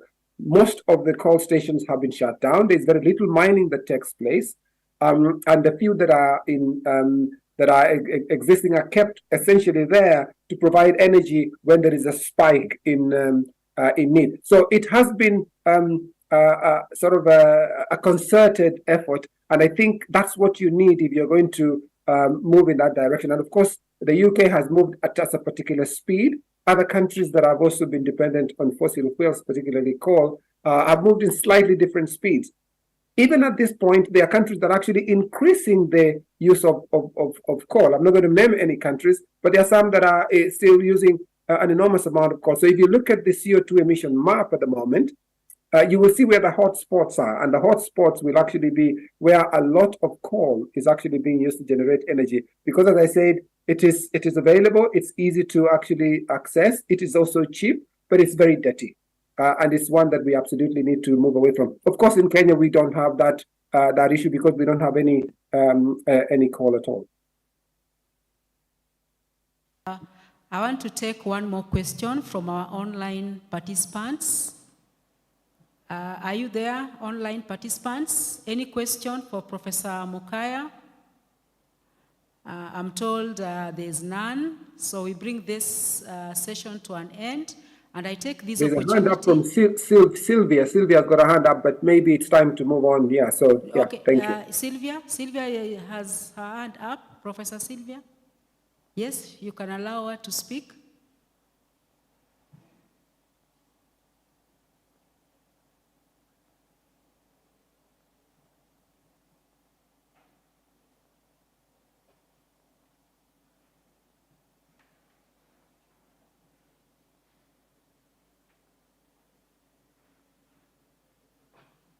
Okay, if not possible, then I think that I'm happy to finish here because my next meeting is starting in 5 minutes. So Thank you very much, Professor Mokaya, and we really appreciate for taking your time to share with us and all the participants during this international conference. We look forward to continued partnership and networking with you together with your university and your networks. Thank you very much. thank you, bye-bye. Bye. So allow me to invite our next presenter.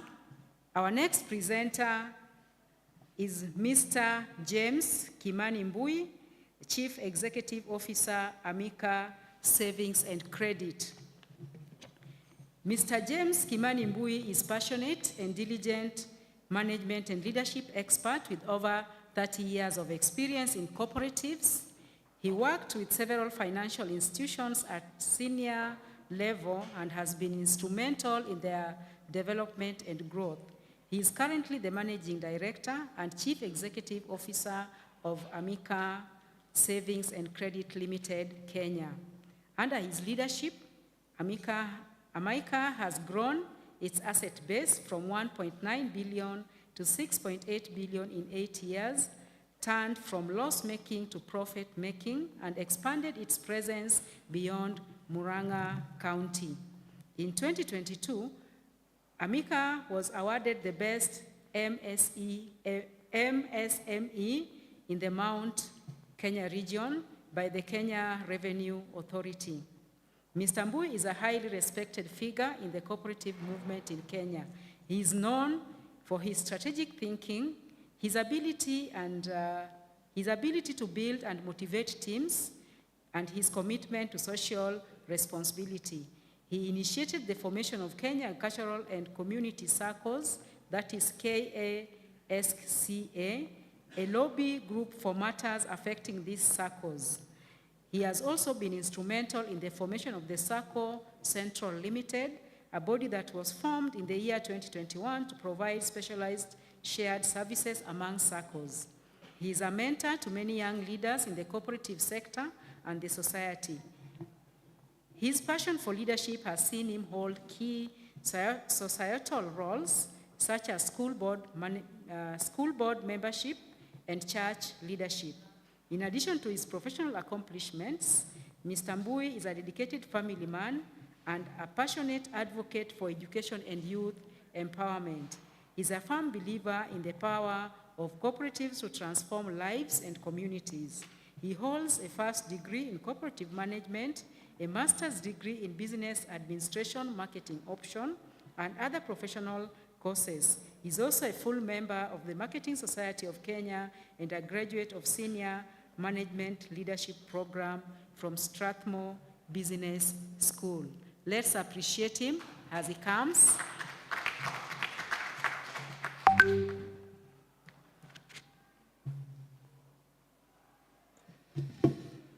Good evening, ladies and gentlemen.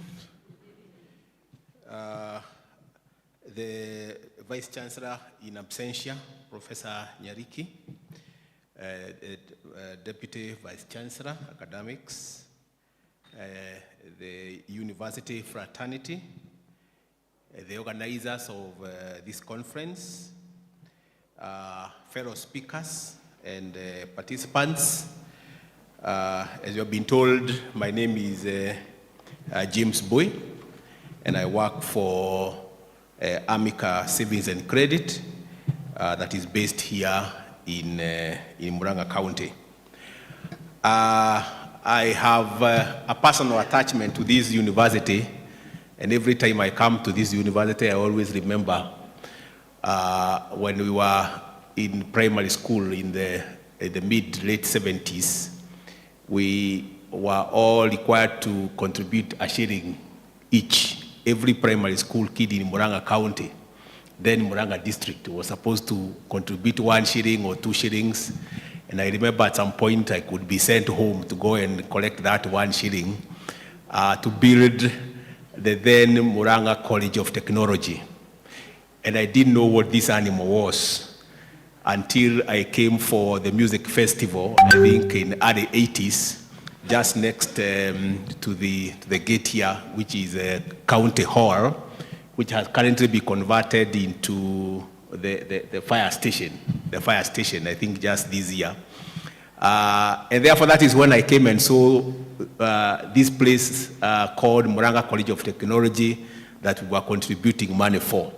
And I think I felt really attached, and I felt that I had accomplished something. And a small boy, the monies that my parents were giving me, and I could be sent home to make some contribution for this great institution, which today is Murang'A University. And I didn't know that at some point I will be involved in any of the affairs with this great institution. And therefore, as the chief executive of AMICA, we have collaborated very well with this institution.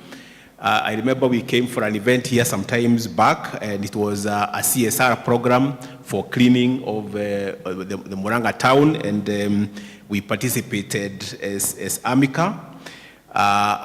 We have given several attachments to the students from this university as an institution, and I'm here today making a presentation about innovation and adaptability in business in order to transform lives.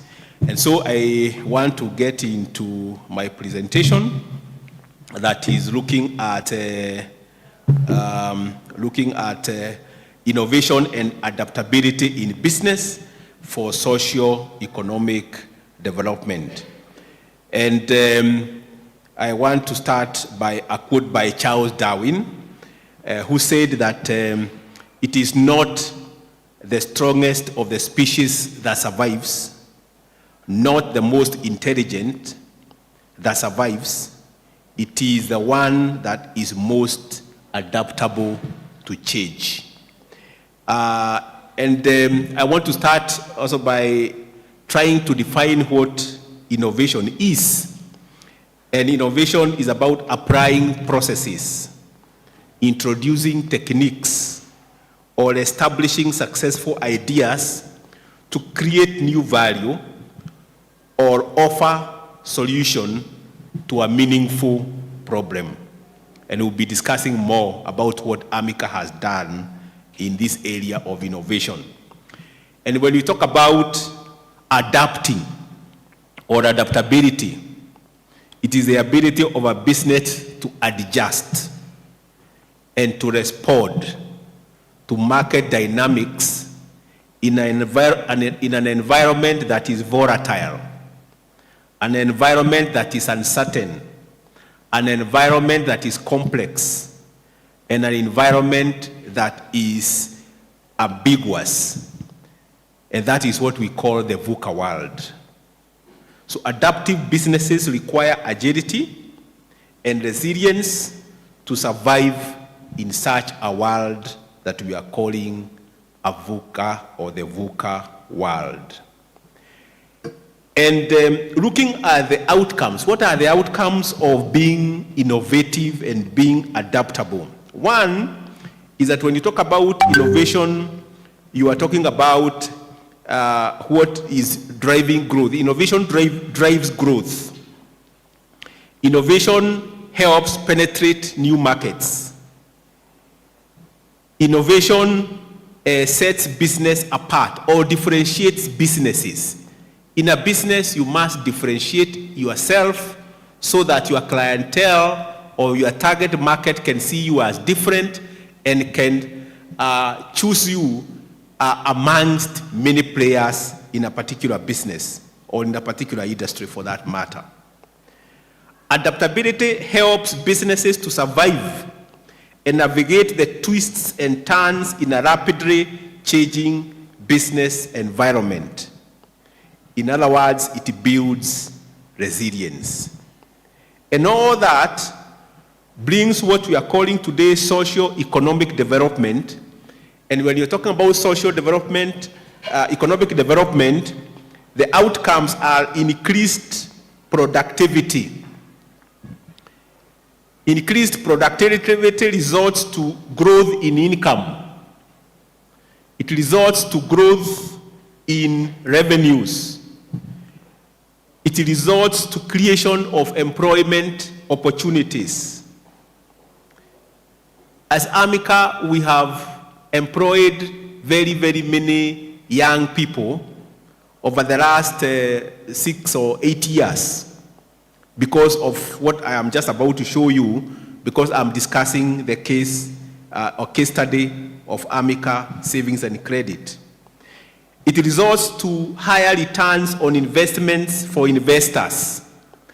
When people invest in a business, when people invest, they are looking for returns.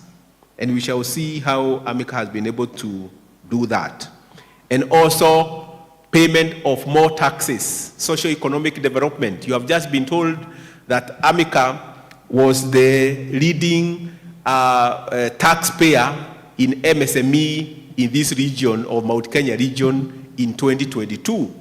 If we were loss-making like we were 10 years ago, we would not have been leading in payment of taxes. And therefore, you must, socio-economic development takes care of all stakeholders, and of course, you know, government is one of the key stakeholders. How has the journey of Amica been like? And Amica started very many years ago, about 56 years ago. That was 1966. And it was an establishment of known as Murang'A District Cooperative Union that was formed by the coffee farmers in Murang'A District then.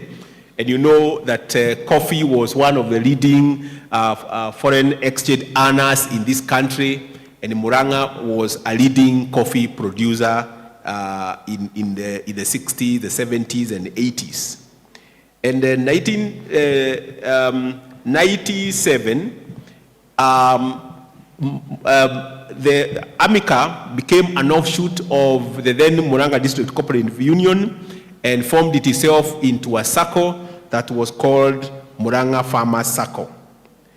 And in 2006, the name for Murang'A Farmers SACCO changed to Murata SACCO, and therefore the motivation there was to not to just focus on the farmers, but to focus on other people other than just farmers in the county. And I think that time we were still a district. In 2011, we were licensed by the regulator, SACCO Societies Regulatory Authority, SASLA, and we were issued with the first license. And in 2016, we decided to rebrand. And we rebranded from Murata SACCO to Amica Savings and Credit. And in the year 2022, we became a Tier 1 SACCO. And according to the SASLA classifications, Tier 1 SACCOs are those SACCOs that have an asset base of 5 billion and above. As we move on, about us is that currently we are a SACCO that has an asset base of 7 billion Kenya shillings. And we have been around offering financial services for the last 26 years. But before then, we have, of course, operated for 56 years. And then we were offering financial services as what used to be called a union banking section, a section within the greater institution of Murang'A Union then. We have a membership of 220,000, 17 branches, 15 of which are in Murang'A County, one in Kiambu, and the other one in Nairobi County. We have 460 SACCO agents that are known as AMICAsh. As you go around the areas where we operate, you will see AMICAsh agents. Those are the agents I'm talking about. We have a loan book of 6.2 billion and a share capital of 800 million. Our broad promise is that we are, our vision is to be a one-stop financial service provider. That is what we aspire to be. We aspire to become a supermarket. We aspire to be a mall, that wherever you get in there, you will be able to get all the kind of financial services that you require. Our mission is to offer innovative and accessible financial solutions to our members for socio-economic well-being. And we are driven by our tagline, planning smarter and living better. So we are always doing everything possible to empower our members so that they can be able to plan their lives in a much better way so that they can improve their livelihoods.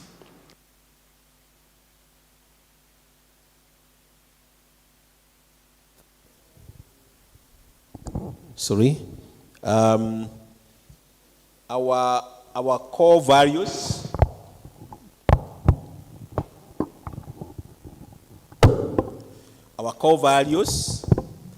are professionalism. That is the first value that drives our business, and we aspire to be as professional as possible in everything that we do. Our other value is to run an efficient business. We value teamwork, we value innovation, and we value simplicity in everything that we do. We like keeping everything simple so that our clientele and our membership can understand us. And who do we serve? We serve farmers, we serve business people, we serve salaried people, we serve institutions, and institutions, I'm referring to churches, to schools, to cooperative societies, and we serve groups, be investment groups, chamas, welfare clubs, and so on and so forth. Our products, what are our products? We have got four major categories of products. We have savings and investment products. We have loan products. We have transactional accounts, and we have SACCO assurance. On the side of savings and investments, we have what we call shares, where members buy shares with a view of earning a return, a dividends at the end of the year. We have regular member savings that they save on a monthly basis, quarterly or weekly, depending on their occupation, which we call the investor deposits. We have a core account that we refer to as a treasure account, where you deposit money that you can recall in 24 hours, and that earns you an interest of 7% and gives you that interest on a monthly basis. We have what we refer to as fixed deposits, where you put in money for a specified period of time, and we have interest rates from 6% all the way up to 14% currently. And you can also invest in land that are usually sold by our subsidiary company known as Amica Ventures Limited. Loan products, we have loans for business people in form of advances, in form of long-term loans to buy their stocks and so on, working capital loans. We have asset finance loans to enable you to buy machinery, to buy a vehicle, to buy and so on.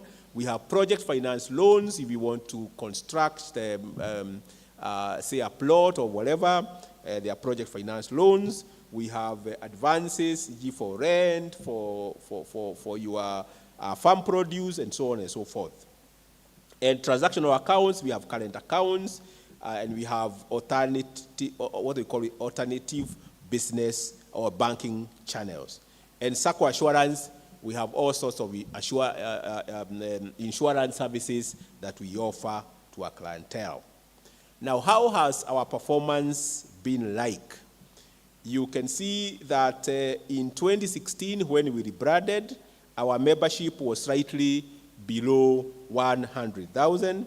And as I talk to you now, our membership is 220,000 members.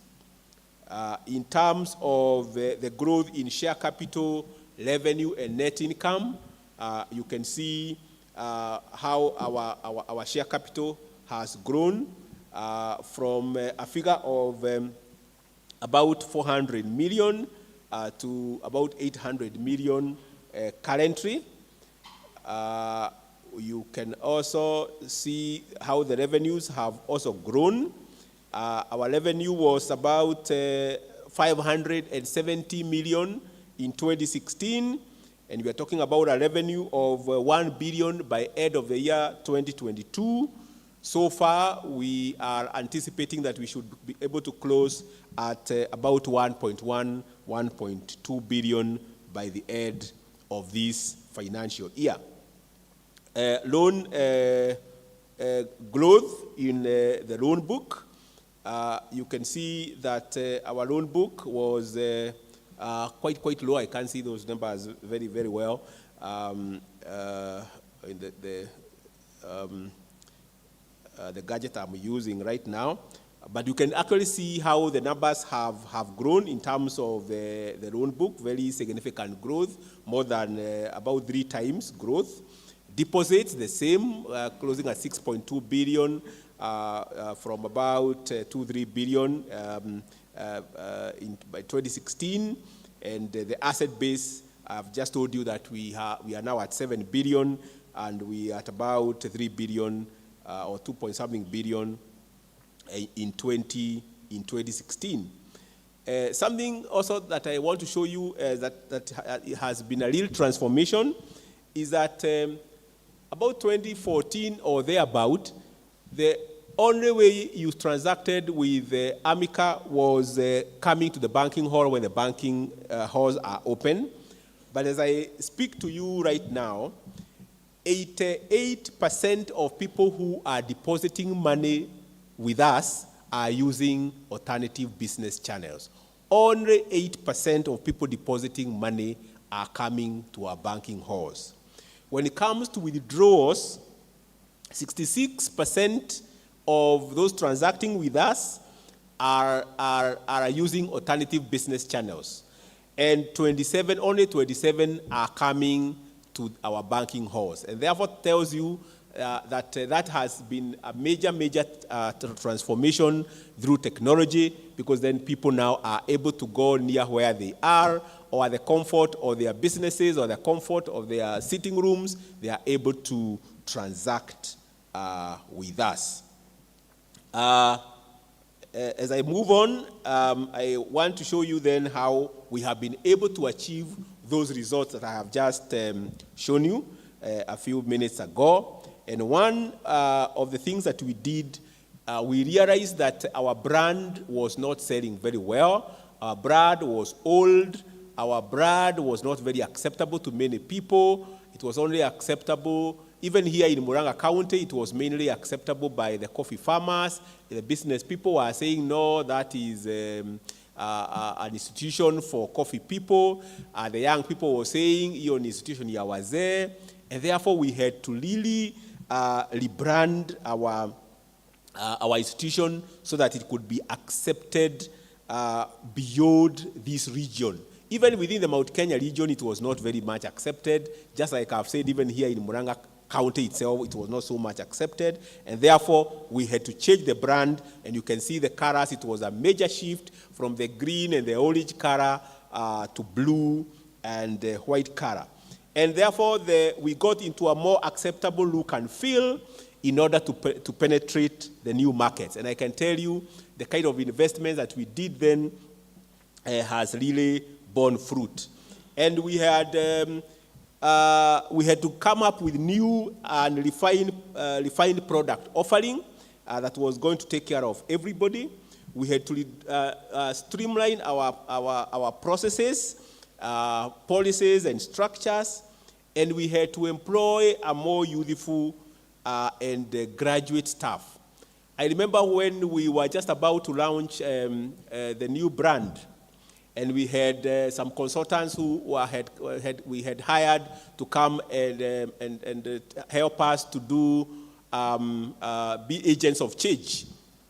And one of the consultants told me in a polite manner, James, I can see you are a man of faith, and I can see that you are really ready to use donkeys to run a horse race.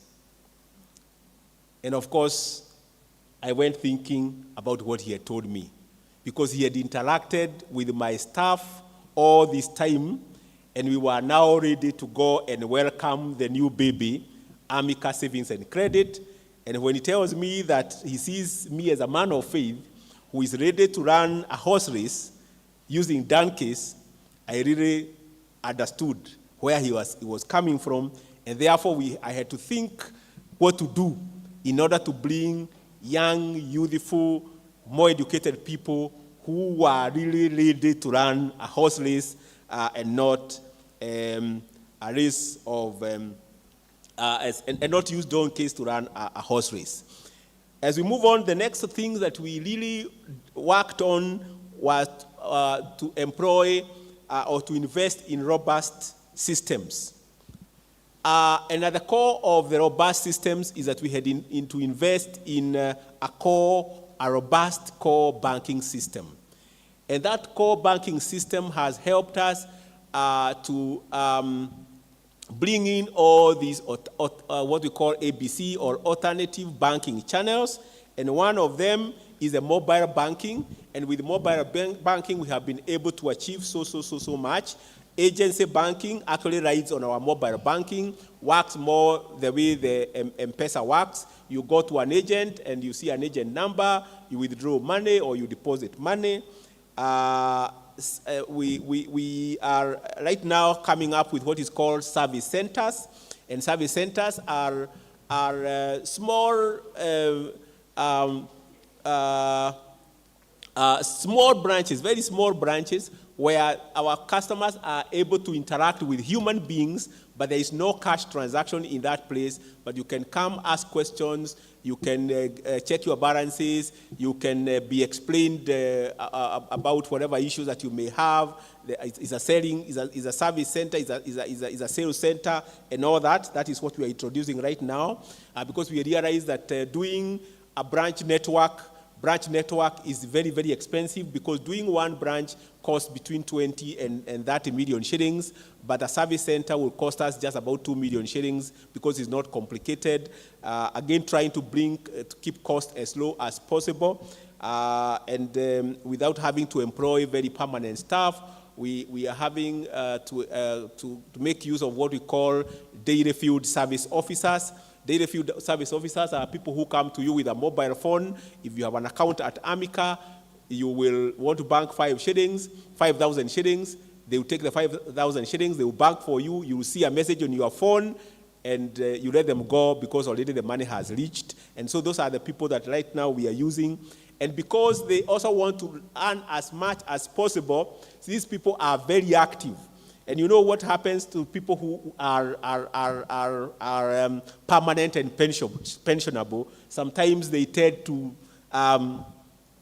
just sit there because everything is easy. And therefore, we have as many channels as possible, and I do not intend to go through each one of them. The other one is governance. And in governance, we had to really focus on one major thing called inclusivity. The circle was serving more of coffee farmers, but we also had so many other people we were serving. We were serving milk farmers. We had tea farmers. We had business people. We had salaried people, and we had to really include all these people in our governance structure so that they felt that they belonged, and that is one of the things that has really helped us. Issues of compliance. You can see that we were among, or we were the leading circle in payment of taxes in 2022. We do everything possible to ensure that we are complying with the laws of the land. We embark on responsiveness to our customers and clientele, matters of risk management, so that then we can strengthen the way we do business. Issues of cost management was at the center. One of the key problems that I inherited when I came in as Chief Executive Officer of Amica was a very high cost of personnel. And it was at 54% of our revenue. That means for every 100 shillings that we made as revenue, 54 shillings was going into paying salaries. And that is one of the reasons why I had to do what you can see there, voluntary retirement. And we had to do it in a way that it was easy for people to opt out. And so we had an opportunity of bringing much younger people. And in cost management, we also did a lot of digitalization. We outsourced a lot of non-core services. We reduced our banking halls. Because they were started when everything was manual and were paying very many people, coffee farmers. We had to really work into reducing them and making them, improving their image so that they can become more acceptable. Matters of performance management, we had to embrace performance management. And one management scientist called Tom Potter said that what gets measured gets done. And therefore, we always have to come up with clear KPIs. Like now, we are just about to get into a new year. We are already working on our KPIs. We embark on regular reviews of performance. We reinforce, in other words, we reward good performance, and we deal with those people who are not doing very well, and so on and so forth. Partnerships, we embrace partnerships in every area. Partnerships with the financial institutions so that we can be able to actually offer that which we are not able to offer. Things like Visa cards, checkbooks, and so on. We have been able to do that through partnerships, partnership with the county government, partnerships with a university like Murang'A University, partnerships with cooperative societies, cooperatives with fintechs, so that then we can be able to leverage on what their strengths are. And diversification, we had to diversify not just to serve one sector, but serve also all the other sectors of the economy. Enhanced communication, in digital marketing and social media and all that, we also had to really embark on that so that then we can make our business much better and we can become more responsive. The impact of innovation, as I come to a close, what has been the impact of innovation and adaptability of the business? One of them is operational efficiency, enhanced customer experience, market expansion, ability to navigate in challenging times like during COVID-19. Actually, one of our best years was 2020. 2020, at the height of COVID, was my best year ever. We innovated through products. We gave people what we call fruit finance. We realized that people are no longer using cash. And every time we went to an M-Pesa shop, we were told, hakuna fruit, hakuna fruit. So we decided to sell people fruit, sell people fruit, sell people fruit. We made a lot of money during that season. And therefore, innovation, I can tell you, works wonders. Of course, we have achieved a lot of growth and valuable collaborations. Challenges in innovation and adaptability. One of the biggest challenges in innovation and adaptability is resistance to change. Because people are used to a particular way of doing things. Now you are pushing them to doing things differently. They will resist. Issues of funding. I can tell you I made many trips to the regulator's place, SASRA, to convince them that I needed to spend about 200 million to rebrand because it was very expensive. They were saying, no. Why can't you raise that money? But you can see the decision to rebrand was the best decision. If I lent money, I would only have lent how much? 200 million. How much income would I have gotten from that? But by just rebranding, I had really convinced them. So issues of funding constraint is a real one.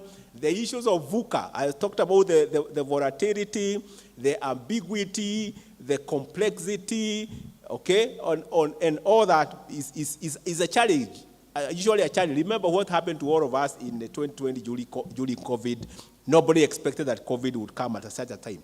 Issues of staff capacity, really issues that you have to really keep pushing. You imagine that imagine that you have now built capacity today, but tomorrow, because of the challenging environment, those people now require you still rebuild more capacity so that then they can actually be able to continue being relevant in the environment. Regulatory challenges, of course, and of course, competition. And what are the takeaways? What are the takeaways of innovation and adaptability is that keep listening to your customers. Keep your customer at the core. Listen to them, understand to them, and take appropriate action every now and then.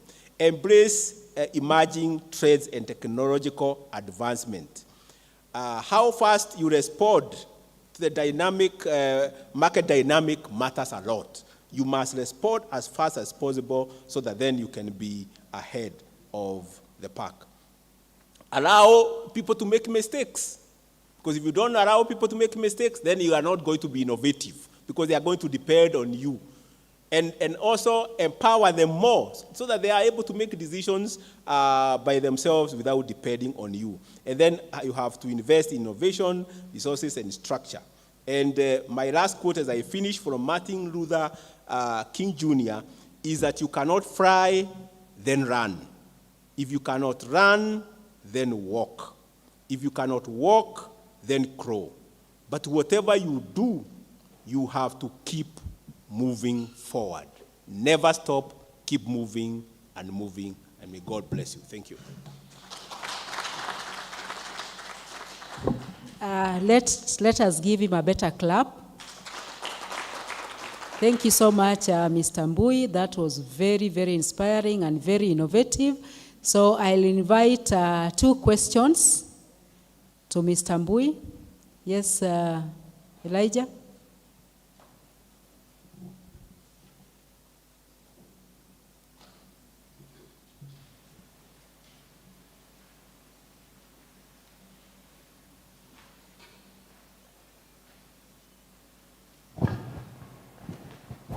So thank you so much for that presentation, Mr. Mbui. It is so inspiring to see that Amica Sacco, I didn't introduce myself. My name is Elijah Geshoro from the School of Hospitality and Tourism.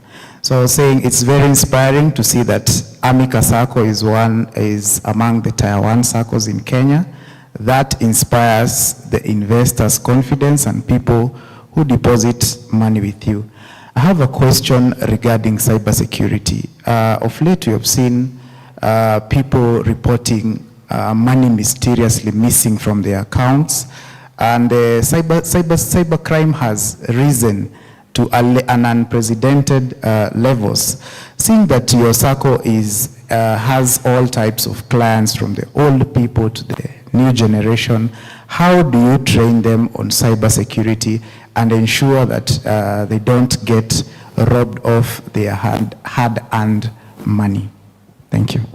Thank you very much. We can get a second question from the online participants, sorry. Online participants, do you have anyone?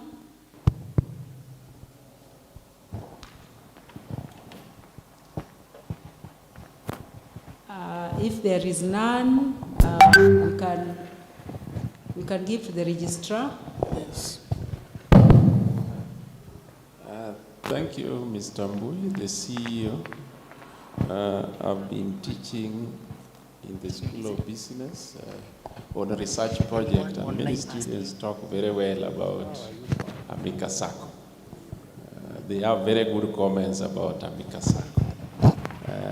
But I wanted just your view on this in terms of Sub-Saharan Africa. We have been understanding and seeing that the geopolitical challenges coupled with economic recession in the whole world has really brought a lot of problems to many sectors, not only in Africa, but also in the developed world.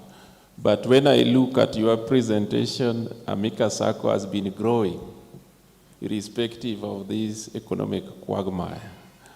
That means I need to congratulate you for that good job. But my question, and it is a general one, has things like the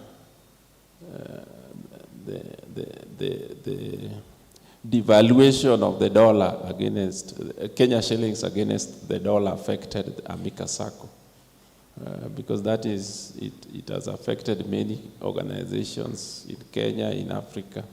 But what is your view on that? As it because I see Amika Sacco is moving up all the time. Thank you very much. We can have one more question from Dr. Otieno. Thank you very much, the CEO, Mr. Mbui. My question is related closely to what our professors asked. You seem to be doing very well in an island you're floating when quite a number of people are sinking. Now, you said you've employed so many youths who are doing very well and helping your farm to grow. And we also have very many business graduates who have graduated in many institutions. But when it comes to business context, that is a local context, we find very many business, over maybe 500,000, closing business annually. What could be the issue? And what can they learn from you as Amika? Thank you. Mr. Mbui, you can respond. So, thank you very much for those very, very good questions. I think the question from Elijah there about the cyber security. Literally, this has become a real threat. And actually, the challenge we are having right now is the attack on the old people who are not very familiar with the issues of cyber security. And these people are going and giving, whatever, they are confusing the old people, and they do swim swap. And before you know it, the money is withdrawn. And therefore, we are actually coming up with a way of training, educating the elderly. Because as our statistics have shown, 88% of people depositing are no longer coming to the banking hall.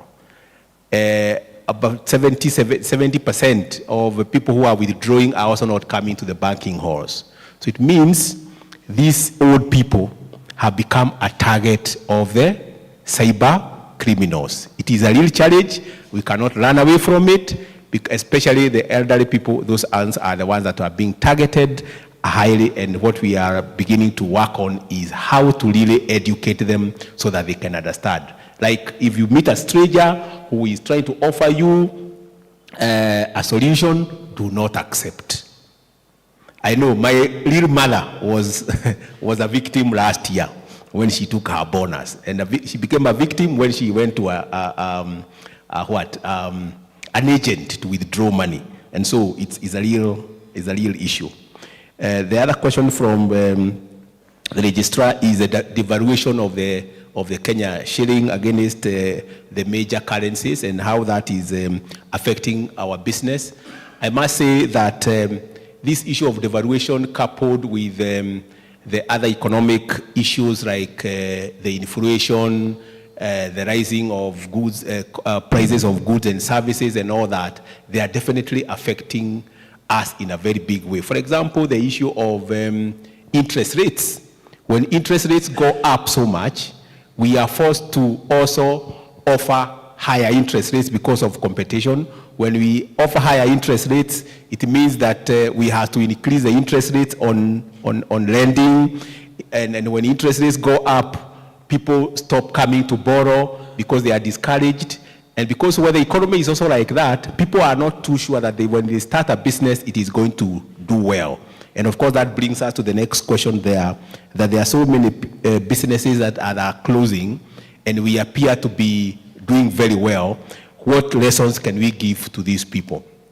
Of course, one of the things is that you must keep trying to understand what is going on. You must keep asking yourself questions. What do we do differently? What do we do differently? What do we do differently? What do I change? Is it the problem? Is it the employees? Is the problem technology? Is the problem the product? Is the problem the governance? Is the problem the image? Is the problem what? If you keep addressing those issues on a day-to-day basis, then you will find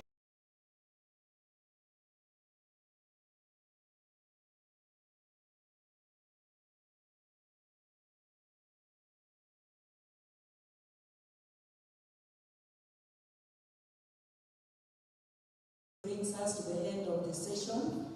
If you have any question for Mr. Mbui, you can put it on a piece of paper and then we can share with him later. But we really appreciate your time, Mr. Mbui, for creating that opportunity to share with us what currently the Mika Sacco, Mika Savings and Credit is, the value that you add to our institution as Murang'A University of Technology in terms of internships and attachments and the general public. We don't take it for granted. Thank you very much, and we look forward to continued partnership and networking with you. I want to take this opportunity to invite my co-facilitator to continue the session. Meanwhile, my name is Professor Dorothy Amwata. I was a co-facilitator for this session. Thank you.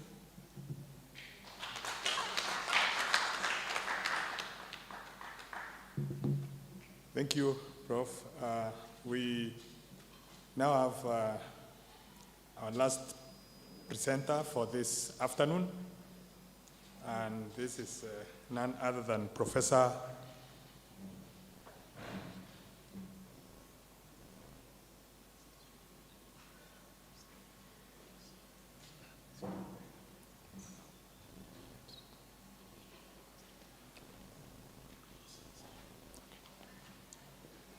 Okay, our last presenter for the afternoon is Professor Agri Willis Otieno.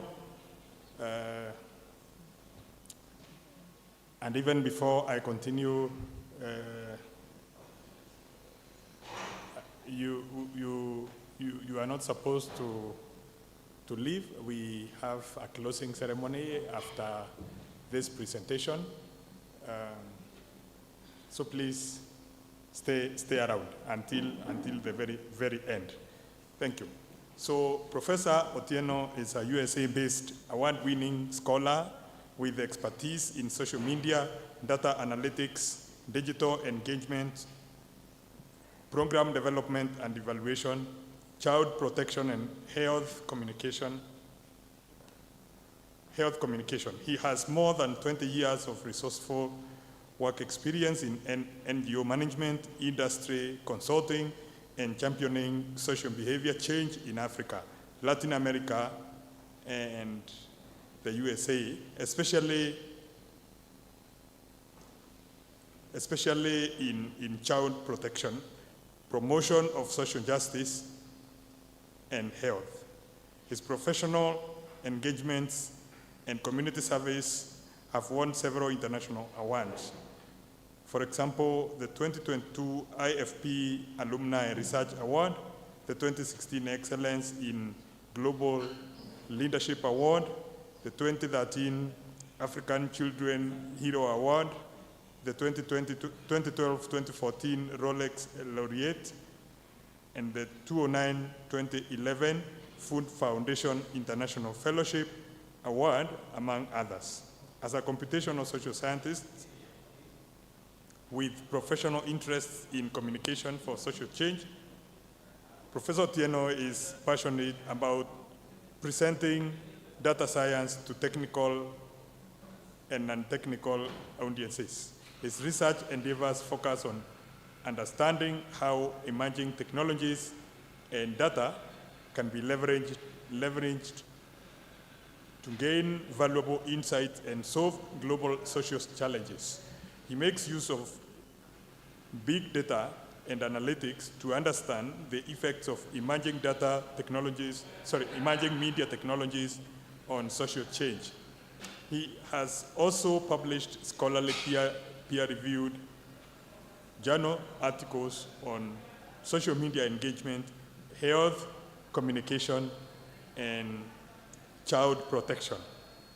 So, ladies and gentlemen, conference participants, please help me to welcome Professor Otieno. Professor, I believe you can hear me. Please take over.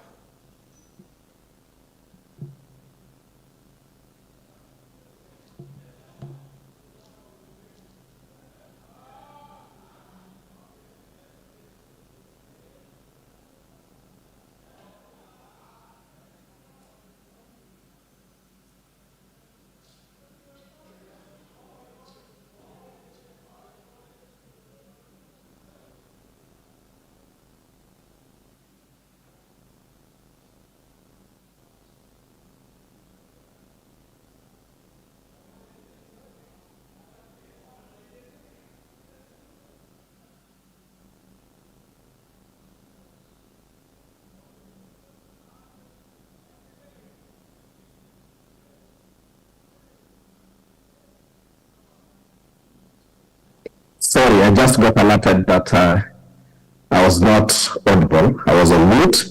So I have indicated that I will quickly show you a short video, a documentary that Ford Foundation did on some of the projects that I implemented in Korogocho. And then later on, I will give a brief presentation, about 20 minutes. And then after that, I can take a question or two. So I know that I'm in touch with Dr. John. If I'm not, I cannot be heard clearly, he can always text me and let me know. We can hear you. Okay. Remember playing with heaps of soil, and especially when it has rained and you look for plastic basins, you sit on them, you start sliding until they break off, and by the time you are going back home, you have a lot of blisters.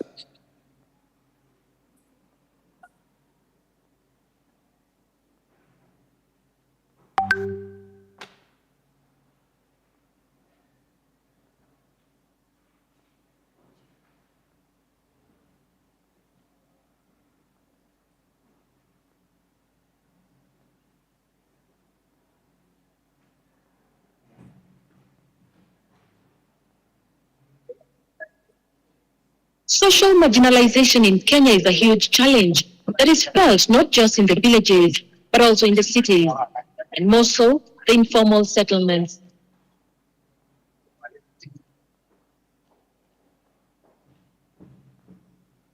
Born and bred in Nairobi's Korogosho slums, Willis Agri knows too well what it means to lack the most basic of things, like food and even shelter. The house that you used to stay in is smaller than this room that we are here. It's around 10 by 10 feet. And you know, in that house, you have your sisters, you have your mother, you have your other brothers. So this space itself is not enough. Outside also, there are not enough spaces where kids can play. So some of us, you have to be creative in terms of looking for ways in which you could engage in social activities. And that's why you will see so many youth probably hanging into guns and doing other activities because they don't have enough space where they could explore their skills and their talents. Ford Foundation's International Fellowship Program offers grants to individuals from marginalized communities with limited access to higher education. As a requirement of the International Fellowship Program, potential candidates need to have excelled in their education and show leadership qualities. In the year 1998, there was a cholera outbreak here in Korogocho. Around 100 people died. And we said, I was in high school, and we said, what can we do to give back to the community? Because cholera is a hygiene issue. And people just need to be taught how to do basic sanitation and stuff. And that is how we ended up coming up with this community newspaper called Korogocho Mirror. So it's out of this newspaper that we did a lot of awareness creation on the same.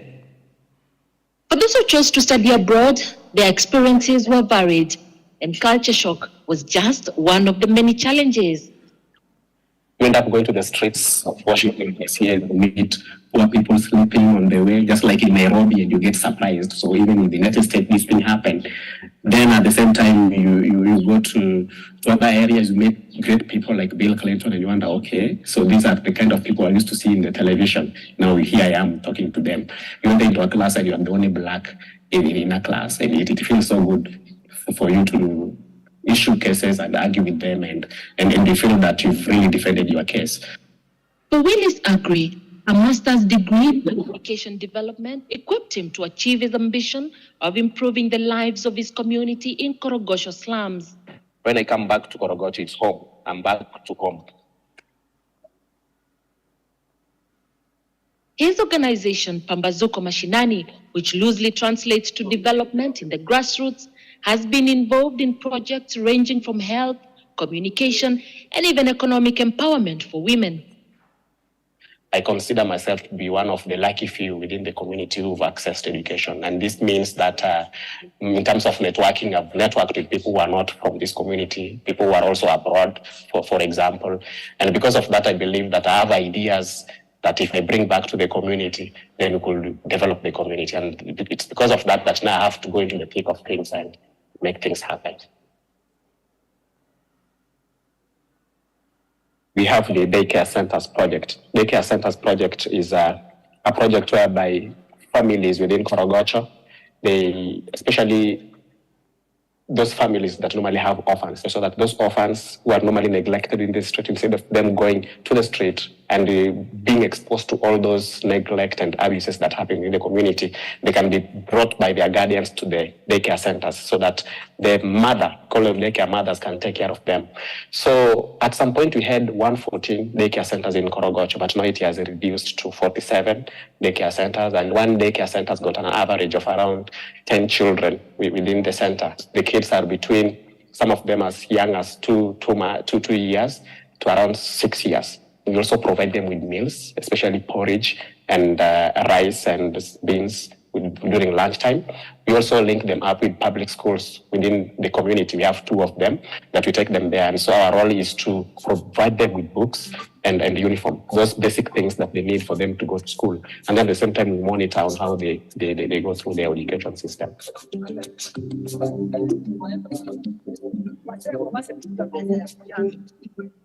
After some time, the newspaper was still going on and we were addressing governance issues. For example, I did a lot of research during those days on Constituency Development Fund and realized that around 14.3 million disappeared along the air. So we came back to the community, did a lot of awareness, taught them that this is your right, you have to be involved, not only be involved in terms of advocating for money to be allocated to your project, but we should also be given accountability on how much has been used and how was it used. So we did that, but again, we realized that a lot of the community members around cannot read. So a lot of people are still not benefiting from what you are doing. And that is how Coach FM also came in, so that people could talk slang. You could talk Kikuyu, you could talk in English, and so here there is no format. You talk the languages that people understand here. That is a community radio station that is the mouth of the people of Korogosho. The show is called At This Time Moment, 99.9 the frequency. Coach FM, DJ Andika with you here. It opens from 6 in the morning up to midnight. And we have a number of volunteers who work here, people working on a voluntary basis. Some of them grew up here in Korogosho. Others, we started the initiative together. Others are students from middle level colleges within the city. So they come here and they do internship. And we have various programs. Our concept is entertainment. Educate as you entertain. So we have a lot of programs. Some deals with governance issues, others with music. Sasa, uko poa? Then there is also the health clinic, the other side. So the health clinic, they've really helped the community because the community initially had to move a lot of kilometers for them to access health facilities. So this one, the health facility is now inside the community itself.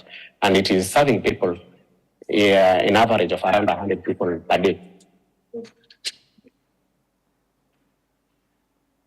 One of the things that I managed to help the community to do is to lodge with the government so that professional medical doctors can be brought here. The other advocacy that I'm doing thoroughly is to upgrade that community health facility so that it can accommodate more people. At the same time, it can also be well equipped. For the local administration, these projects in Korogosho form an essential part of development. We have healthy issues like diseases that are common here, like TB. We've had issues of HIV and many others like malaria and other diseases. So Willis has been of much help in contributing to intervention measures in this. The community is doing so well, but again, they also are limited. And thanks to IFP, I think that is the gap that I'm filling because now I have this technical know-how to write proposals. So that video introduces us to the concept of communication for development and social change, and that gives you a glimpse of some of the projects that I did during those days when I was still a student, and some are still ongoing up now. So that video was filmed and uploaded on YouTube in 2011. So some things that you've seen there have changed. Things have gotten a little bit better, but of course, they've not reached to the level that we really want it to be. So very quickly to introduce you to the concept. So given our nature as human beings, we have a constant need for interacting, cooperating, and communicating with others to work towards the satisfaction of multiple needs and challenges that face us. And I'm glad that I was listening to the other panelists. I could hear some of the challenges that they came up with, from climate change, renewable energy, poverty eradication, through circles and such kind of things. So communication for development and social change is the sharing of knowledge aimed at reaching a consensus for action that takes into account the interests, needs, and capacities of all concerned in a community. So communication for development and social change is a social process. So for the sake of this presentation, I'm going to share some insights, some directions that have been taken by recent studies, and practical applications of communication for development and social change. So just to give you a glimpse of my outline, I will be taking you through some of the theories that have been used to support various CDSC initiatives. And basically my approach is, I did what is known as systematic literature review and meta-analysis of about 90 articles, and very shortly I will take you through the methodology that I made use of to get information that I'm sharing with you. So the next one is I'll take you through some of the strategic media channels that are commonly being used, some of the social mobilization techniques that are being incorporated into communication for development and social change initiatives, some of the policy and advocacy issues that people are focusing on, and then you can see from that video already there's some impact going on, but again, we can highlight some of the impact and challenges that are being faced by scholars and practitioners for communication for development and social change. So very quickly, like I've indicated, I made use of systematic literature review and meta-analysis. And in this case, I adopted what is known as preferred items for systematic review and meta-analysis, commonly referred to as PRISMA. I did some search using various databases, for example, Scopus, EBSCO, Science Direct, and ProRequest, and you can see on the screen the number of articles that I got, in total about 253. Then after that, of course, the keywords that I was making use of was communication for development and also communication for social change. This process started sometimes in August, and it continued until sometimes last month. At some point, I ended up hiring 2 coders to help me do the coding of all the text that you are having. And the analysis, of course, started in September. The inclusion criteria of the articles that I analyzed, 1 is that they had to be in English. 2, they had to talk about communication for development and communication for social change. They had to be reports about projects that focuses on this issue, or a primary research done by scholars, and those publications must be on open access platforms. And the exclusion criteria that I used was the articles that were form of reviews or commentary were not included in this review. So I developed a coding scheme, trained my 2 coders. We revised the coding scheme until we got a reliability test, Cohen Kappa reliability test of at least 0.7 in all the categories that we had. So from the next 90 articles that we reviewed, and these articles were on communication for development or communication for social change, as you can see, I looked at the authors who are publishing these articles. Where are they based at the moment? And we can see that those who are based in North America, like myself, are about 37%. And if you look at scholars who are from African continent, about 10%. So that means in Africa, in terms of publishing, we are still lagging behind. The source of publications, like I indicated earlier, you are looking at those that were reports from organizations who are implementing projects like these ones, or from academic journals. So 69 were from academic journals and 21 from Gray publication. So in these articles, about 48% made use of qualitative research design. So basically this included key informant interviews, focus group discussions, or ethnographic studies. A good number had mixed methods, about 30%. But one of the things that is now coming up is the use of data science, data mining, text mining, and I'm glad to report that the articles that are reviewed, about 4% of them are making use of this technique. In terms of regions, where these studies that have been documented in these publications that are reviewed, Africa is producing more, or they are being targeted in terms of that 3% projects are being implemented in those regions. But you can see even in America, we are still making use of this kind of techniques to address some of the challenges that we are facing here in the USA.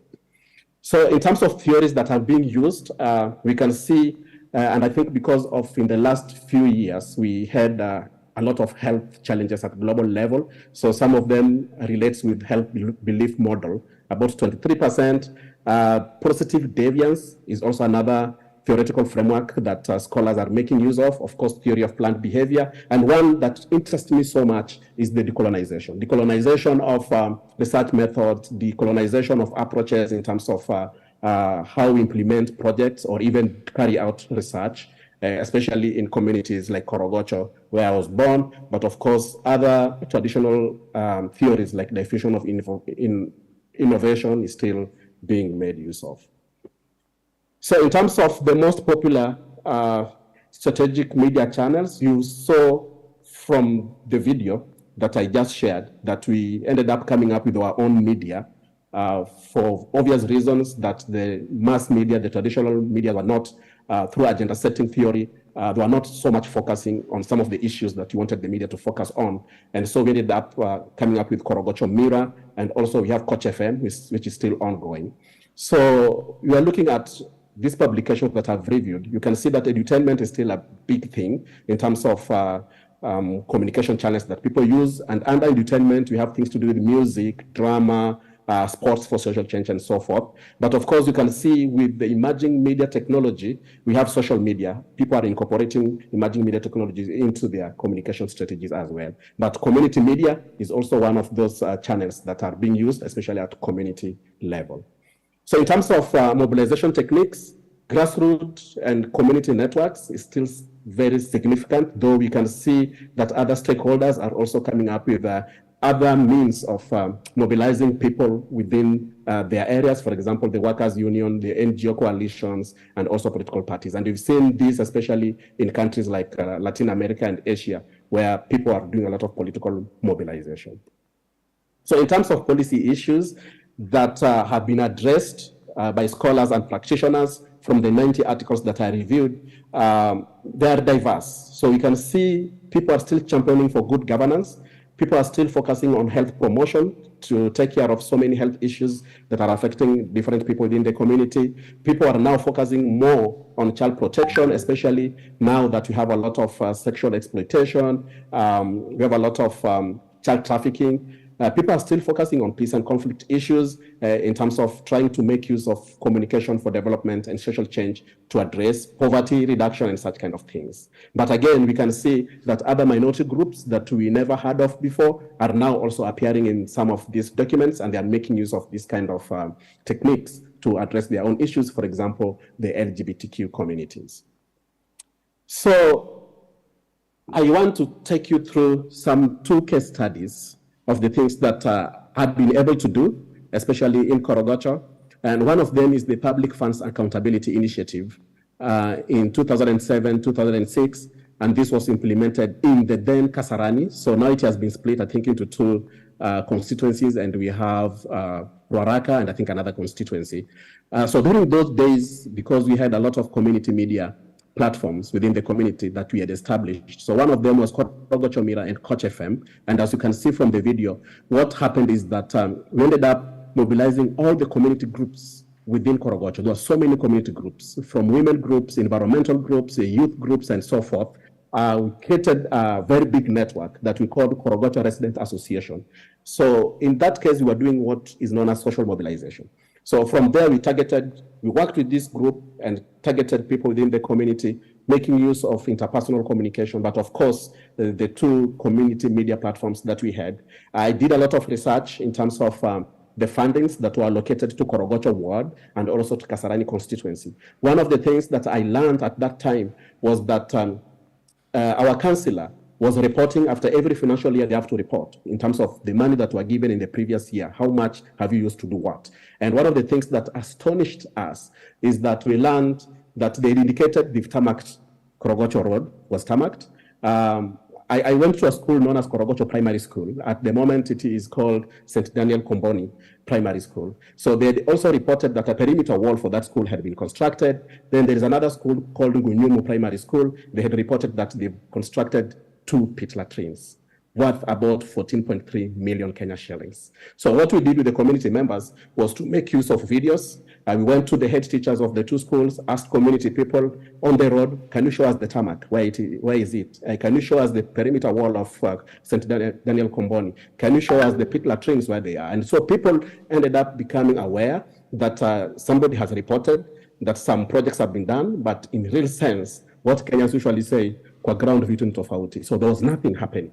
And through this, we started having a lot of community conversations. We called the councillor to come and explain to us what is going on. So is the MP never turned up. The councillor, of course, never turned up. And we ended up going to court. So we sued at least the councillor, and the court ended up agreeing with us that that money needs to be refunded for it to do what needs to be done. So that is a good example of how to make use of community, how to do social mobilization, and to focus on one policy issue or advocacy issue, and you end up getting results. And as we speak now, Korogocho has changed. It has better infrastructure in terms of road networks. It is not as muddy as it was when I was growing up.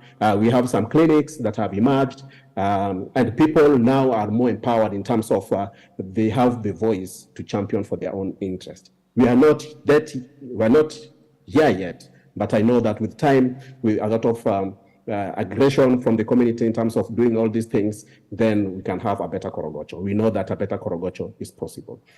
The second one is what I call Kick TB out of Korogocho project.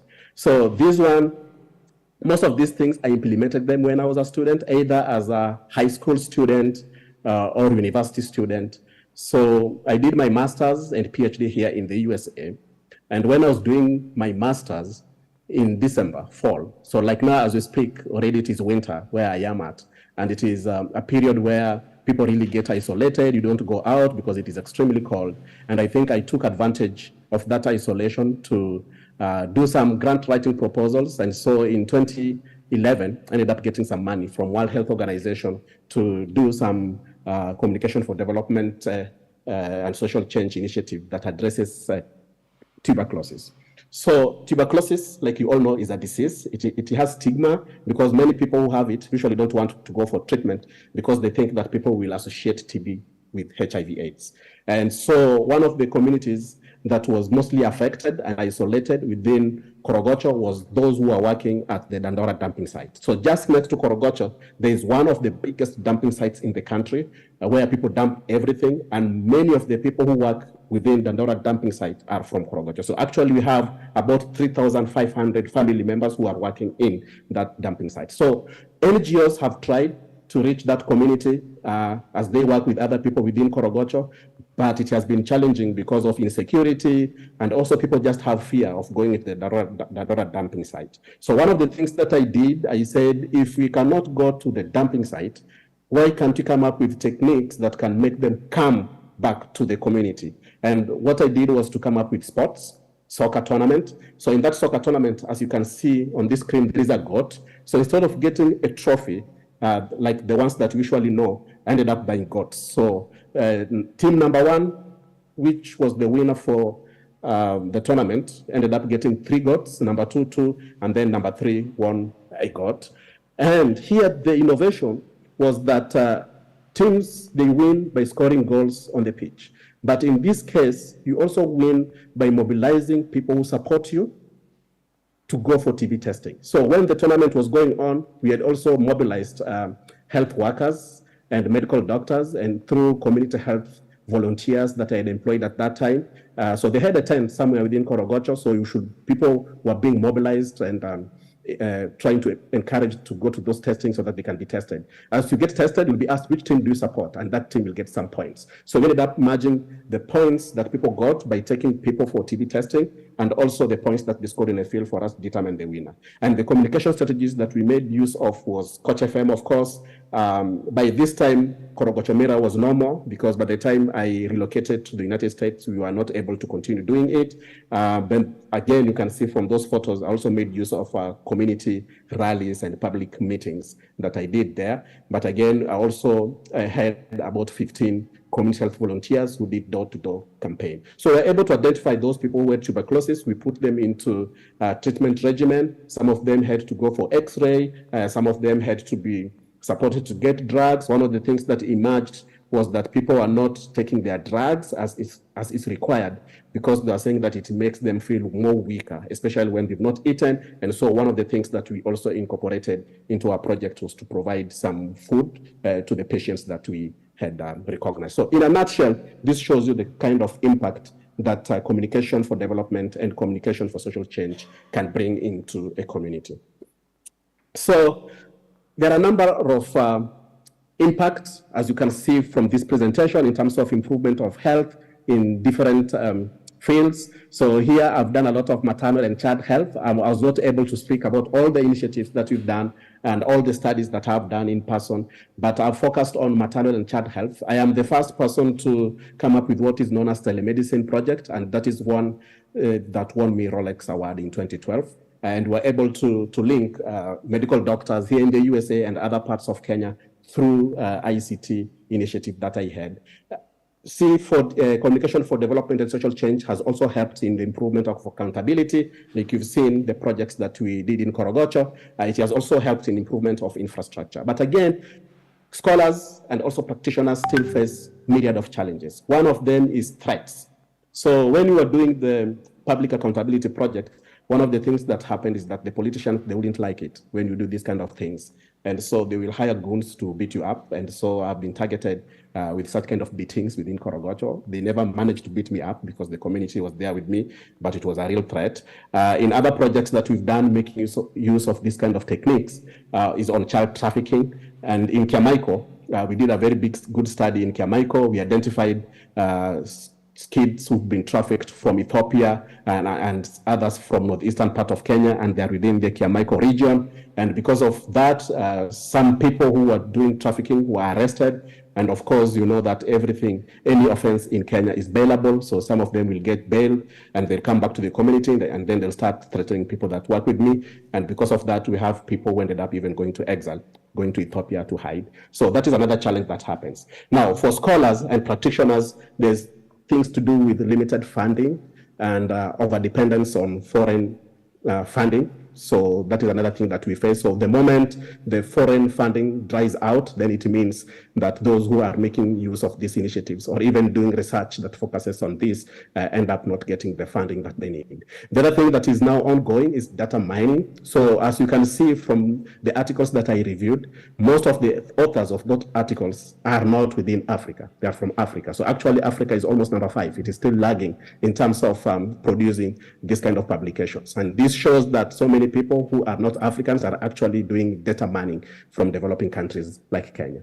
Then, as you can see from the theories that I highlighted, most of those theories are Western generated, but I'm glad that others are still coming up, like decolonization of research methods and such kind of things.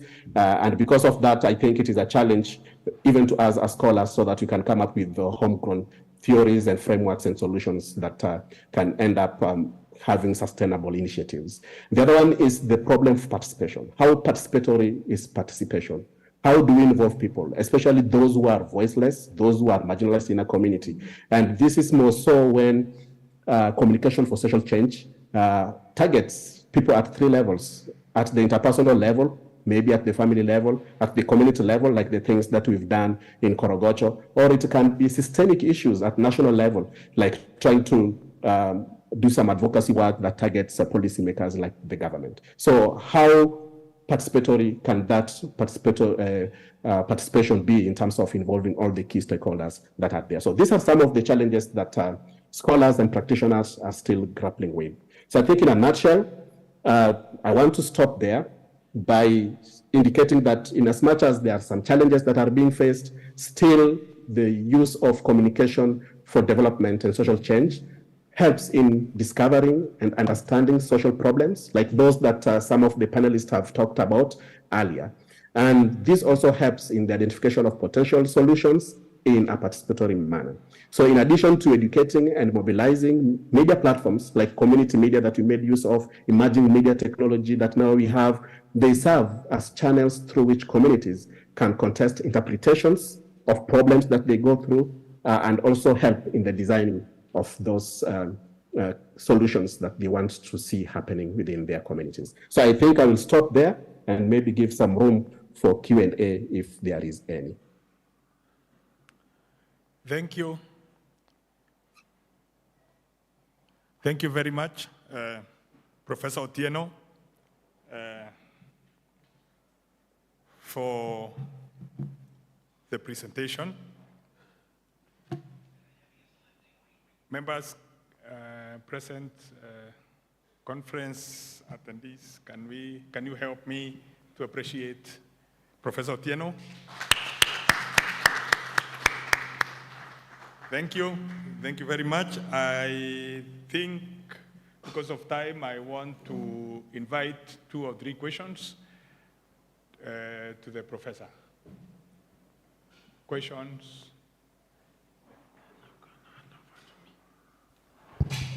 Yes, I can see one. Please give him a mic.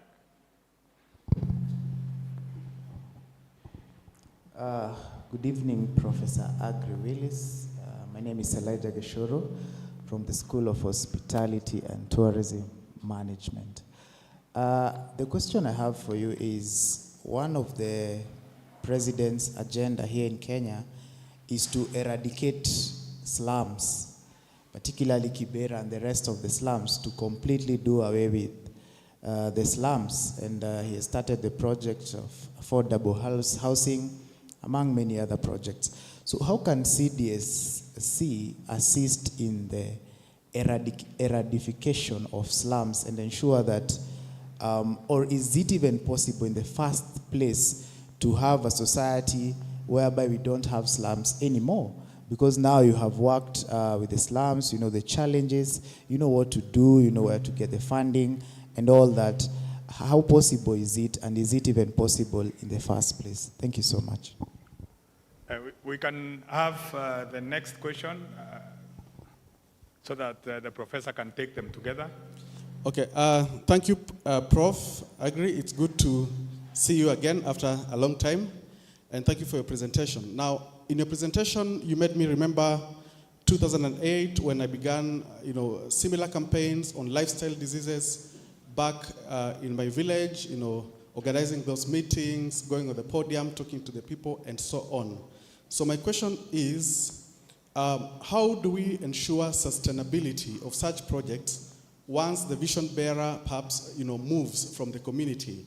Like my project, I know we were doing high blood pressure and lifestyle disease campaigns, but once I moved outside the village, that kind of went down. So how do we ensure sustainability? And then secondly, from your vantage point now, as a communication scholar, what would you do differently, in terms of communication strategy, looking back?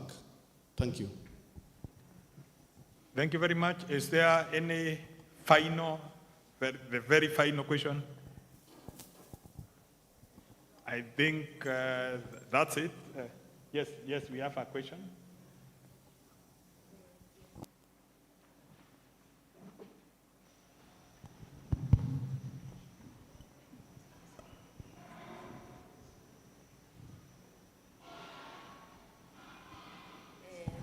Thank you very much, Professor.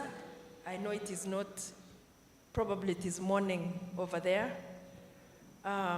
Thank you for the presentation. My question is, even to you and Dr. Ndavula, those in communication, when you talk about the technical, passing technical information, say for example, lifestyle diseases, I know, would you be passing technical, or would you be inviting people to pass that information, or do you sometimes find that because you are not in that technical area, it might be difficult, and especially, say, for example, when you talk about maternal child health, for example, or issues of tuberculosis, all that. So do you find it perhaps difficult if you are not from that technical area? Thank you.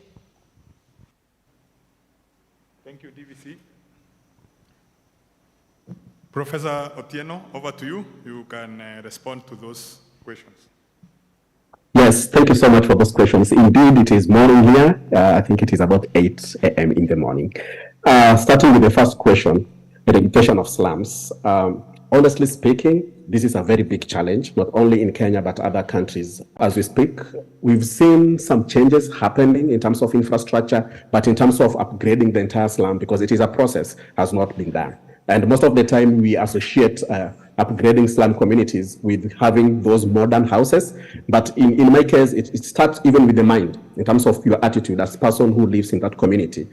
And then it goes to infrastructure development. So I know making use of communication for development, is it. So the more you involve people, it also has advantages and disadvantages. People have different interests, and because of their different interests, you are trying to come up with a common ground, and we will find those people who really want things on their own. Let me tell you an example. For example, in Korogocho, that is where I was born. I was born there. My mother owns a plot, constructed a house in late 70s and early 80s. And in that house, when we started discussions about slum upgrading, one of the things that came up is the so-called landlords. This space is mine. At the same time, then we have tenants. So tenants are also saying, we were born here and you are still paying for rent. I am a bona fide Korogocho resident. So when the slum is being upgraded and people are having modern houses, I also need to have one of my own. So you see, those are conflicting interests already in terms of space. So it involves a lot of process, a lot of training, a lot of discussions, so that you can have common ground. And one of it was even in terms of title deed. So who's going to have the title deed? Is it the landlord or is it everybody else? And I think one of the things that people agreed in Korogocho was to have communal ownership, so that everybody can own and you have certificate of ownership instead of having a title deed as an individual. So what the president is doing is possible. The problem is sometimes it is top down. So if it is more of top down, then there is a challenge, because people are coming up with their own thinking, their own conceptualization, and they want to put them into the throat of the people without having discussions with them. They are not owning the process, and so it becomes challenging. And that is one of the challenges that we faced in Korogocho, and it has taken a long period of time. But I can tell you, I did not have time to talk about all the initiatives that we've done, but there is one that we did that was going to do a lot of, that has significantly improved the infrastructure in Korogocho. So in mid-2000, Kenya owes a lot of debt. So it has money from other developed countries, and then they need to pay back. And so we started a campaign in Korogocho to target embassies of those nations so that they can forgive debt. They can forgive us. And that money being taken back to the community. And the Italian government ended up agreeing to forgive debts that Kenya government owed them at that time. And they said this debt is going to be taken back to Korogocho to improve the infrastructure of Korogocho. And that is how we got the money to even tarmac the roads that we have now. But I can tell you, it has been very challenging. Some people have died. My friends have been killed because of advocacy, like I've said. You keep on stepping on people's toes. There are people who are corrupt when that money comes in. And so those are challenges that people face. And it will take a lot of time for us to see slums being eradicated the way we anticipate it to be eradicated.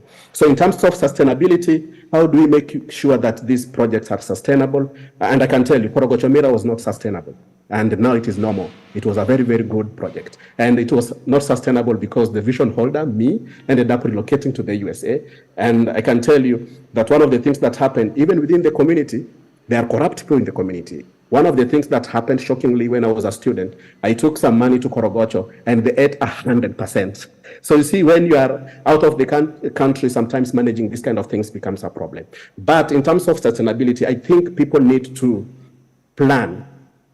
A lot of time should go into the design, even before you go into the community for you to start implementing or even doing research. The design is very, very important. And as you design it, I should not sit here in my house in the US and think that I'm all-knowing. I have all these experiences that now I can just write a proposal, coordination and giving directions in Korogocho, and also trying to bring people that I thought they can help me in terms of influencers. And again, I was not able to take care of all the interests that people had. And because of that, the project was successful, but it also had its own challenges. So I think one thing that I can do differently to ensure that there is sustainability is to take a lot of time, not to rush because I have the resources, but I should take time, conceptualize the project with the community members, so a lot of meetings, so that they can say this strategy is going to work for us, this one is not going to work with us, and also incorporate experts, and this goes with the other question about technical information. So you have to bring in other experts also who are not from the community, and then we have communication experts to help us translate this technical information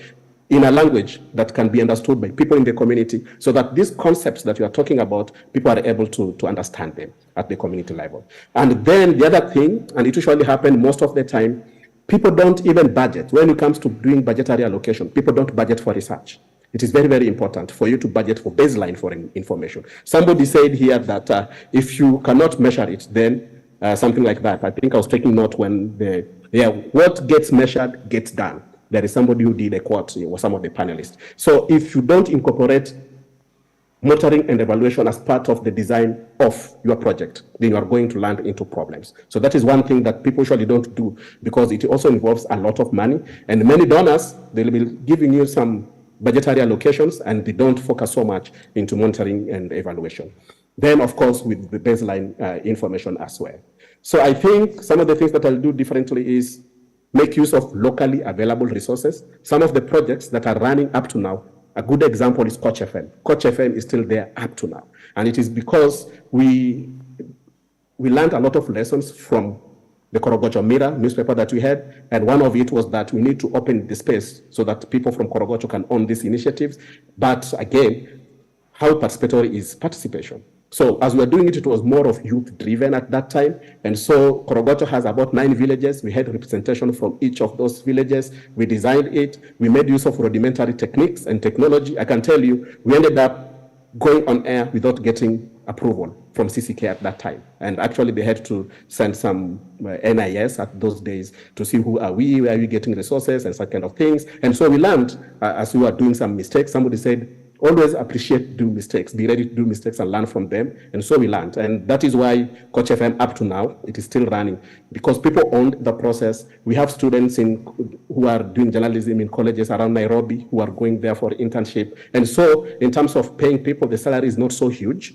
And the moment you take care of those kind of overheads, and they are not so unsustainable, then that means that all these things can continue. Then the other thing is that we get news from the community, and everybody there is practicing community journalism, and so they keep on sharing news with us.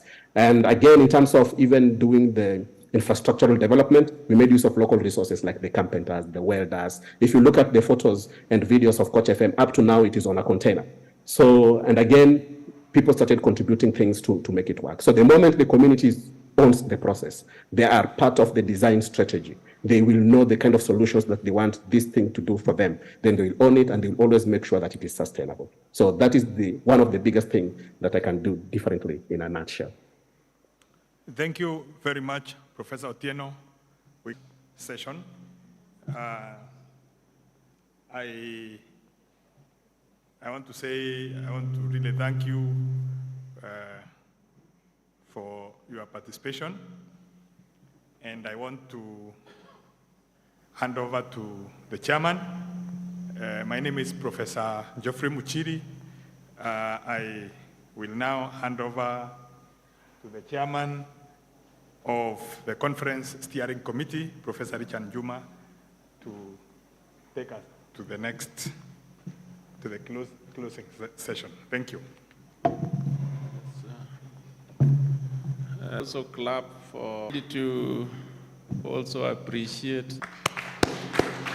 And then finally, we needed to appreciate all of us. Finally, I would like to make an announcement for our viewers who are elsewhere in the world and participants that the conference, the international conference, started today. It is on tomorrow and the third day on 10th. Tomorrow we are starting to do the conference virtually, and we have breakout rooms. The first one will be ICT engineering for the 5th Industrial Revolution. And I think you have got the link right, because the conference will start at 8:30 tomorrow in these breakaway rooms. The second one is on innovations in education and training for sustainable development. The link has been sent to you, and you can join the conference tomorrow from 8 o'clock. And then the third group, technology and innovation for sustainable agriculture, hospitality, food, and nutrition security. That breakout room will start at 8:30, so kindly join. The fourth one, science and human wellness for socio-economic growth, is on. The link have been sent and they are active. The participation and presentations will start at 8:30 tomorrow, 9th. We have the fifth one, innovation and adaptability in business and tourism for socioeconomic development. This one is on again tomorrow for our viewers and presenters. Be ready to start at 8. I'm talking of 8 Kenyan time, so when you are abroad, depending on which country you are, you can check the world time so that you start with us at 8.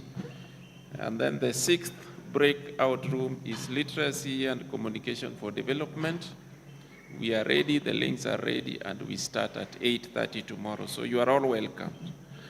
As we close, I would like to invite the Deputy Vice Chancellor in charge of academic and student affairs to just make a concluding remarks. Then after that, we have some gifts for the keynote speakers. I think they are ready. The Deputy Vice Chancellor will give out the gifts here. We take some photos. After that, we will invite one of us to pray, and then we close for today. But I would like to tell everybody in the whole world that the conference is on. We are just closing for today, but we will start tomorrow at 8:30. Let me take this opportunity to invite the DVC to kindly close for us.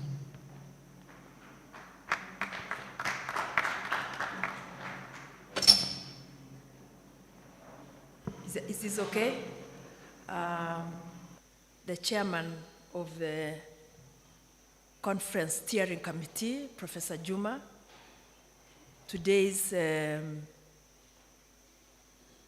members or the chairs of the different sessions. I would, of course, our members who have come all the way to make presentations or are in very far-flung places in their own countries and wherever they are. Thank you. I want to take this opportunity to thank you very much, the listeners and those who have been contributing in one way or another, the technical people. I would like to say thank you very much. I think it has been almost flawless since morning, since we started with our exhibitions and having our opening ceremony with the PS and the Vice Chancellor coming. I think everything has gone very well, and I want to congratulate ourselves for the work that we have done. So I know we are coming to the end of today, but it is not the end of the conference. We have been told about the breakaway rooms tomorrow. Look at the program and see where you will fit. You might even move from one room to another, depending on the topic that you are interested in. So I believe our conference steering committee will give us all the links so that we can be able to move from one room to another, depending on the topic that we will be interested in.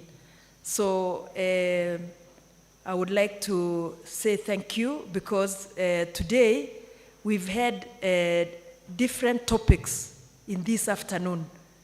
And there are different areas: chemistry, Kiswahili, agriculture, different areas, communication, the one that we have just had. And even though we are not from those areas, we have really learned a lot. Personally, I've learned a lot. And I will not go to each one, but I'm sure there will be a time where this information will be shared so that each of us will see what they've learned. But for me, I have learned a lot, and even from the presenters who are on the other side, they actually were quoting what the previous presenter was what they learned from the previous, or what touched them in the previous presenter's presentation. So thank you very much. May God bless you. And I wish us a good conference. I think it is started well, and I know it will end well. Thank you.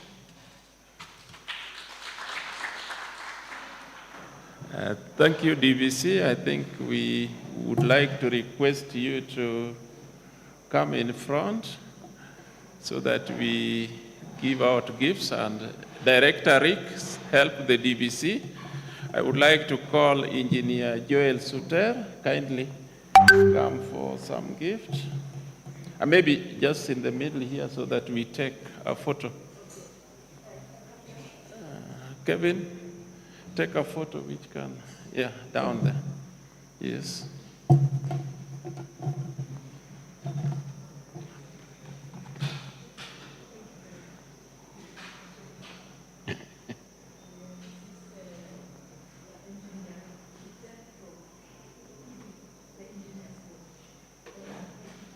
Yes.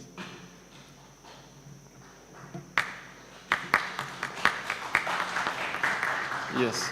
Thank you, Engineer Suter from the Engineering Board.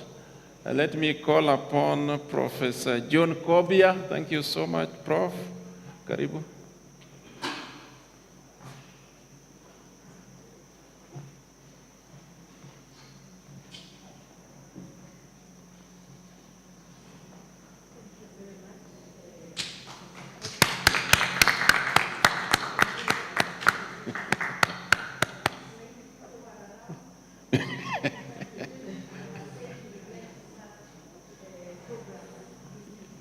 Yes. Thank you so much, DVC, for that.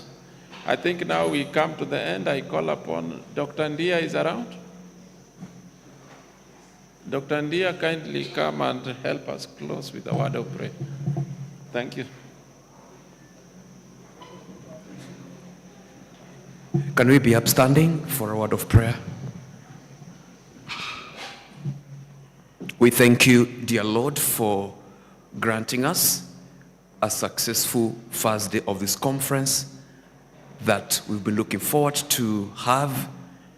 And we thank you that you've given us the strength and the ability to engage in other sessions. We are looking forward to have the rest of the days ahead of us to be a success. Lord, even as we part and move to different directions, we ask of your guidance, we ask of your protection, we ask of the angelic ministry to be upon each one of us. And this is our prayer in Jesus' name. Amen. Thank you.